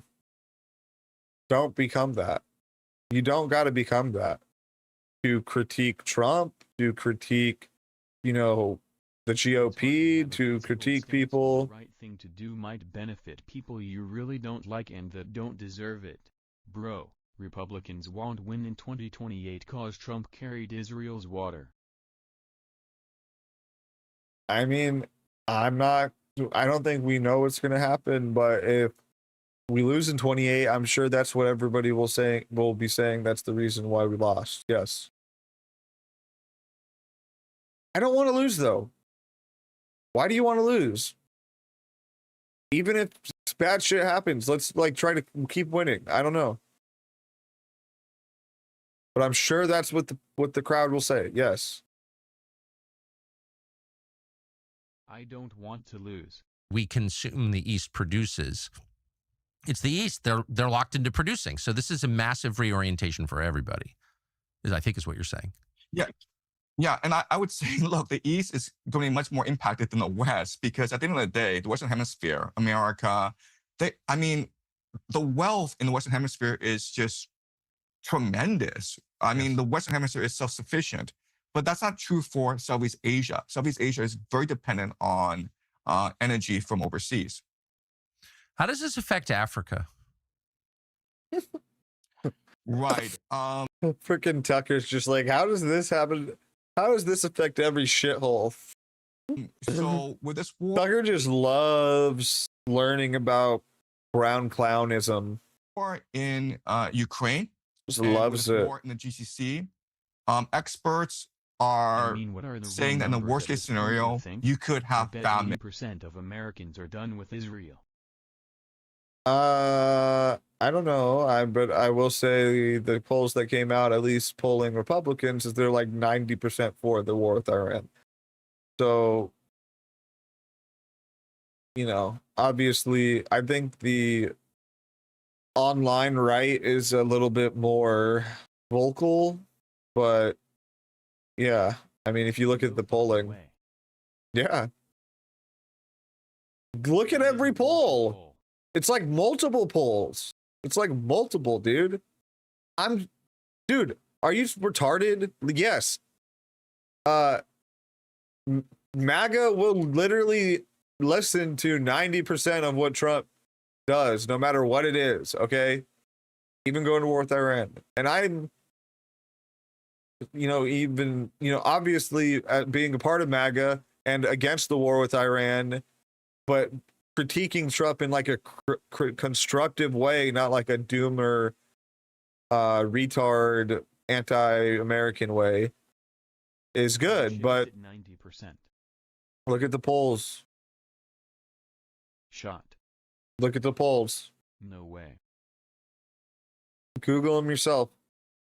I'm just repeating what I saw on Twitter when I saw people posting about the polls.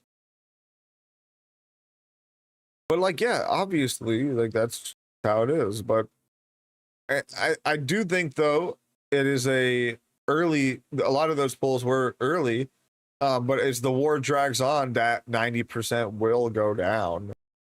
And you know, even in the war in Iraq, I don't know what was like the lowest percentage polling support for, I don't even know, but you know, it took a while before it got really unpopular, right? You know, I will say with Twitter and like the online shit, it does seem like things just like it's like hyper scaled a lot of stuff, right? With Those polls are all bullshit done by Jews, New York Times and shit.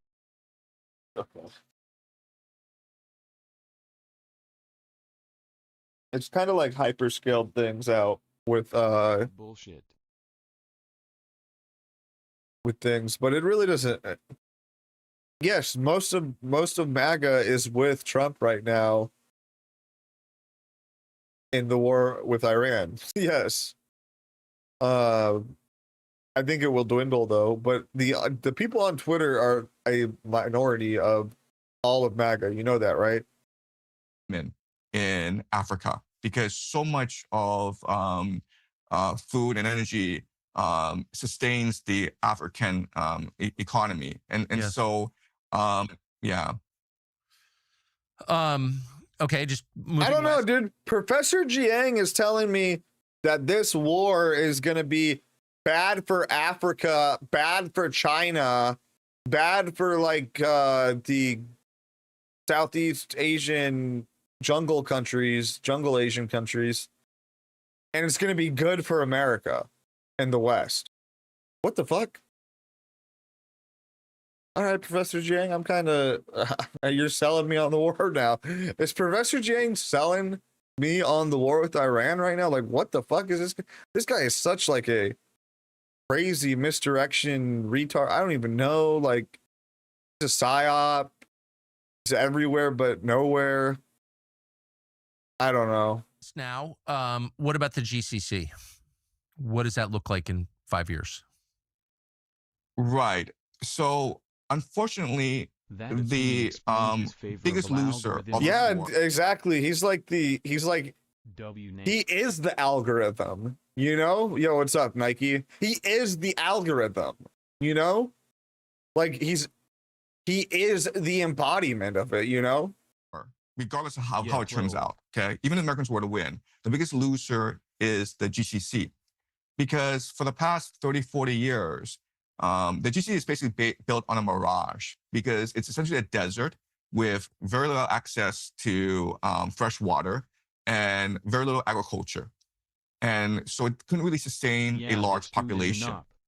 But with the petrodollar and with American military protection, then the GCC nations felt free to invest in technology. Why is Lul such a weasel? Little scam, got scammed trying to buy a gambling contract for pay. Wow. Wow. What a scammer. Technology that allowed them to grow their population, right? So these desalination plants, modern infrastructure. So you sort of saw this massive growth in Dubai, in Qatar, in Riyadh. And what this war has done is shattered this mirage and revealed the limitations of the GCC. So for example, look at Dubai. So Dubai for many years has prided itself as this safe, very cosmopolitan, very open tax haven. So a lot of wealthy people immigrated to Dubai. But because of this war, and we're talking about like a few drones hitting hotels, it's really shattered the image of Dubai. And once you shatter this mirage, you can never ever rebuild it again. So the idea of Dubai as like the future New York or London, the financial capital. How come Mr. or Dr. Jang doesn't like Dubai? I don't really care for Dubai either, but like, what's up with this? He's got to stick up his ass for Dubai. I'm surprised he talked about that publicly. And we're supposed to believe he doesn't buy viewers.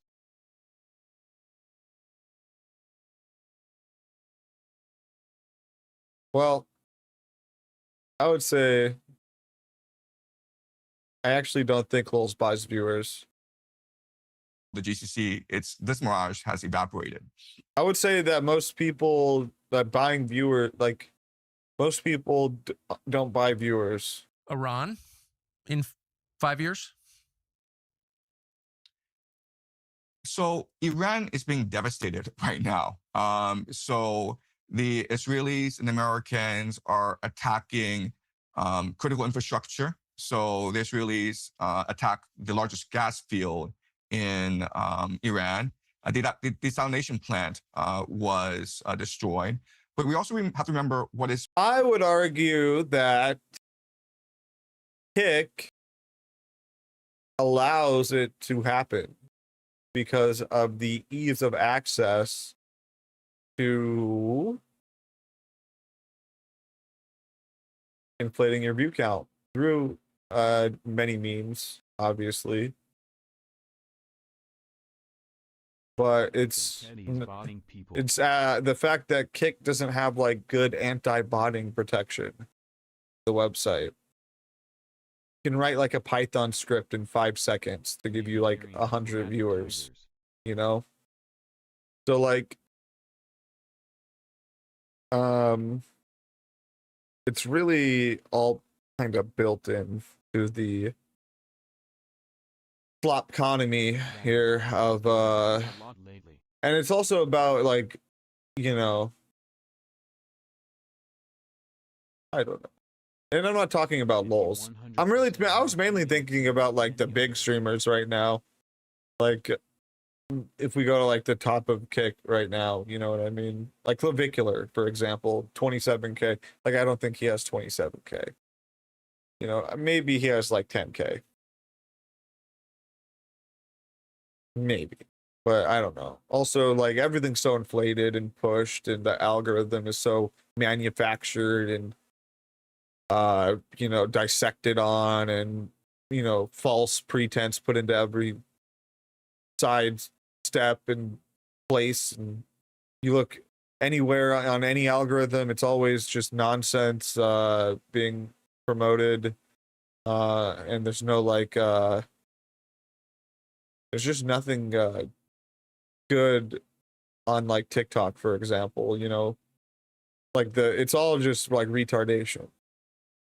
With the algorithm, I'm talking about like the algorithm itself. You know, the algorithm doesn't like put you into, doesn't make you, give you better stuff to make you like think differently, or I don't even know the best way to put it, but everything's like manufactured and we're all like, I don't want to get too conspiratorial, but we're all like in simulation, right? At least that's what it feels like. The internet used to be genuine, right? The internet used to be genuine. Anything that's exploitable to make money. No, I wasn't really even talking about Lulz. I'm mainly talking about just like the internet now in general. And I think a lot of that too also has to do with the brownification of the internet, which does cause, which robot emoji. By default makes things lose its like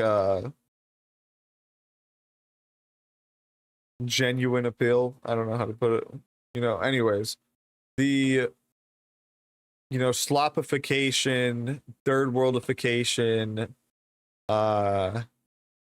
everything's a ad, everything's a, you know, trying to sell you something, everything's, you know, has an agenda, you know, all this type of shit.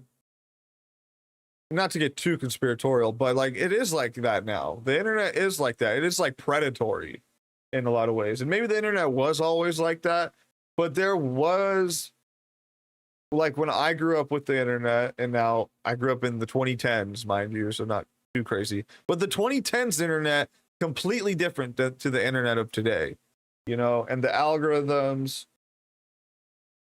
and, you know, just like the type of rabbit holes, I guess, you would go down because of things you saw on the internet, completely different.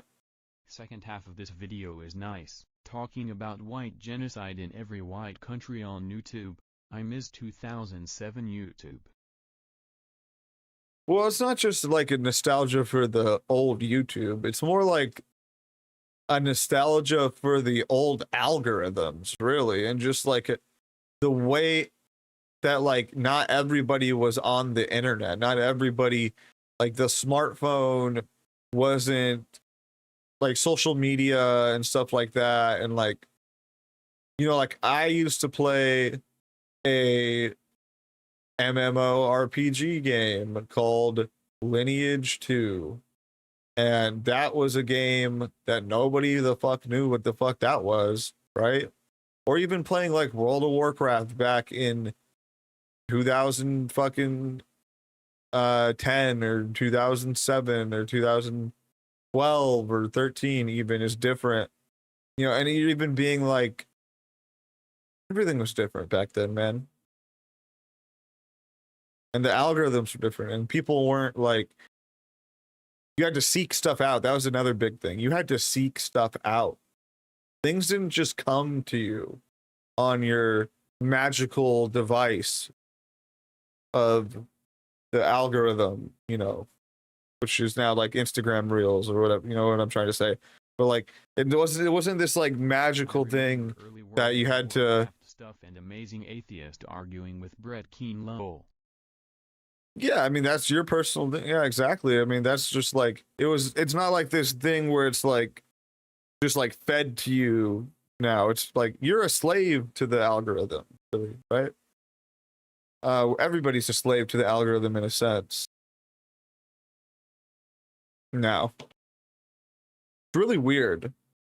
It's different because I think me as being somebody who's 28, I literally grew up at that switch, basically. The 2010s were like that switching decade where everybody got online, right? Through like smartphones, right? So I remember before everybody was online, and I now remember now this. Now, obviously, if you were older, you remember that too, but the young Zoomers don't remember. The young Zoomers that grew up without interwebs until I was 22 or some shit. Yeah, I mean, the older people know. I guess I'm like Unk now, but the young Zoomers don't know what the old internet was like, right? What like peanut butter jelly time was or whatever, you know what I mean? Or like the waffle song. Two different worlds. Or something, you know, or what like blue waffle was. Or like you know, I mean, there's like a bunch of different things. Not to get too nostalgic of the 2010s.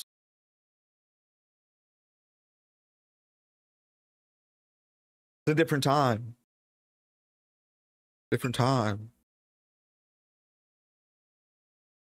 But did culture die? When did culture die? When do you guys think culture died? What year do you think culture died? Is it like how everybody else says, like 2020 culture died, or 20? Some people say 2016. I don't know. It's being hidden from us, and what's being hidden from us is everything sucks now. The Israelis and Americans are trying to destroy the capacity of the state. Everybody's just a freaking goy now. To govern the nation, basically destroy the state's monopoly on violence. And so what we're hearing are attacks on police officers, on military installations, and there's talk of special forces going into Iran and starting to fund dissident groups, right? Like the Kurds and the Palakis in southeast Iran. So no matter what happens in this war, it's going to be very hard for the government to maintain national control, even if they were to survive this war. Not to get black-pilled. And also another huge issue. Because honestly, there's a lot of cool shit going on today too. We're going back to the freaking moon, dude. I know that's like being a globe-tard or whatever, right? But we're going back to the freaking moon. We're going back to the freaking moon. We're gonna solve. We could cure cancer in our generation. Who knows?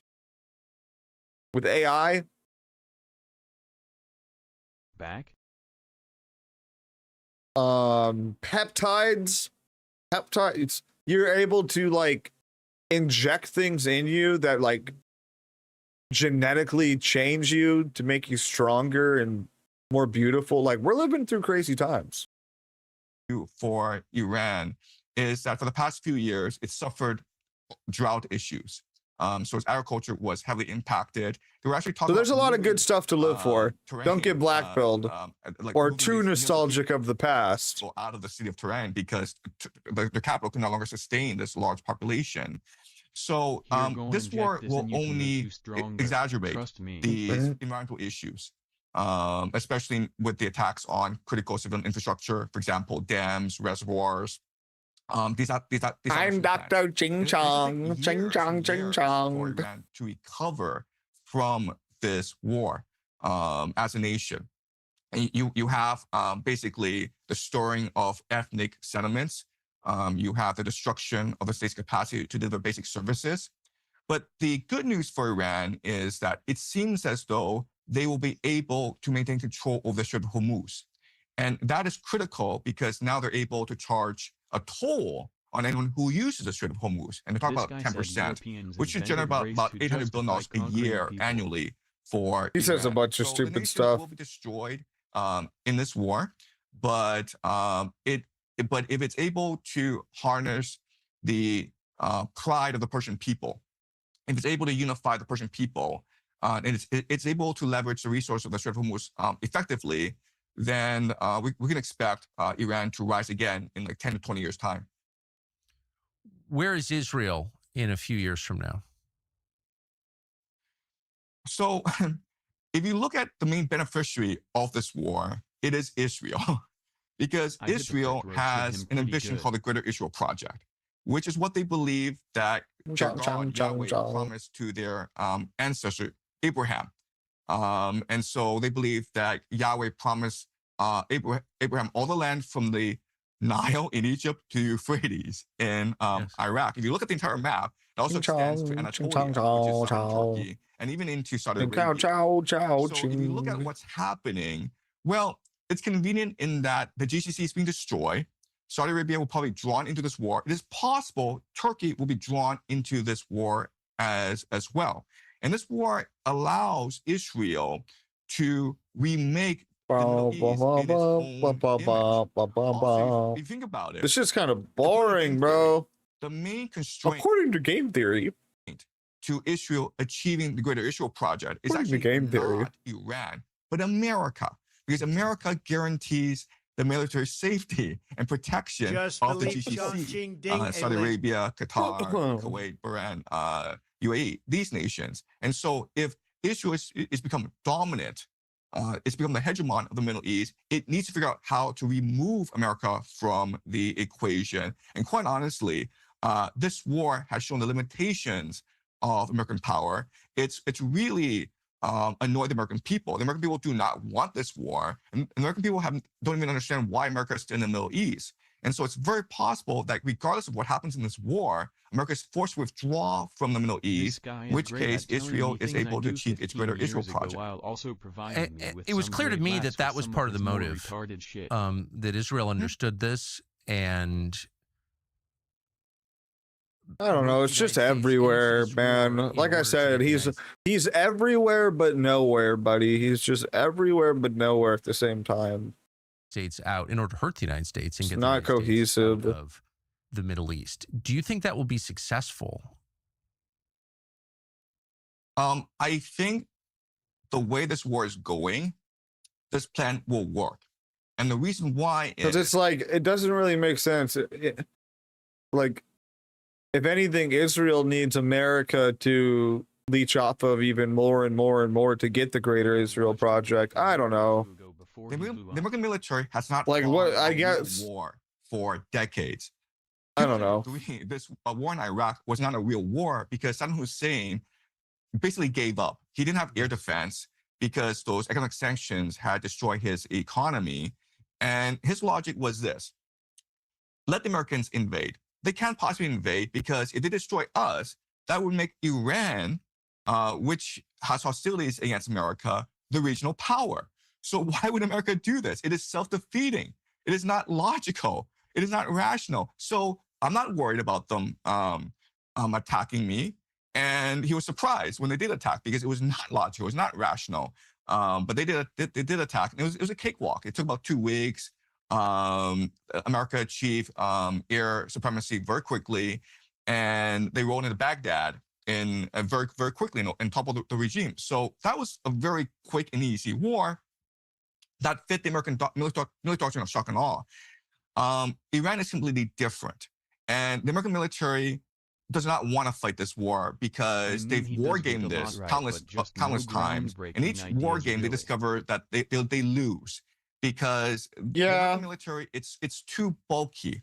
It's not as it's always couched in like an anti-American slant too, and like the Duganist destruction of the West type of thing. As the Iranian, so like even if he says the right stuff, it's always like couched in that slant military, and we're seeing that play out right now, where you have these devastating. But the thing is, he doesn't say that. But he's like everywhere too at the same time. He's just saying a bunch of shit. He's just like, it's like ultimately a big pile of like slop. You know what I mean? Like a big pile of slop. Stop banning the word goy, Nate. Dude. Kick globally bans the word goy. That's like anti-Semitic. General Ford threatening Iran, but not actually doing anything because they're afraid of getting too close to the coast of Iran, because then they become susceptible to drone strikes as well as hypersonics. So the Iranians have been preparing this for 20 plus years. They know the entire American playbook, and they have the perfect strategy to counter the American playbook. So America will have a really tough time. Okay, Professor Jing Jong, we'll see about that. In this war. The great problem, okay, the big question now is, will America send in ground troops? Because once America sends in ground troops, then it becomes plot committed. It's mission creep, sunk cost fallacy. It'll be like Vietnam over. So right now there's talk of 2,500 Marines who've coming in from Okinawa. They'll be in the Middle East in about 7 days' time. And the rumor is, and I don't know, but the rumor is the intention is for them to take Karg Island, which is the main oil depot for Iran. So Iran exports 9% of its oil from that facility, the island. And if the Marines were to take it, it would be great optics. You know, Trump would look good on TV. It'd be a great boost for American morale. The problem is that you can take it, but you can't hold it because it's too close to Iranian coast, and the Iranians can attack with artillery, with drones. Okay, which means that you now have to take on the coast. You have to occupy the coast and create a forward operating base. But then you're exposed to the Zagros Mountains, right? Which means that you're now forced to occupy the mountains as well. So it's mission creep. It's exactly like Vietnam, where in 1965, 3,000 Marines went into Da Nang to occupy an air base, and like 4 or 5 years later, you have 500,000 troops. Right, so it started off as a very limited, self-defined mission, but then it just balloons. So America could find itself in the situation very quickly. Yeah, I mean, look at what he's saying here. He's right about, okay, in the sense that yes, that is how these things can potentially go out if we're looking at the past. Yes. Okay. But honestly, like I said earlier, it's always couched in like the anti-American slant. He's always saying a bunch of other retarded stuff. Like in this interview, he said that North Korea and South Korea are going to unify because of like a South Korea's monopoly economy or something stupid like that. So it's always just like retarded. And yes, he like may be right about explaining the history of, you know, about American moral. Some things that happened in American, you know, military history, you know, with Iran or with Vietnam and etc. And you know, the mission creep stuff. Yes, like these things are all real. Yes, but it's also like, why is this guy saying this now? You know, like why? We actually don't know if it's going to be that situation. You know. And it really, Trump something wrong. Really, wrong. Really, it makes me think like, what is this guy? Who is this guy? Even, I don't even know what his end game is. Who, like, he's obviously some type of Eastern plant, but like, I don't know. Like, it's a weird angle. And that's why it makes me think it's like Russian backed, because Russia is known to experiment with a lot of weird espionage tactics. Like obviously like the Russian illegal program being one of them, you know, probably one of the most known, but there's a lot of other weird Russian espionage tactics that they've used. So like, I don't know, but power, pay close attention to him then, because then you will be able to figure him out 100%. Yeah. That's, yeah. I mean, everybody's gonna kind of, I think, have some reorganization going on if Democrats get back in power. Yeah. If you were the commander-in-chief of the United States, what would you do at this point as of Tucker Carlson asking a CCP Russian-backed spy what he would do if he was the chief commander of the United States. What the fuck is wrong with this guy? What is wrong with this guy, Tucker, dude? Like, he's actually like insane today. What the fuck? Commander-in-chief meaning Donald Trump? Yeah. You get to make the decisions. What does America do next? What the fuck is wrong with this guy? If it's trying to preserve its power and wealth at this point. I hope they throw Tucker in jail. Well, first of all, I would acknowledge that all these events. Please, Jews, throw Tucker in jail for being a cringe retard and also promoting third worldist retards like this guy. Please, Jews. Connected, right? So this trade war with China, this war in Ukraine, this war in the Middle East, it's all interconnected. Because American. I don't like him, and also, you know, we'll see what happens with this.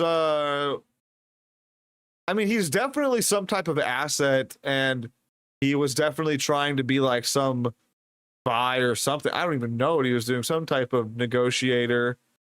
And he, you know, we'll see what happens with the CIA assessment that they're sending to the DOJ or whatever's going on.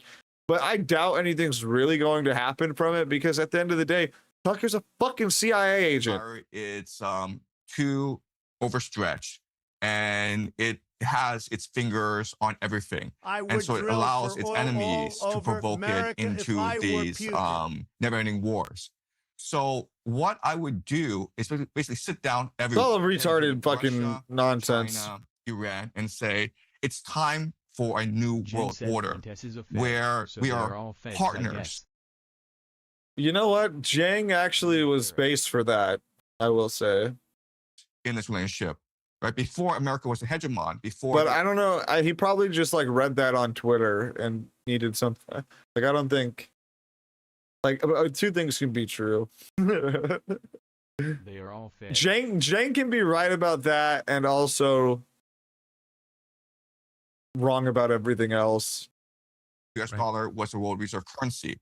But now what we want to do is open a dialogue where everyone is respected. Ed Fuentes. Where, America is no longer the bully, but a willing partner in creating a new economic order that benefits everyone and not just a few. Like a little bitch after he walked away.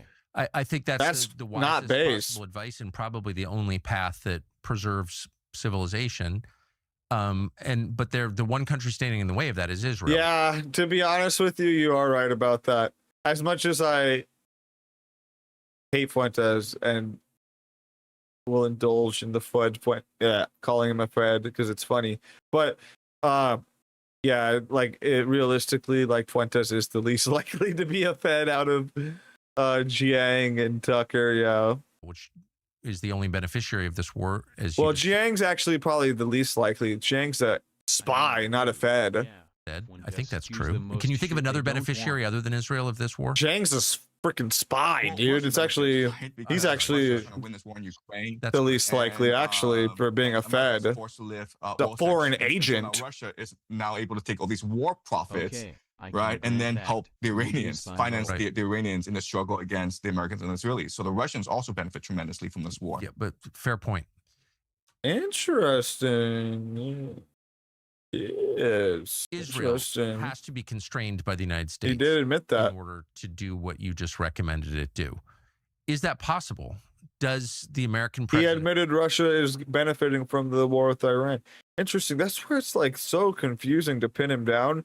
Because he's just everywhere. Have the authority to... But he'll also, like I said, he couches it in the anti-American slant. He, obviously has a connections with Dugin and the whole pro-Russia network. They all fucking promote him. So it's all just... you got to just get past the, what he's saying and kind of look at beyond that, right? Control what's going on behind the scenes and everything, right? Well, it's client state. So if you look at the domestic situation in Israel, Israel no longer behaves rationally. It is sort of overtaken by eschatological fever, right? So if you look at videos coming out of Israel, there are rabbis going around saying that this war in the Middle East, even though it's destroying Tel Aviv, it's good for us because this will lead to the coming of our Messiah. Yeah, and now he's like going into like Adam Green mode. He's everywhere. He's everywhere. Under the most strain, when the very existence of Israel is literally then God like will intervene because like a build algorithm. Like, bro, that's what I was saying. That's what I was saying when I said he is like the algorithm. He's like an embodiment of the algorithm. He's like the build your algorithm, build a bear type of, whatever, type of situation. Like, so strange. And commit themselves, renew their faith in God. Soviet tactics. I think that's what I'm chalking it down to. Trusting absolute faith of the Jewish people, then he will save his people by sending his Messiah, who will then redeem the Jewish people. So another way of saying this is secular temporal matters don't really matter. This war in the Middle East, not an issue. What matters is divinity. What matters is our relationship with God. Yes. So what matters is faith. If nuclear bombs go flying, doesn't really matter. It's what's so interesting is that 25 years ago at 9/11, whatever you think of how that happened and why, there was, I saw it personally, a political Islam. There were Wahhabists. There were a lot of Islamic radicals around the world, and for a bunch of reasons over 25 years, that hasn't disappeared. There still exist Islamic radicals, but it's not, an important political force anymore. At the same time, as Islam in general has become much more moderate, and the GCC is kind of the most obvious example of this, there has been a rise of Jewish Wahhabism and evangelical Christian Wahhabism. So to speak. I mean, you've seen this eschatological extremism among some American to call it Wahhabism. Christians and but yeah, I mean, yeah, it's true. Israeli and American Jews. They have gotten. How did that? It's an interesting way to call it, to say it's like a Wahhabism, but it's more like you know, the Jews just want to bring in their end times type shit. What is that? Right. So first of all, I don't think we can ever overestimate the influence of eschatology in American politics. Exactly. So I'll give an example where about a quarter of Americans are evangelicals, and a lot of them are Christian Zionists. So they believe that Israel.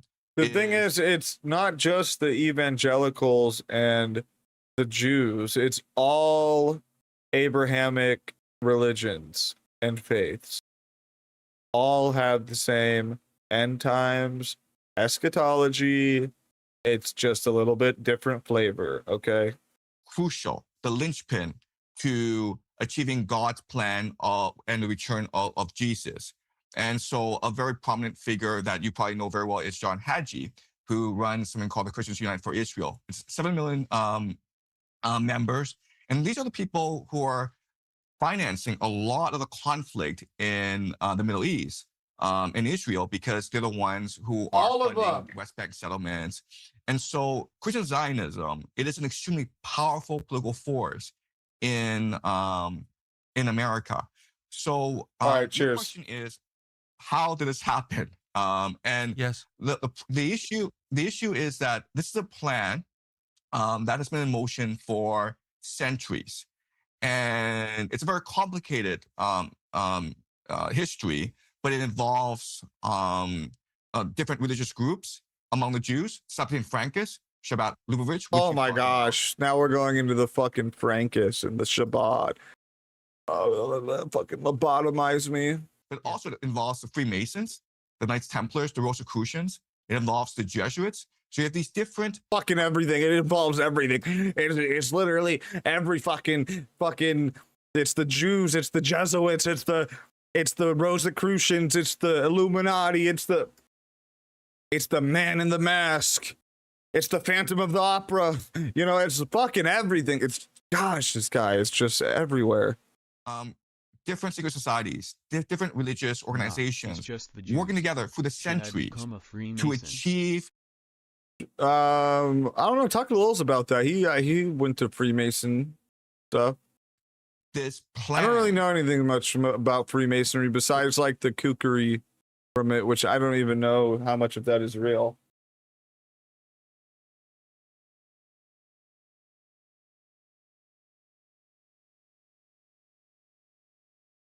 A lot of my ancestors were Freemasons. My ancestors were Freemasons. America was founded by Freemasons, damn it. Yeah, I don't know, man. I don't really have a hot take on Freemasonry. I think go and find out. Fuck it, why not? Go figure it out yourself. If it's weird and maybe they are actually satanic Baal worshippers and they want to drink your blood. Or maybe it's just like a bunch of old guys that like get together and like, they maybe some of them have like business connections together and they kind of just like shoot the shit and eat brunches and suppers, go to supper clubs. Maybe it's that. I don't know. Figure it out. Go find out. For the end of the world, which heralds the Messianic age. Okay, and there are different components of this plan, but the basic components are: one is the creation of the nation state of Israel, which happened in 1948. And then you need to have the building of the third temple, which requires the destruction of the Al-Aqsa Mosque, which is actually dude, if they destroy the mosque, bro, oh my god, I'm gonna be so scared. That's why I'm all in cash right now. Which could happen during this. These retards really want to bring in the end times, or like not really the end times, but they want to, through their prophecy and actions, will their end times. And it's fucking these people want to destroy the world because of Jewish myths. given in old what we've seen Jewish so far. books. So the Israelis have closed off the Al-Aqsa Mosque, as well as other religious sites like the Church of Holy Sepulchre, to tourists these past few days. I thought you turned all your There's money into rumors that for the past NFTs. 2 years, I haven't bought an NFT in years. archaeological digs under the Al-Aqsa Mosque to basically destroy the foundations of the mosque. I'm all in cash right now. They can conduct a Until things cool down, I don't want to be in risk on assets because it's too crazy right now. controlled demolition of the mosque and blame it on a missile strike from the Iranians. And I'm okay with not taking that initial like realistically, we are in a bear market, so like, and we haven't even hit the 200-week SMA yet, which is at like 59,000. I'm talking about Bitcoin, but and like every other bear market, we went under the 200-week SMA. You know, maybe for like a week or whatever. Like we went under it. You know, we haven't even touched the 200-week SMA, and we are in a bear market. So like, if we're going off predictive history here, like Dr. Zhang, the predictive history on this in the game theory would suggest that we may go to that 200-week SMA. talk among the Israelis of using this plan to ignite a war between the Arabs and the Persians. So but who knows what's going to happen? I don't think anybody knows. We could never go back to that, or we could maybe we'll hit it with a love tap and it'll bounce right back to like 65K. Who knows?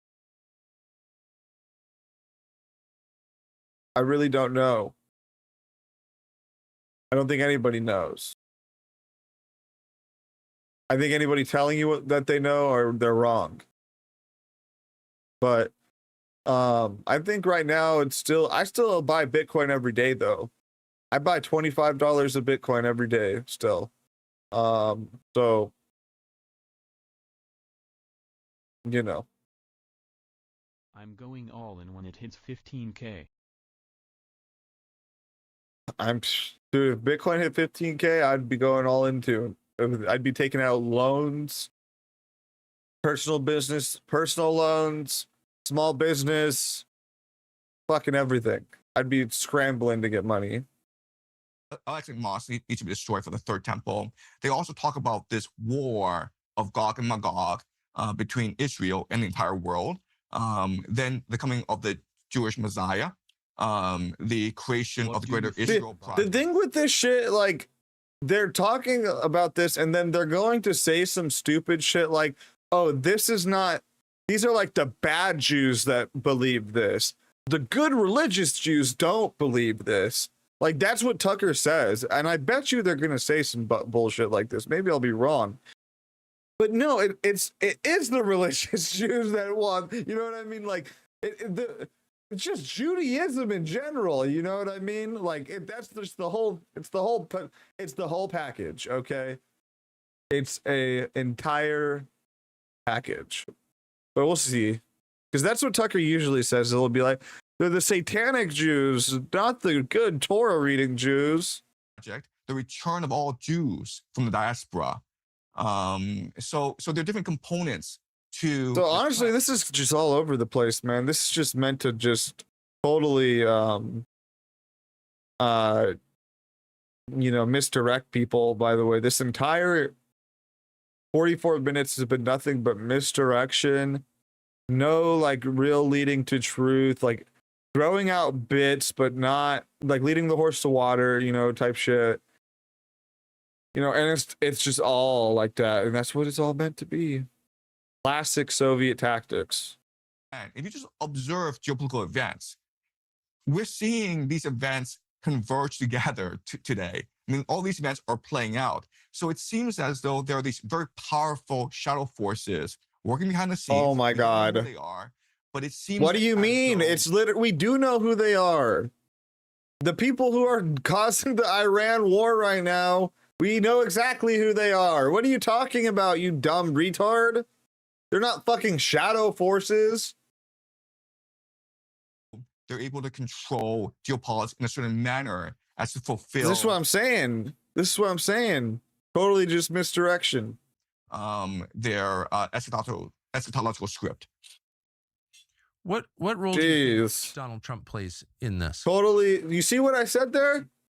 You look at, I literally fucking called it, basically. I said he's gonna say some shit like it's not the real Jews or the bad Jews or whatever. Yeah, but now it's shadow forces. Yeah, like that's even more ambiguous and retarded. You know what I mean? That's worse than saying it's the satanic Jews, not the Torah Jews. You know, like that's just even more retarded. Like, oh my God, it's so retarded. Oh. And I can sit here and fucking take fat ass dabs and fucking debunk this retarded ass shit. And half of the fucking goyim in America are watching this and loving it. That's a really hard question to answer. So let's look at different possibilities. Okay. The first possibility is that he's been employed as an actor and he's just following a script. He doesn't really know where this movie is going. He's just doing his part, but he's manipulated behind the scenes by people around him. And you know, when reporters asked him, like, why is this war in Iran happening? He did say that his advisors, which include Steve Witkoff, Jared Kushner, Peter Hegseth, Marco Rubio, told him that the Iranians were so close to getting a nuclear weapon and that the Iranians were going to attack first. And so I was basically misled. And I think that's probably true. Yo, I just saw that message in YouTube. Sia Dialgala. I just saw that. My bad. What's up? Trump surrounds himself with certain people that have that message like literally an hour ago though. So that's one possibility, that he's just an actor. Another possibility is probably not there no more. That he himself has a messianic calling. Okay? And what I mean by that is, if you go back to January 2021, he was politically. Ralph got arrested again. Dead, right? When he was at the airport. January 6th, I saw that. He was impeached twice, and then after he left office, there was lawfare conducted against him. And he went bankrupt. Yeah, I saw that. So it was as though the entire world went against him. But now he's president of the United States. And so how would he personally understand this? I think a lot of it is God has asked him to serve. There's a call to serve, and he has to fulfill a mission. But what this mission is, okay? What this mission is, whether it's to save Israel, whether it's to save America, whether it's a part of a grander scheme, only he in his heart knows. And I think no one except him knows. Okay, so I think that's another possibility. And the third possibility is that this is all Israel's doing. Netanyahu is the one who's forced him into this sort of situation because Israel's attack. I actually don't know. I feel like Tucker is like, I don't even know. I don't know if he knows what. I don't even know what Tucker does. I feel like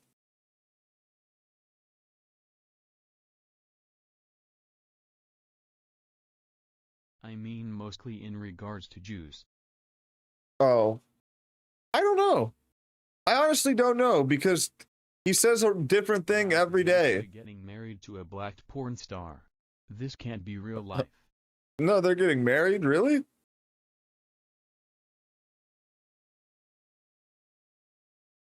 You know, it's everywhere with Tucker, man. Like, I don't know, which Jews does Tucker like and which ones doesn't he like? I don't know.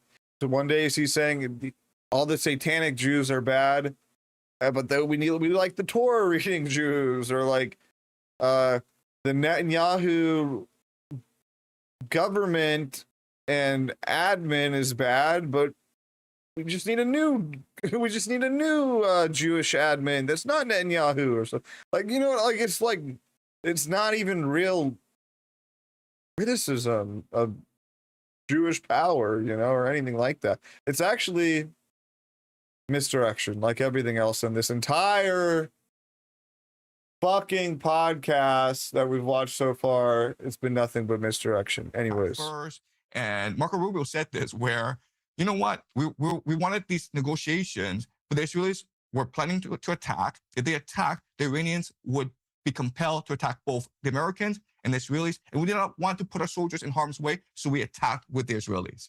Okay, so it's possible this all Netanyahu and all his machinations. And another fourth possibility is they have cooperated. Not deflection, misdirection. There's and he has up to no choice but to do what he says because he's compromised in a certain way, and maybe his family is under threat. So all four are possibilities, and quite honestly, I have no idea which possibility is the most correct. Yeah, I don't think anybody does, and I've really tried to keep. No, he doesn't. No, he doesn't. Fuentes flip-flops on the Jews all the time. He's pro-Epstein.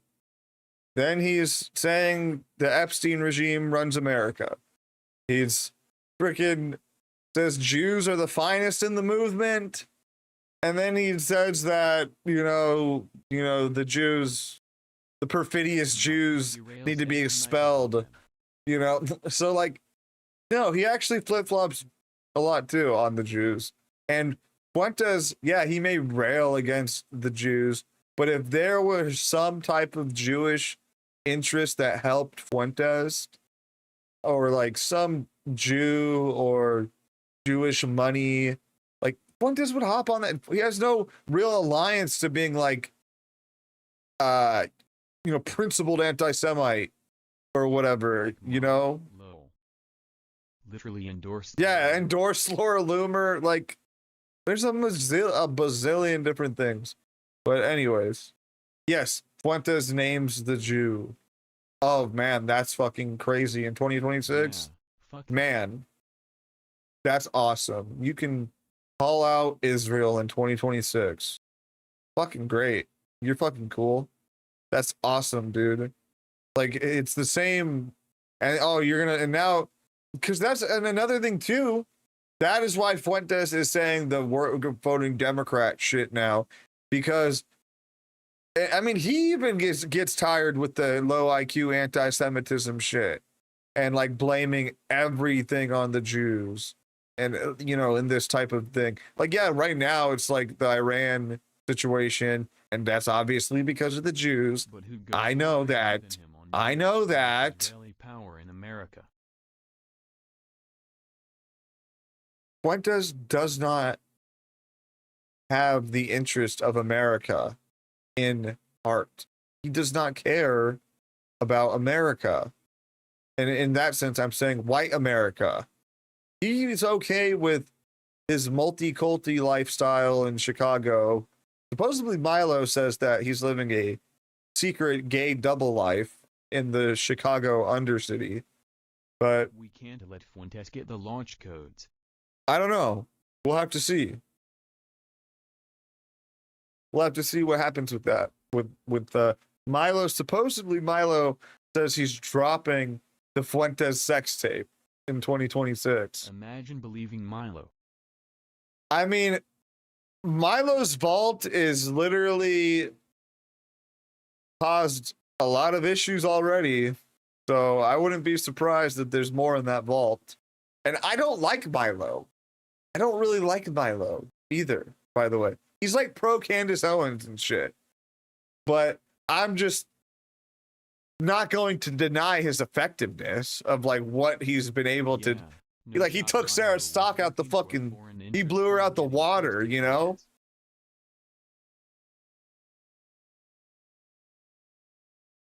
We all heard Milo say his goal is to destroy the alt-right or e-celebrite or whatever the fuck.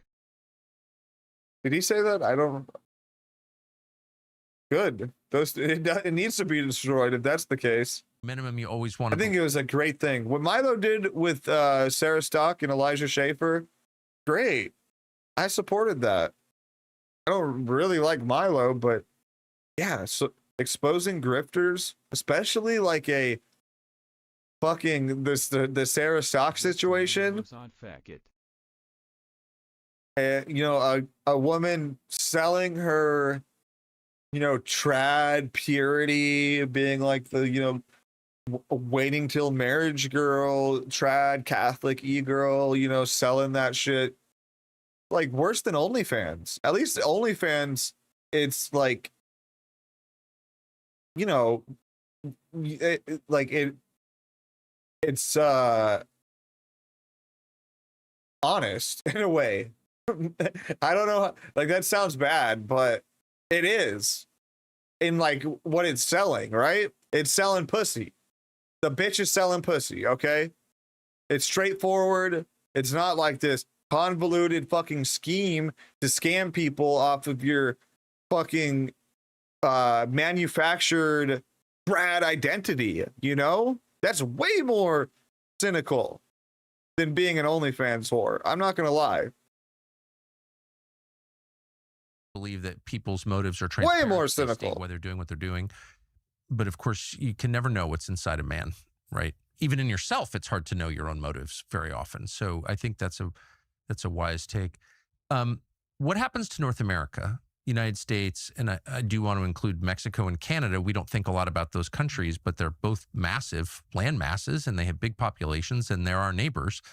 And so if the world is reorienting, I think you need to think in terms of continents rather than just nation states. What does that look like in 3 or 4 years? Right. So, from a Bugger, when did she become a groiper? America is forced to retreat back into the Western Hemisphere. You're Sarah. Are you Sarah Stock? Are you Sarah Stock Groiper on Twitter?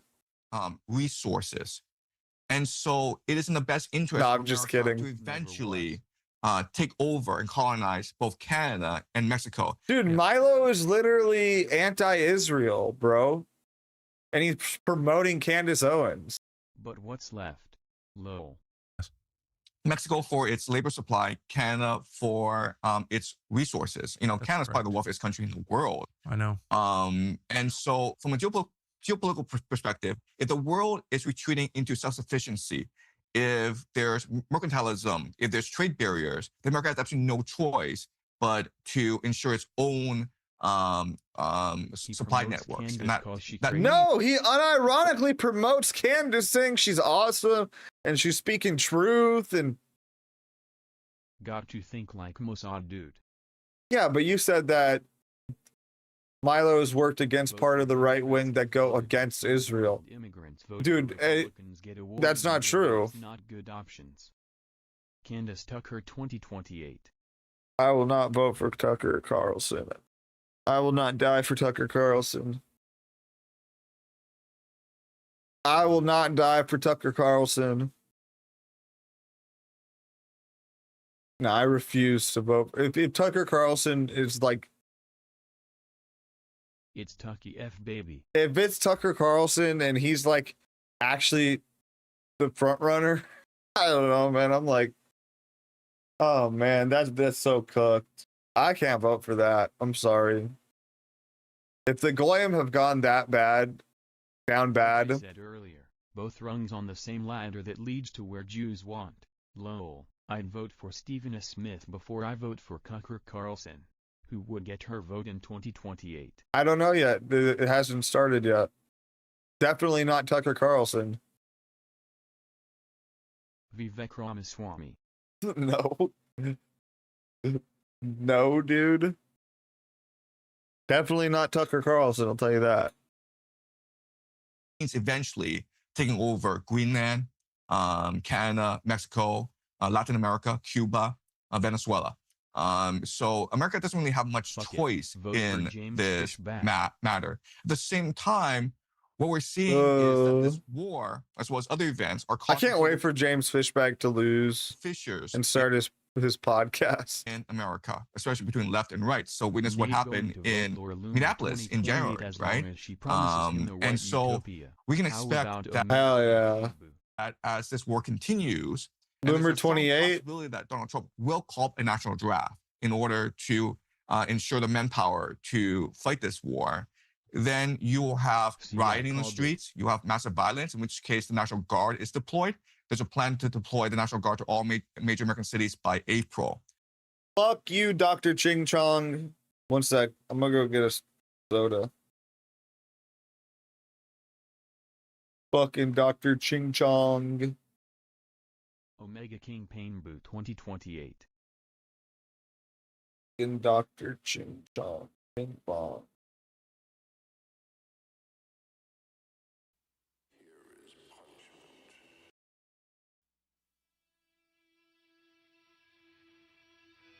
We don't have enough structural reinforcements in the Oval Office to hold Loomer's nose.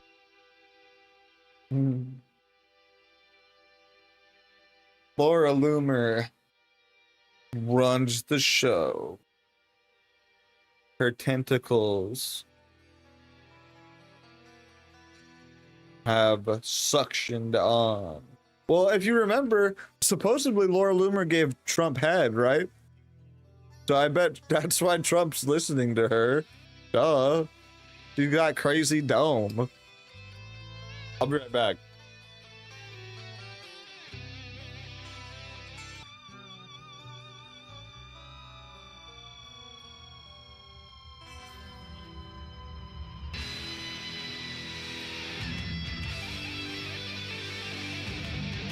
Stream died.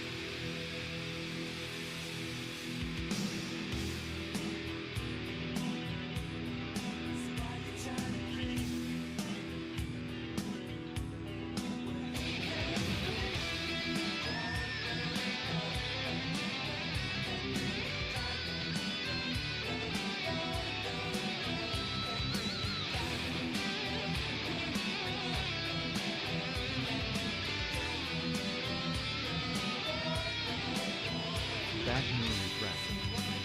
Now.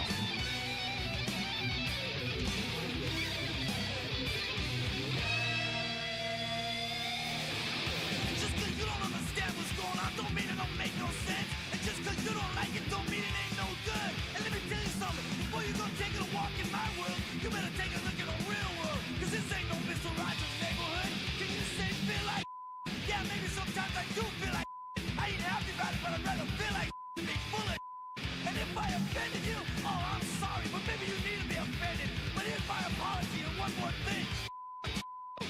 You can bring me down.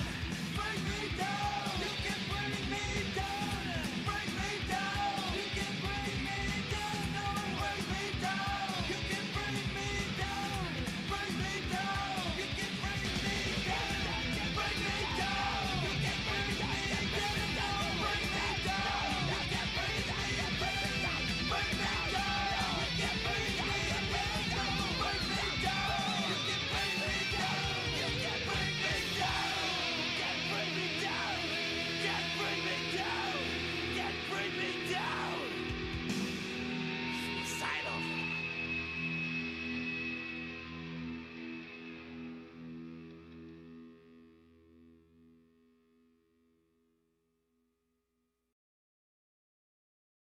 Let's finish Dr. Ching Chong. We got like 15 more minutes. And so, unfortunately, America, it's probably going to suffer a long, many years of sectarian violence. Not a full-fledged civil war, but maybe something along the lines of the Troubles in Ireland. You know, I'm not sure if you've seen this terrible movie called One Battle After Another. It's just a terrible movie, by the way, but you know, it gives you insight into what a civil war might look like, where you have these insurgent groups fighting against the state. So yeah. But you expect the United States to hang together as a coherent nation state?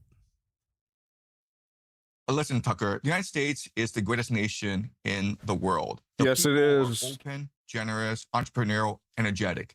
The resources of America are infinite. America is a continental fortress, so that it's protected by 2 oceans. America doesn't have a peer competitor in North America and South America. And so, I mean, America, regardless of what happens, America will still come out doing pretty well, just because of the pure energy and creativity of its people. See, you mentioned Canada. Most Americans don't even know the capital of Canada. Canada does not appear on their radar, doesn't figure in their thoughts. But you described it as probably, quote, probably the richest country in the world. I think that's objectively true. And yet Canada is not a rich country. In fact, it's getting poorer. Its life expectancy is declining. Its GDP is declining. Dude, Dr. Zhang just doesn't like Canada because the nation of Canada has been. They didn't let him beat his kid there. Its population is being killed off by the state through its assisted suicide program, and its population is changing through mass immigration against the will of the population. So that country is being held down on purpose. And my question is, by whom and why? Sure, that's a great question. And this is something that I struggle with all the time because it's the shadow forces. It's the elite Sabbatean Frankist. It's the let's pick your poison. What do you think? What's he gonna pull out of the hat? What's he gonna pull out of the hat? Let's see. Citizen. I went to school there. My answer is that Canada was never really a nation state. It's more of a glorified resource colony for the British, the city of London. And the reality is now that the British are under a lot of strain, the city of London is under a lot of financial pressure. It sees places like Australia, New Zealand, and Canada. And what do you do if you have financial issues? Well, you do corporate restructuring, right? You change the middle management, right? No, Lucas Gage is based now. He's against the Goyim now. And historically, the British got along very well with the Indian elite, right? They went into India and stole trillions of dollars from the Indians, and the Indian elite were perfectly happy to help them, right? Didn't know that. So why not use the same model? Yeah, he did a fatwa against the Goyim, and he's come out against the JQ. Yeah, he actually did like a full 180. It's actually kind of not a full 180, but like he's done with the low IQ anti-Semitism model for Australia, for Canada. So there are millions of Indians who immigrated to Canada in the past 5 years, and it's put a lot of strain on the Canadian economy because housing prices have exploded, and so ordinary Canadians can no longer afford to buy a house, and it's put tremendous pressure on the Canadian welfare system, on the Canadian economy. And you would think that the proper strategy would have a moratorium where they're like, you know what, we've had too many immigrants and we need to close the borders and absorb these immigrants because we want to ensure that these immigrants have proper housing, they have decent jobs, right? You would think that that'd be the right strategy. Yes. And instead, Mark Carney goes to India and says, we want more Indians. And also, we'll give you scholarships to come to Canada to study for free. Meanwhile, there are a lot of Canadians who are homeless, who are unemployed, and who cannot put food on the table. But hey, we want more Indians. So if it's not corporate restructuring, if it's not trying to asset strip Canada, I really don't understand the strategy for this. Well, I mean, it's a kind of genocide, right, against Canadians, people whose ancestors built the country. But you wonder what. Dude, why can't Tucker just say white genocide? Look at what he says there. It's a genocide for like Canadians. For like the people who built the country. Why can't he just say white genocide? Purpose is like this is because it is happening all over the West, all over the English-speaking world, in the white countries, and it's not look at that in the white country. He's so like fucking, oh my gosh, I hate it. I hate the stuff that he does. It's such like the way he just like obfuscates things is so annoying. Anyways, It's unorganic. So it's a big picture, you know, that spans from Australia to Ottawa. And what is that? Do you know? Right. So let's look at Europe. Oh, Because annoying. in 2014, this was a major turning point in Europe because you had these tens of millions of refugees trying to escape these wars in the Middle East, created by America's wars in the Middle East. And they were trying to reach Europe. And at this point, Europe had a choice. It could choose to close its borders and maintain its cultural identity, or it could open the floodgates. And Angela Merkel, the Chancellor of Germany, she said something really famous, and which stuck in my mind, which is, we can do this. We are Europeans. Somehow we can take in these millions of I don't know what to refugees explain. and welcome them into our societies. And You have to like thrive as really people. listen to what he And the says complete opposite has happened. to You got catch the millions of these refugees. I mean, you don't really have to who, listen. You just got to fled be into listening Europe, for the not right because stuff. of their choice, by the way, but because their nations It's were not like devastated, right? Libya, Syria, it's Afghanistan. not like he's like smart or like using like super high level rhetorical tactics or anything like that, or it's not like super academic layered speech or anything like that, you know? It's nothing like that. It's very plain, but you just have to make sure you listen how the way he says things. I guess that's the easiest way to put it. And Iraq were all devastated in these wars against terror in the Middle East. So they go, and these are proud Islamists. They love their religion, they love their family, they love their community, and so they're not going to absorb themselves and assimilate themselves into Europe.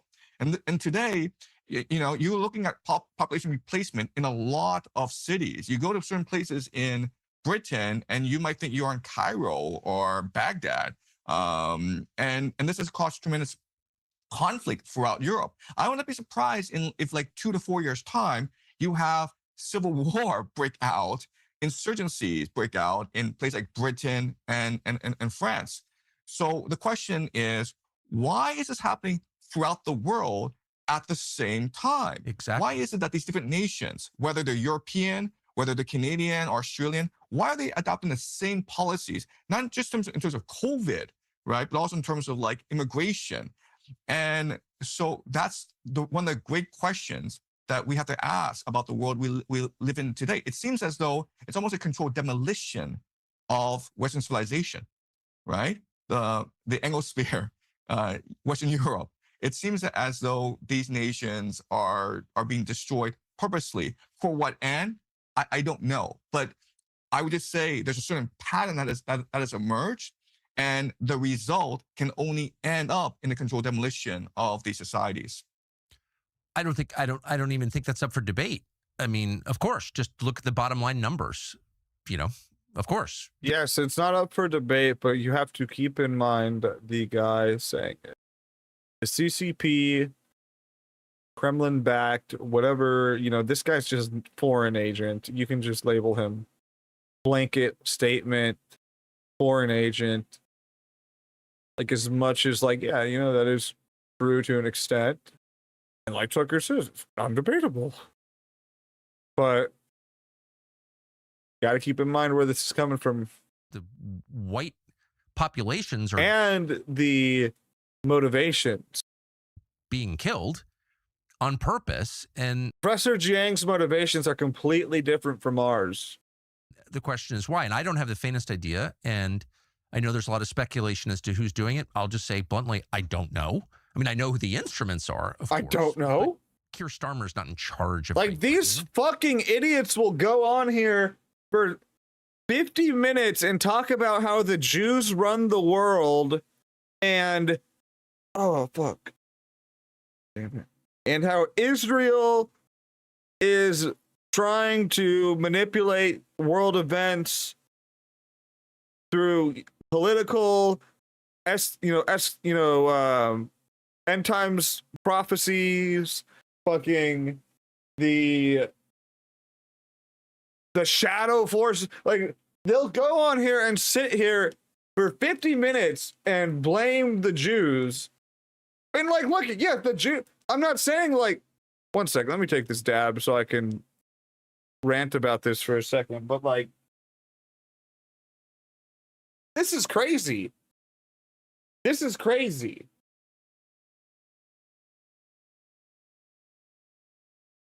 Cheers.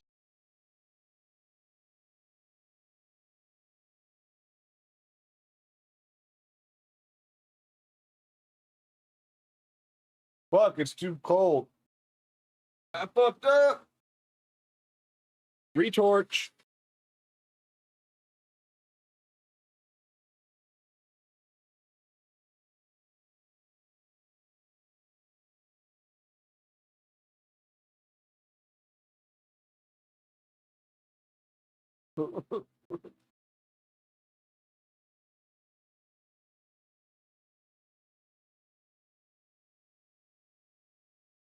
Okay.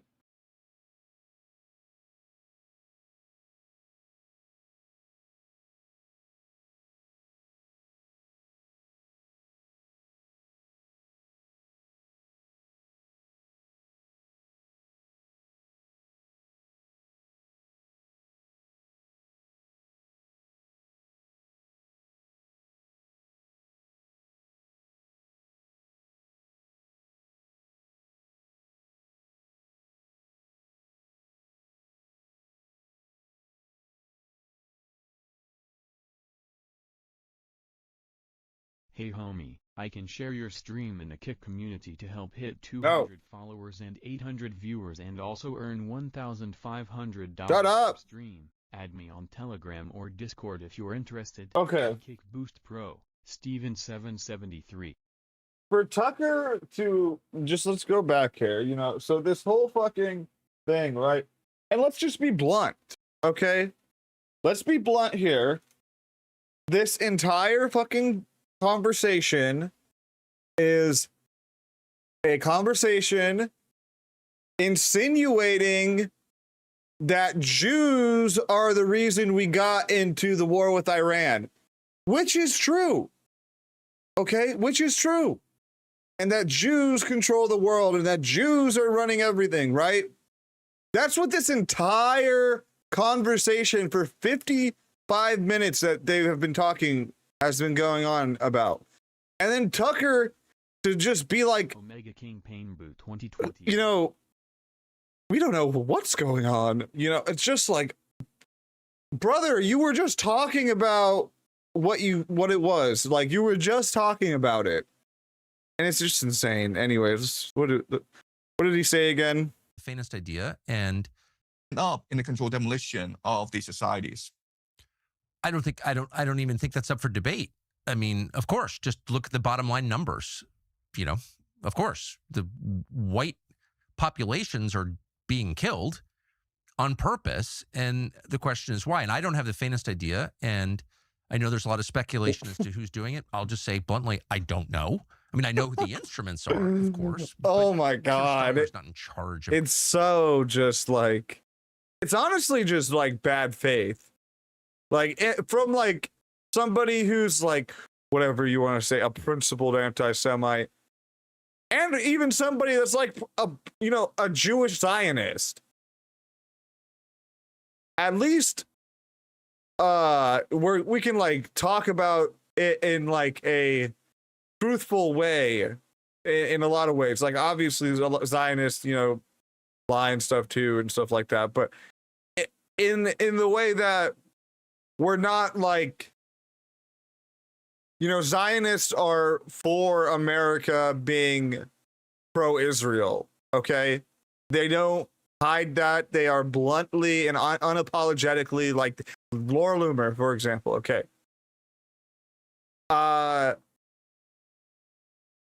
Tucker, in the like low IQ anti-Semite shit retards, they will do a fucking 57-minute podcast here. It's actually longer, an hour and 5-minute podcast talking about how the Jews got us into the war with Iran, why the Jews control the world, their end times prophecies that they're trying to fulfill, even, you know, like all of this shit. And then they'll end it with like, well, I guess we don't really know what's going on, you know? Oh my God. It's like, oh, it's just like dishonest. It's not even like, you don't even have to take a side with it. You can be the fucking Zionist or the principled anti-Semite, whatever, you know what I mean? And you can just call it dishonest, okay? But anyways. Great Britain. Macron isn't in charge of France. I'm not sure how many leaders really do have control of their countries. I don't know how many countries actually have sovereignty. I really don't know the answer. Tucker doesn't know anything. He's just like a baby. He's like a baby going goo goo gaga. But something is going on. Is there any precedent for this in history? Have you ever seen anything like this as a historian? Right. So you look at what's happening in Ukraine, where the war is lost. It was lost 2 years ago. The Ukrainians have lost over 1 million. Look at this guy trying to say the Ukrainians. Are you fucking kidding me? This Duganist rat. The Ukrainians have not lost. If anything, the Ukrainians have shown incredible amounts of resilience against the Russian scourge, Red Army, whatever you want to, you know. Russia has proven to be a complete fucking joke. A joke of a country, supposedly a superpower. No, they are not no fucking superpower. Fucking rat. Man, a lot of their people have fled overseas. No matter what happens in this war, Ukraine, dude, Russia, it's been like a whole year and Russia maybe took like a mile of a road. You know, like that's literally how much fucking, how much ground Russia captures. It takes them like a year to get like a 2-mile road, bro. Like, no, they're not winning. State. It is no longer viable as a nation state. And rather than admit defeat and come to a ceasefire with Putin, no, I don't want to drink. What are doing is they're saying that we're going to draft our men and have them fight in the trenches of Ukraine, which would be suicide because the Russians dominate the battlefield with their drones and artillery. And no, they don't. In Ukraine. So it's almost like a suicide. No, they're not dominating. They literally just lost. They had to admit their loss in, what the fuck was that town called? I forget. But the town that they were saying that they captured or whatever, like it was a few months ago, to be honest. But there's like this town and they were like, oh, we captured it.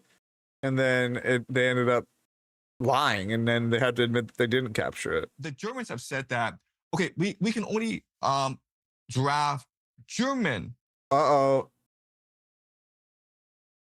We have some breaking news here. We have Jews, bloody Jews. Wait a minute. Bloody Jews. Wait a minute.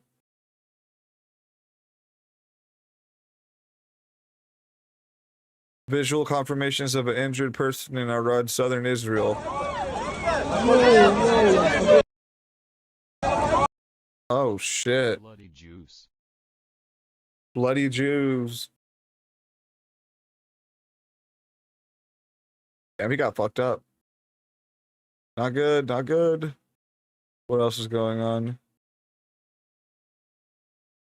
The number of casualties from both of these strikes has increased exponentially. Over 200 plus injured with 11 dead, and Israel has suffered 22 civilian and military casualties since February 28th. Today's strike have increased the number of Israeli dead by 50%. Damn, is Iran winning? Was Sneeko right? Are we fucking, are the third worldists winning? Oh no.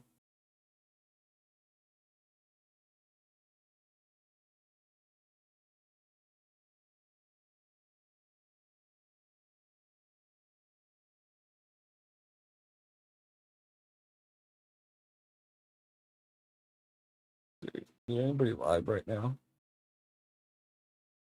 The Enforcer live?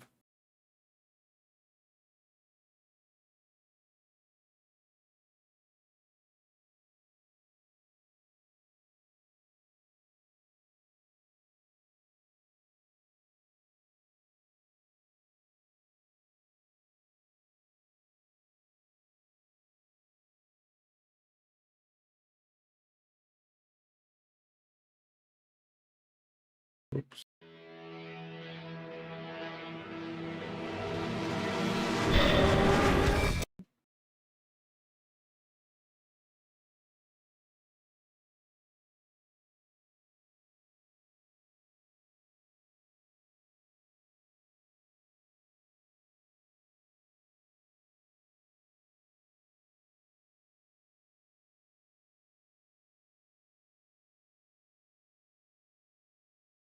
Talk your shit, brother. Talk your shit, little nigga. You ain't lying at all, boy. You ain't lying at all.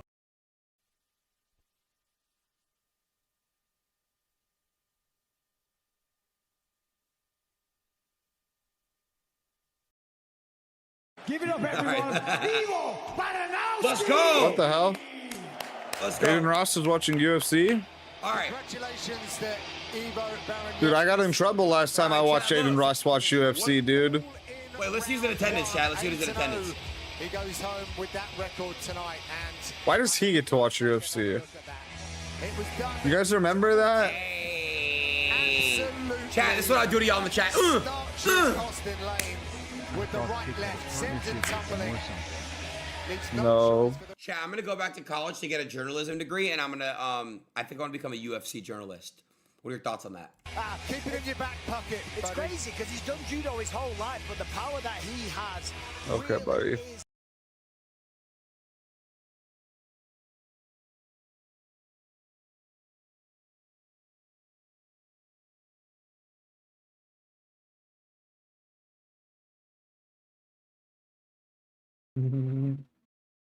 Robert Mueller right now.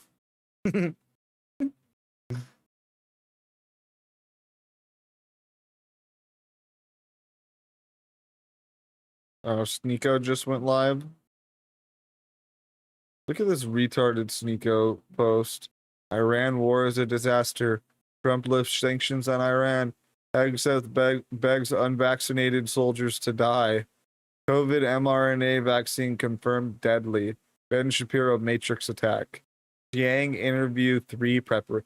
Oh my God. Sneeko's bringing on Jiang again. Oh my God. He's gonna watch Jiang and write notes. Did you guys see that? Have you guys seen that one post? I forgot who posted it, but I saw that post of Nico writing notes watching Professor Jiang. like he's at like a college lecture, you know, or something. Jitso maxing and studying. We'll tune in to Sneeko. He probably just went live though. We'll have to wait for him to for the Goyim to assemble, right?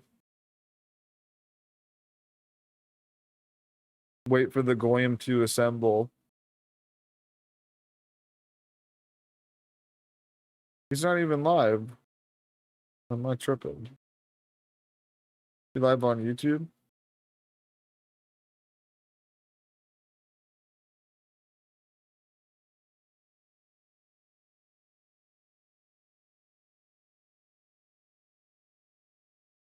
Michael Tracy's on some crazy shit. Trump is the primary agent of the war with Iran, not Israel. Michael Tracy just needs to stick to talking about Epstein. He's like, well, he's a libtard at the end of the day, so his libtardism's gonna come out even if he's right about the Epstein stuff.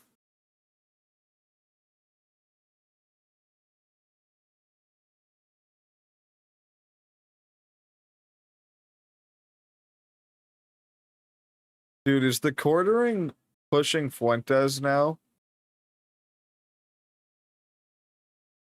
That's crazy. So over.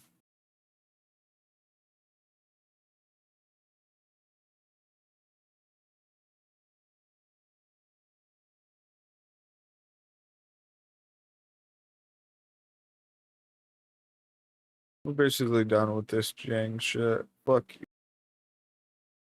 Piece of shit. I want to watch Sneeko now. And shit on Sneeko. Where's Sneeko? He's not live yet? Come on, Sneegro.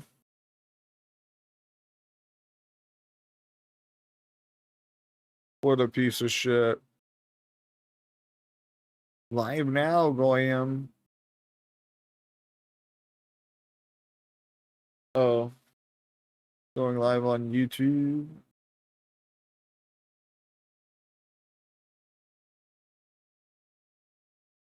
I don't know. Should I play the game?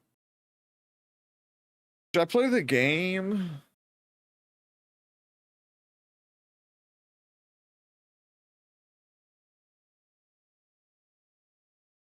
You can watch something while I play the game. Nothing really to watch.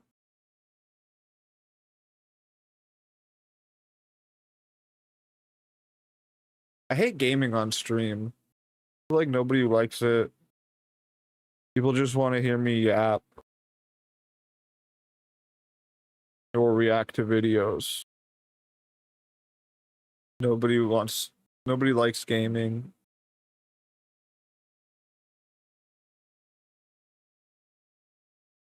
I don't know though.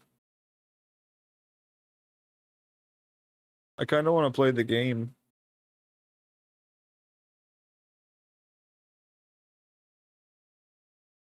Gaming streams can be fun if done right, but you still need to interact with the chat, dude. Well, the chat dies when I start playing the game. The chat's already dead. Everything's dead.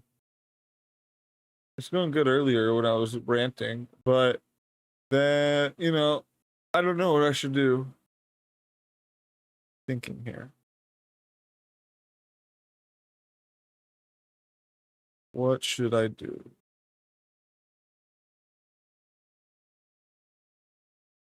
We'll play the game.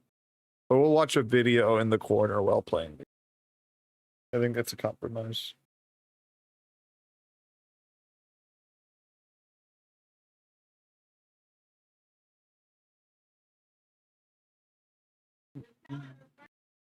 But what are we gonna watch? Nico? Oh, Nico went live. I bet they'd kill me if I said their name. Dude. This is so cringe. Run out from the top. Let me hear that shit. Wall kisser. Oh, the trimmer. Chad, should I shave my beard or not? They want the old pump back, they want the old sneako back. They want the old pump back, they want the old sneako back. Fuck all that talking, man, let's get straight to it. Fuck all that talking, man, let's get straight to it. They want the old pump back, they want the old sneako back. They want the old pump back, they want the old sneako back. Fuentes. Fuck all that talking, man, let's get straight to it. Fucking clubbing every nigga trying to ban me. Dude. This guy Sneeko will have montages of his going to the club in his HH shit for his intro, and then talk about how he's done doing that. He's done with racism, Islam. Did you guys see that post that he had about how he's done with racism and he's done with, and Ramadan has shown him how religious he needs to be or something? Like, this guy is the scum of the earth. I don't know if you had a change, Nico. You think you maybe would have changed your intro from you going to the club doing HH and getting grinded on? But these people are just have no actual anything. They don't really stand for anything. Anyways, it stands for making money. You lit. We got the fucking torch right now and shit. What is my life? How is this even possible? Oh, did you guys see Fish Tank is on? I think, and the other thing is, if James Drake, do you think James Drake wouldn't have shot Bashir? Let's say we did. Oh, the stomp doesn't count. Now James Drake has it. Who's he shooting? Bashir.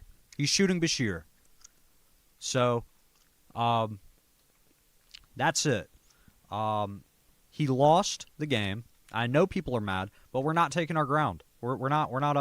Is he talking about UFC? We're not evacuating this hill. We're just gonna try to grade competition. I was gonna look at it, but I haven't had time for it. I'm like, what? And The combat's very like there's a lot. There's a lot. Let me hear it. Well, before I do this, let me use the bathroom real quick. Is Asmongold going to talk about Crimson Desert? What about it? What about it? Let's work out this issue a little bit. There's no issue. Classic speech, right? That everyone says. Bashir's fault. It's Bashir's fault. And every time somebody leaves the house, it's their fault. It's not our His fault. dumb bitch Letty just watching Fish Tank. Drunk piece of shit. In probably 45 minutes, we're gonna run the wheels off of this. Next to us that we can move around freely, that we control. Same shit with Puerto Rico. Such a situation. What's Mondo doing? The right to alter transportation. Wants to go to Cuba? Let's see this. To go with Hassan Piker, they're going on the flotilla to Cuba. This is Cuba, and nothing here works the way you expect.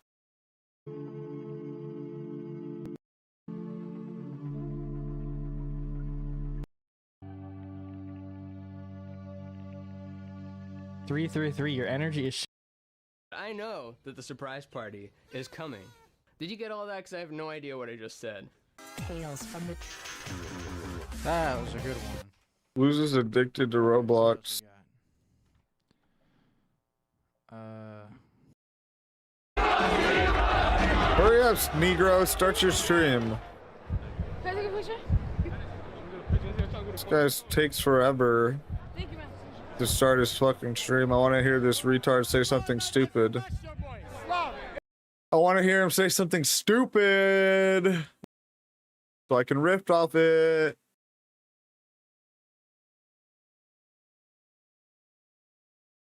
Play Dave Blunts and hit a dab.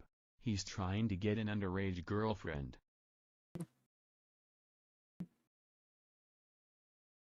Take a dab.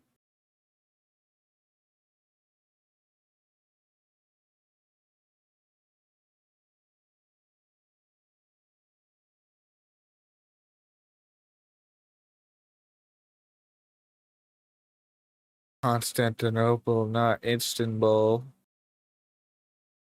Ortho chat. The ortho chat. Yeah, I think it is Istanbul. To be honest, I think it is Istanbul still. And it kind of fucked up. But we don't gotta sit here and pretend and play pretend.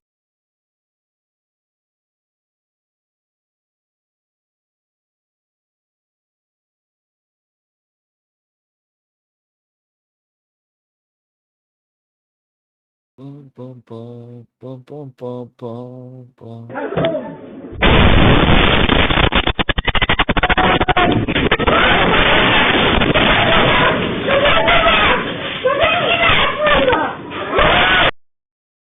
Do we even know if this is...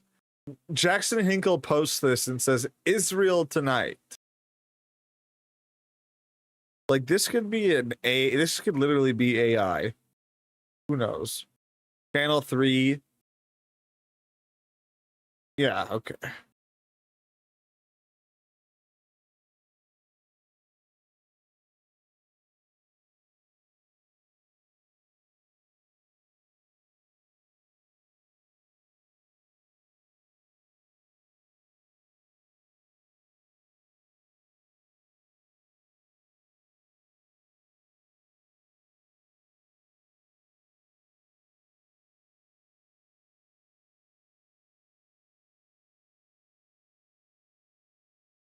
This fucking stupid ass man.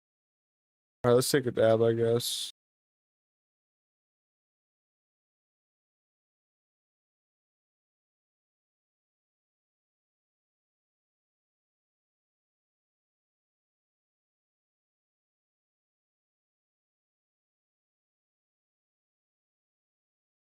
Fuentes, I got called a Fed by all the people currently propping up this actual CIA agent.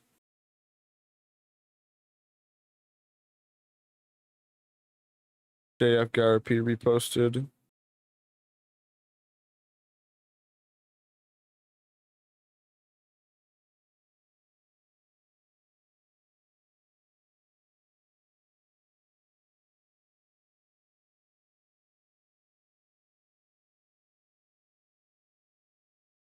But this hasn't been tweeted much.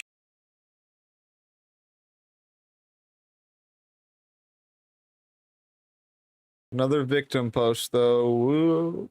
Woe is me. Woe is me. The poor Griper. The poor Fuentes. Everybody attacked me. Everybody raped me. I was raped. I'm Fuentes. I was raped. And now I hate the world and I'm a vote Democrat and I'm a freaking gay retard. Can this retard Sneeko start his damn stream so I can make fun of him? This piece of shit.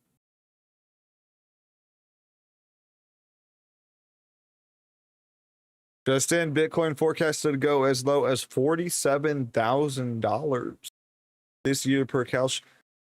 That's a good price to buy Bitcoin, bro. 47K. That's a beautiful entry.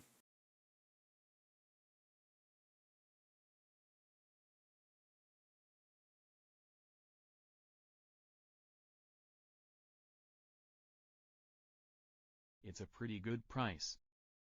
Yeah. Oh.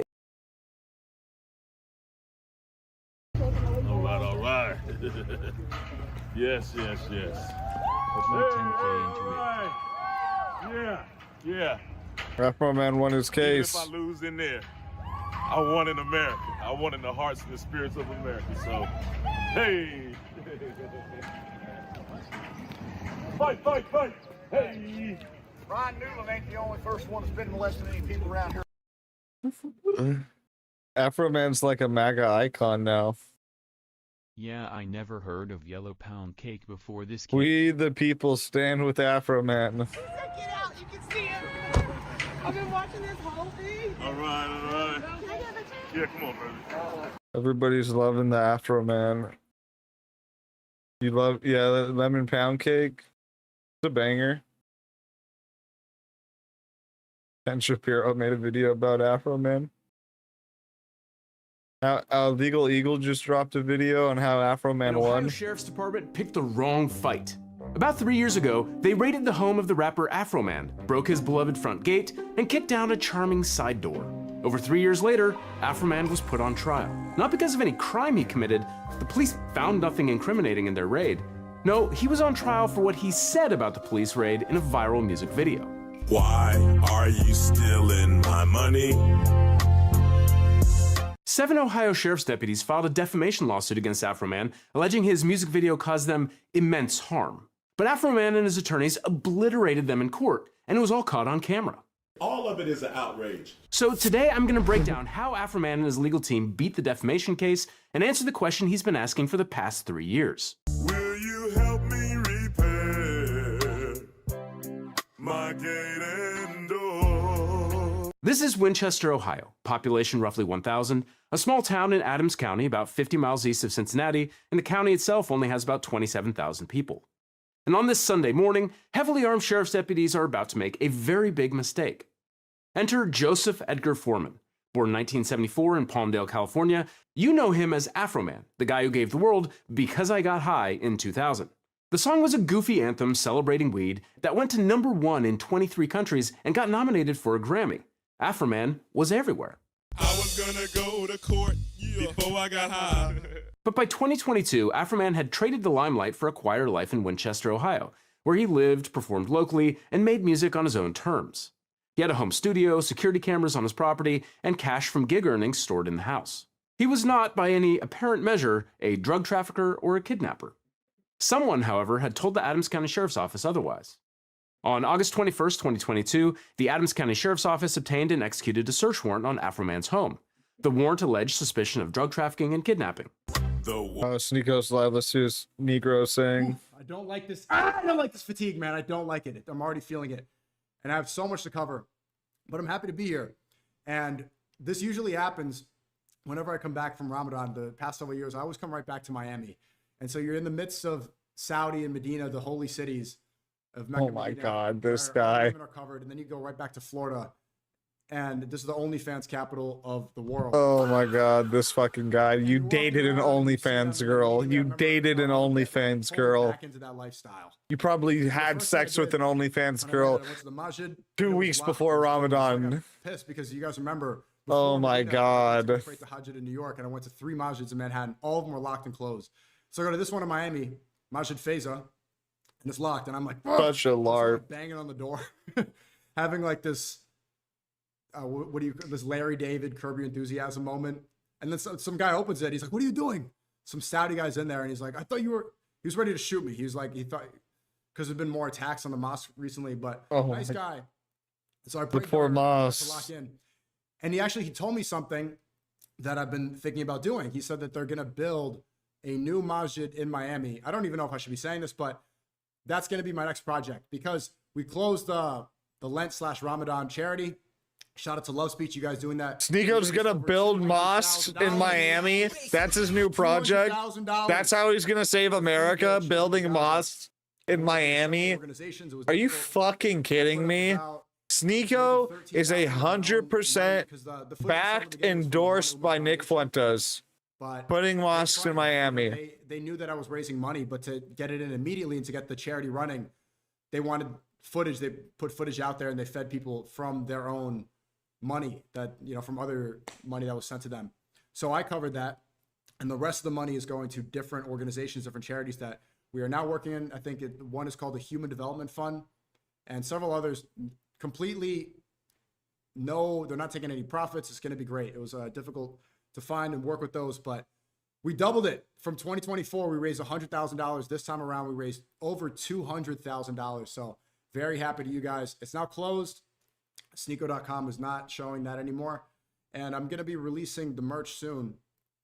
It's on a website right now, but I want to change the website. So it is available, but I'm not going to really do an announcement for that until I get it on Sneako.com. But it's probably not appropriate to like go right from a charity to switch it to the merch, but that's where all my merch is going to be on Sneako.com. That was the point of the domain, but I'm going to put a lot of stuff on there. That's a side note. What else did you donated $13? Great. Whatever you guys contributed. I think there were 3,000 contributors to the charity. If you guys contributed, say me, put me in the chat. Look at all these brown clowns. Abdul, Ahmed, Mohammed. It was a lot of Arabs. Yeah, I bet. Contributors. Yeah. And I haven't done it. Literally, you should be sanctioned. That's money laundering going to Hamas. Damn it. Going to Hamas. 200K straight to fucking Hamas. I feel like Laura Loomer right now. Arab names, not necessarily Arabs. Yeah, true. Epstein's in Miami. I saw that. You're saying Cheezer's talking. Sanction Sneako. So, yeah, there's the Iran war hasn't been gone. We have seen the Iran war has developed into a complete disaster. Trump is saying everything. Trump is saying, we won, I'm declaring victory. And yesterday, he said that he's lifting sanctions on Iran. We've had sanctions. America's had sanctions on Iran for decades, for years. But because Iran closed the Strait of Hormuz, the economy is being affected so negatively that they need to find a way to supplement it somehow. In the beginning of the year, I was talking about how the Venezuela regime change, that was all about getting oil so that they could supplement the oil that they would lose from the Strait of Hormuz closing, but obviously it wasn't enough. So that's a complete disaster. Pete Hegseth, the Secretary of War, is now begging American soldiers, begging the Goyim to sign up. Not just all the Goyim, because now they're going to bring troops on the ground very soon. I said this weeks ago. But we've now found out that the COVID mRNA vaccines, did you see this? That was all a sham. mRNA vaccines have now been clinically proven of course, to give people problems. And this is one of the reasons that I was banned on YouTube for 3 years. I was banned on YouTube for 3 years for saying exactly what's proven. One of my misinformation strikes. That's so funny. Take it and saying that caused heart problems. Now this is proven. So who knows? I now have a lawyer. I have a Muslim lawyer, Hassan Shibli. There has been a major Matrix attack in the past week where, certain Freeze names his that I don't bank need to bring accounts. up because they're completely irrelevant now, but maybe you know who I'm talking about, put out false information about me saying that I'm human trafficking him and all this stupid stuff. But now we have a lawyer getting involved and people are deleting their misinformation tweets. You know, they're saying that I do this and that. You know, I think we did a good job of beating that attack and weathering that storm. So now that I have these lawyers, maybe, I don't know, should I sue YouTube for the damages? Sneako's human trafficking? Years of lost money. Banned Muslim. They also Yeah, most banned Muslim, by the way, yeah. You know, their tech teams in Israel, they try to attack me, but weather the storm. Tech teams in Israel. Kicking it. And so I think for the next several weeks, we're going to be Guys just scum. What's going on worldwide. There's so much to catch up on. But I am announcing, I said this the other day, that I am planning to go not only back to Bosnia and do a longer trip there. Shout out to all my Bosnians. Biden Barachula. That's how you say Eid Mubarak in Bosnian. Kakosi Shtaima. To all the Bosnians. I will be returning probably late May or early June. I got to figure out a Fuck Bosnia. Malaysia, Indonesia, and the Philippines. I want to go to Southeast Asia and do a tour there. And the goal is to unite the Ummah. I think maybe. Oh my God. Unite the Ummah, bro. Oh my God. This guy needs to get the fuck out of my country, bro. Oh my God. Get him out, dude. I feel like Laura Loomer right now. I'm like fucking freaking out. My streaming was a month of desktop streams covering the news. Fucking Muslim terrorists, jihadists, trying to go unite the Ummah in Southeast Asia maybe do a month or several weeks to spread terrorism. Here, schizo, studying, reading, taking notes, learning, IQ maxing. Taking notes. And then IQ maxing. Oh my God. Oh. People around the world. You know, he makes me so mad. Went to Beirut, and a lot of the neighborhoods that I went on stream are now being bombed by Israel. So, why'd you leave? Oh, fuck. Get people on the same. Damn it. I'm looking forward to that, and I have reached out to some people. And once again, I'll say, if you guys are content creators, you know, a good tour guide out there, I am 100% looking for that. Prayers for Lebanon, absolutely. Ana Lebnani Damme to all the Lebanese people. It's oh my God. What's happening there? Other major events. So the COVID one, that was huge. That was insane seeing that now. But I also want to talk about Ben Shapiro recently attacked me. Ben Shapiro, Matt Walsh's boss, finally. Matt Walsh's boss, who's losing a lot of subscribers every day. He's on a downward spiral. I'll just give advice to Ben Shapiro. You know, I've made fun of him and his goy slave Matt Walsh extensively for several months. Let's go. But Ben Shapiro is saying that I hate Jews because in the Manosphere Netflix documentary, I told Louis Theroux that Satanists satanic cabal controlling the world. And this is before the Epstein files were released. I've been vindicated on that. Actually, I was messaging Louis Theroux. He's super British. I sent him the clip of Ben Shapiro reacting to the documentary. He said, "Thanks." A shekel for a good guy. He's so sad. 36 just donated 1 lemons on DLive. But I'm willing to have that conversation because I said, hey, I was kind of vindicated. He said, I've been brainwashed by the Jew. Fuck. It's a longer conversation. So I'm willing to have that conversation with Louis. I think that the response to that documentary has been interesting, but I think I fared well. I think I did well in that documentary. A lot of people are saying that. Hang on. That's Piers. That's not Louis. Thanks for the 10. Abdul, what did you say? Abdul. I pay money for a meet and greet if you come to Dubai. I don't know if I'll come to Dubai right now. I don't know if that's the best time to go to Dubai. Maybe in the future. Right now, I don't know. A meet and greet. Yeah, we could do some sort of event when I go on these tours. But I want it to be accessible to a lot of people. And, you know, I think the comparison. Dude, I hate Sneeko so much. Something like Speed, you know, because Nate is the most banned Filipino man worldwide. On Earth. I hate it's that the sound. most effective IRL. Me too. But what's going to separate and differentiate my content, because I remember 2 years ago in 2024 when I was traveling a lot, there was always that sentiment. People are always comparing it to the Speed streams, right? He's doing the barks and the backflips and the racing. I think my way of being effective based on the 24 hours in Bosnia is the information and the information and political, saying the Jews, thing the Jews and that we need Islam in The America. goal with this is to unite the Goyim, Because unite the Muslims Ummah, are our spread greatest awareness. Unite the Goyim, unite the Ummah. That the media is not covering. Because Oh my streaming has God. become the new media. And maybe even there, Dude, Laura Loomer stays vindicated every day, I swear to God. letter from Mecca and every country that I go to, as well as all the streams I'm doing out there. So that's something else. That's a plan in advance. Do you guys like that plan? I think that's a good idea. Put a 1 in the chat if you like that. Yeah, I'm going to go to Malaysia. I see you guys saying that. Come to Libya. Put a 1 in the chat if that's a good idea.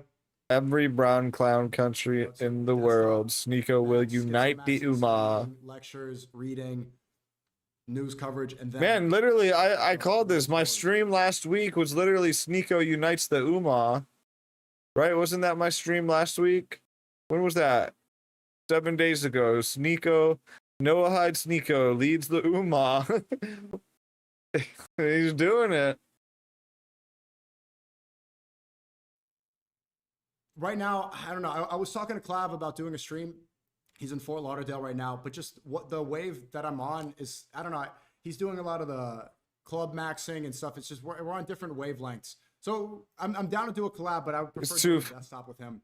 It's too and the club too close to after Ramadan. Really for forever. Ideally, I think my last club experience being that I got banned all over from Epstein people. I think that's a good last experience in the club. Epstein people. I really do want to stay on Dean, and I was able to get my, I was able to get my head straight this Ramadan, and I want to start praying 5 times a day. Before this Ramadan, I was not praying 5 times a day. Oh yeah, I bet you weren't, Sneeko. I want to stay consistent on that. Yeah, I bet you weren't. I learned 2 surahs. We could put a W in the chat for that. Let's go.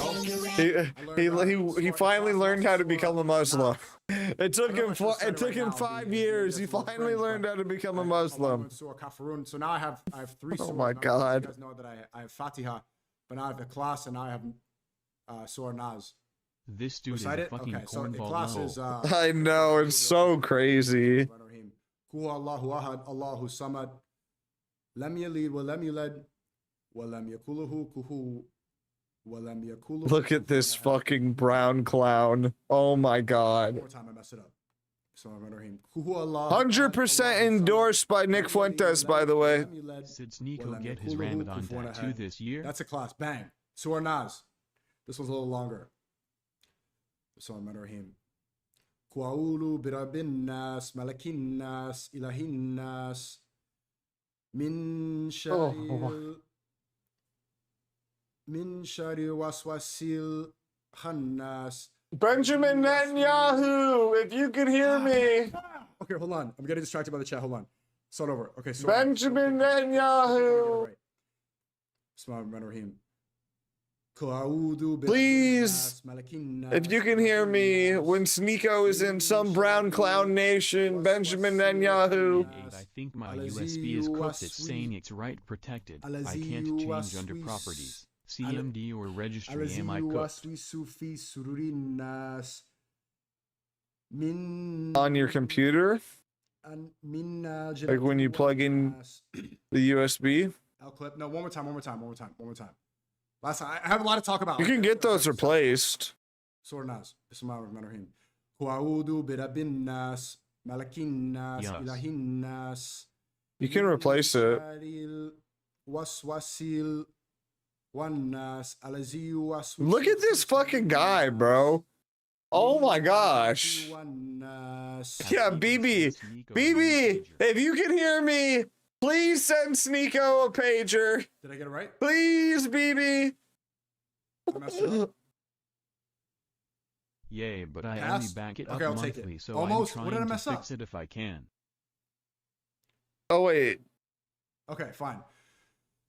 I don't know. Is it the input to your PC or your USB drive is broken? Muslim haters are trying to say like you don't know how many hadith there are. I looked it up afterwards. It's like some people will say there's 20,000, but there's repeated hadith. If you could look it up and they repeat some of them like 30, 50 times. So it doesn't count. It doesn't count. Mistake. Work on the pronunciation. Okay, yeah, whatever.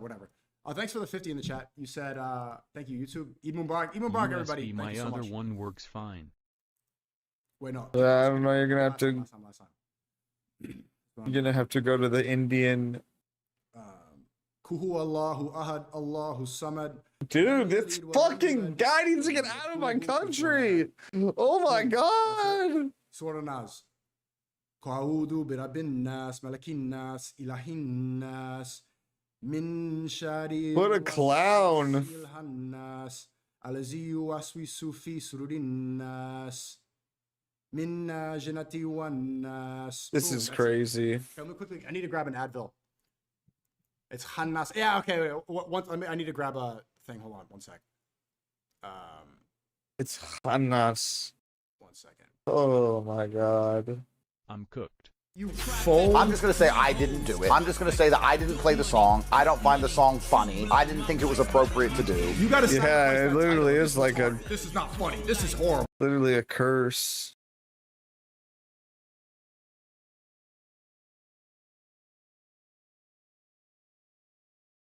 So the photo ID amendment will be the next amendment.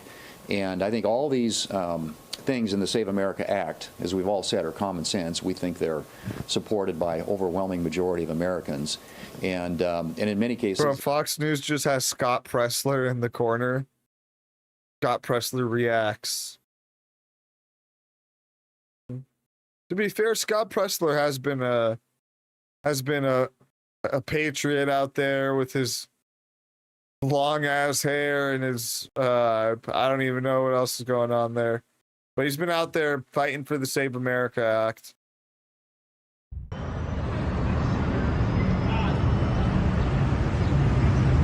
Shia LaBeouf yelling at some woman in Rome. Talk to Kenny! Talk to Father Kenny!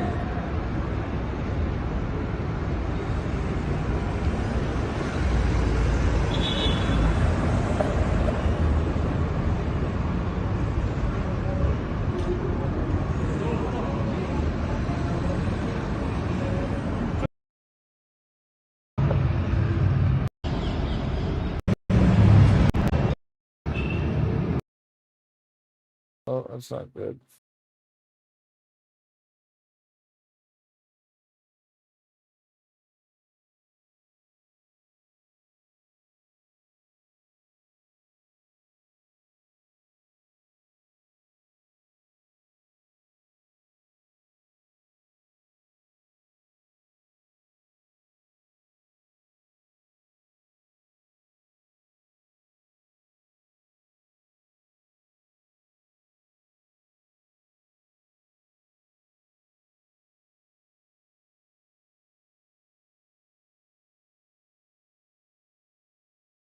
All that good stuff, and then travel. So there's probably going to be less of that. Yeah, I just don't really want to do that, the DGen stuff. But yeah, shout out Too close to Ramadan. I told him I'm busy today, but maybe we can link up tomorrow. And you know, there's a lot of stuff we could do. Like you also do like a boat stream in Florida. Can do boxing. There's tons of stuff to do that is not, you know, DGen. Because it really pulls me away, bro. I don't know. How was your Ramadan? How was your? Let's before I get into all the news. How was your Ramadan? And how was your Lent, people? I know Lent's still a little bit longer for the Christians. Ramadan Lent, let's go. What did you guys learn? What did you? Yeah, conspiracy theories. It's not even every conspiracy theory. ends Noah up Hyde being Sneeko. 30 days. Every single one. So you learned a lot. Yeah, I locked in. I really locked in this Ramadan, and I just don't want to lose that. You know, I lost that flow and that momentum the past several years, and I don't want to lose it again. You know. Oh my god.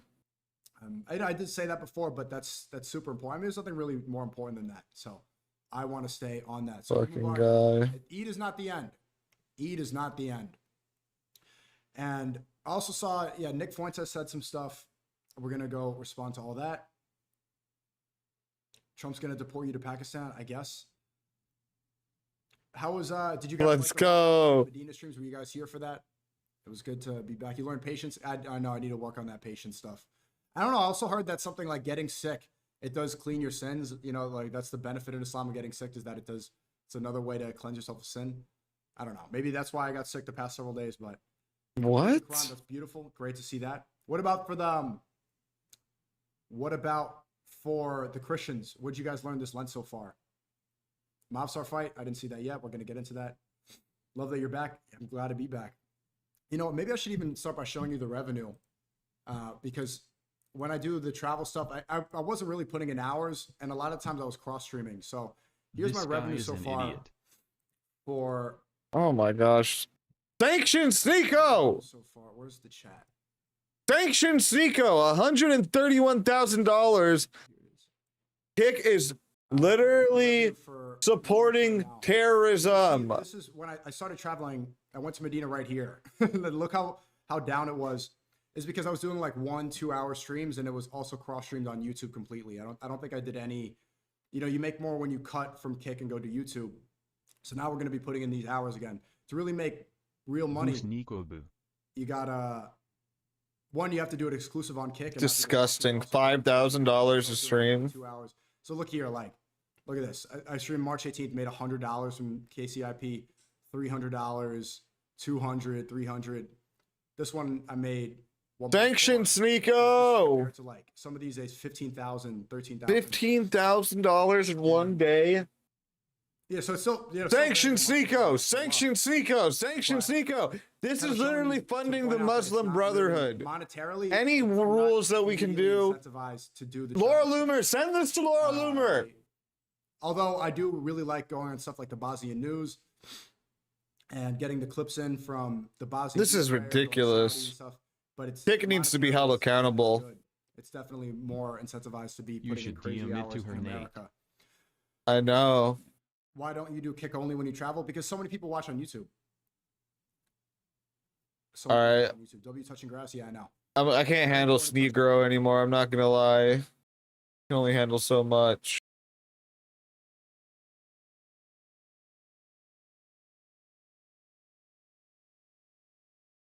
That's really it. Really all I can handle. Not gonna lie.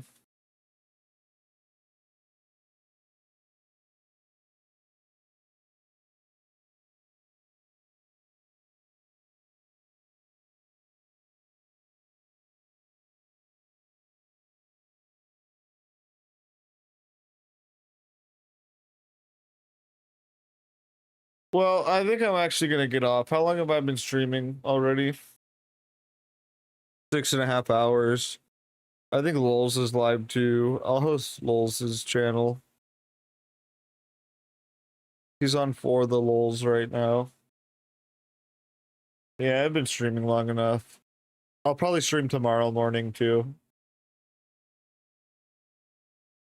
But I'm not gonna play games on stream. It's gonna be boring. I play video games on stream. Nobody wants to see that. Let's host Lulz though. For the Lulz. Later, dude. Later, dude. What is the channel for? The Lulz?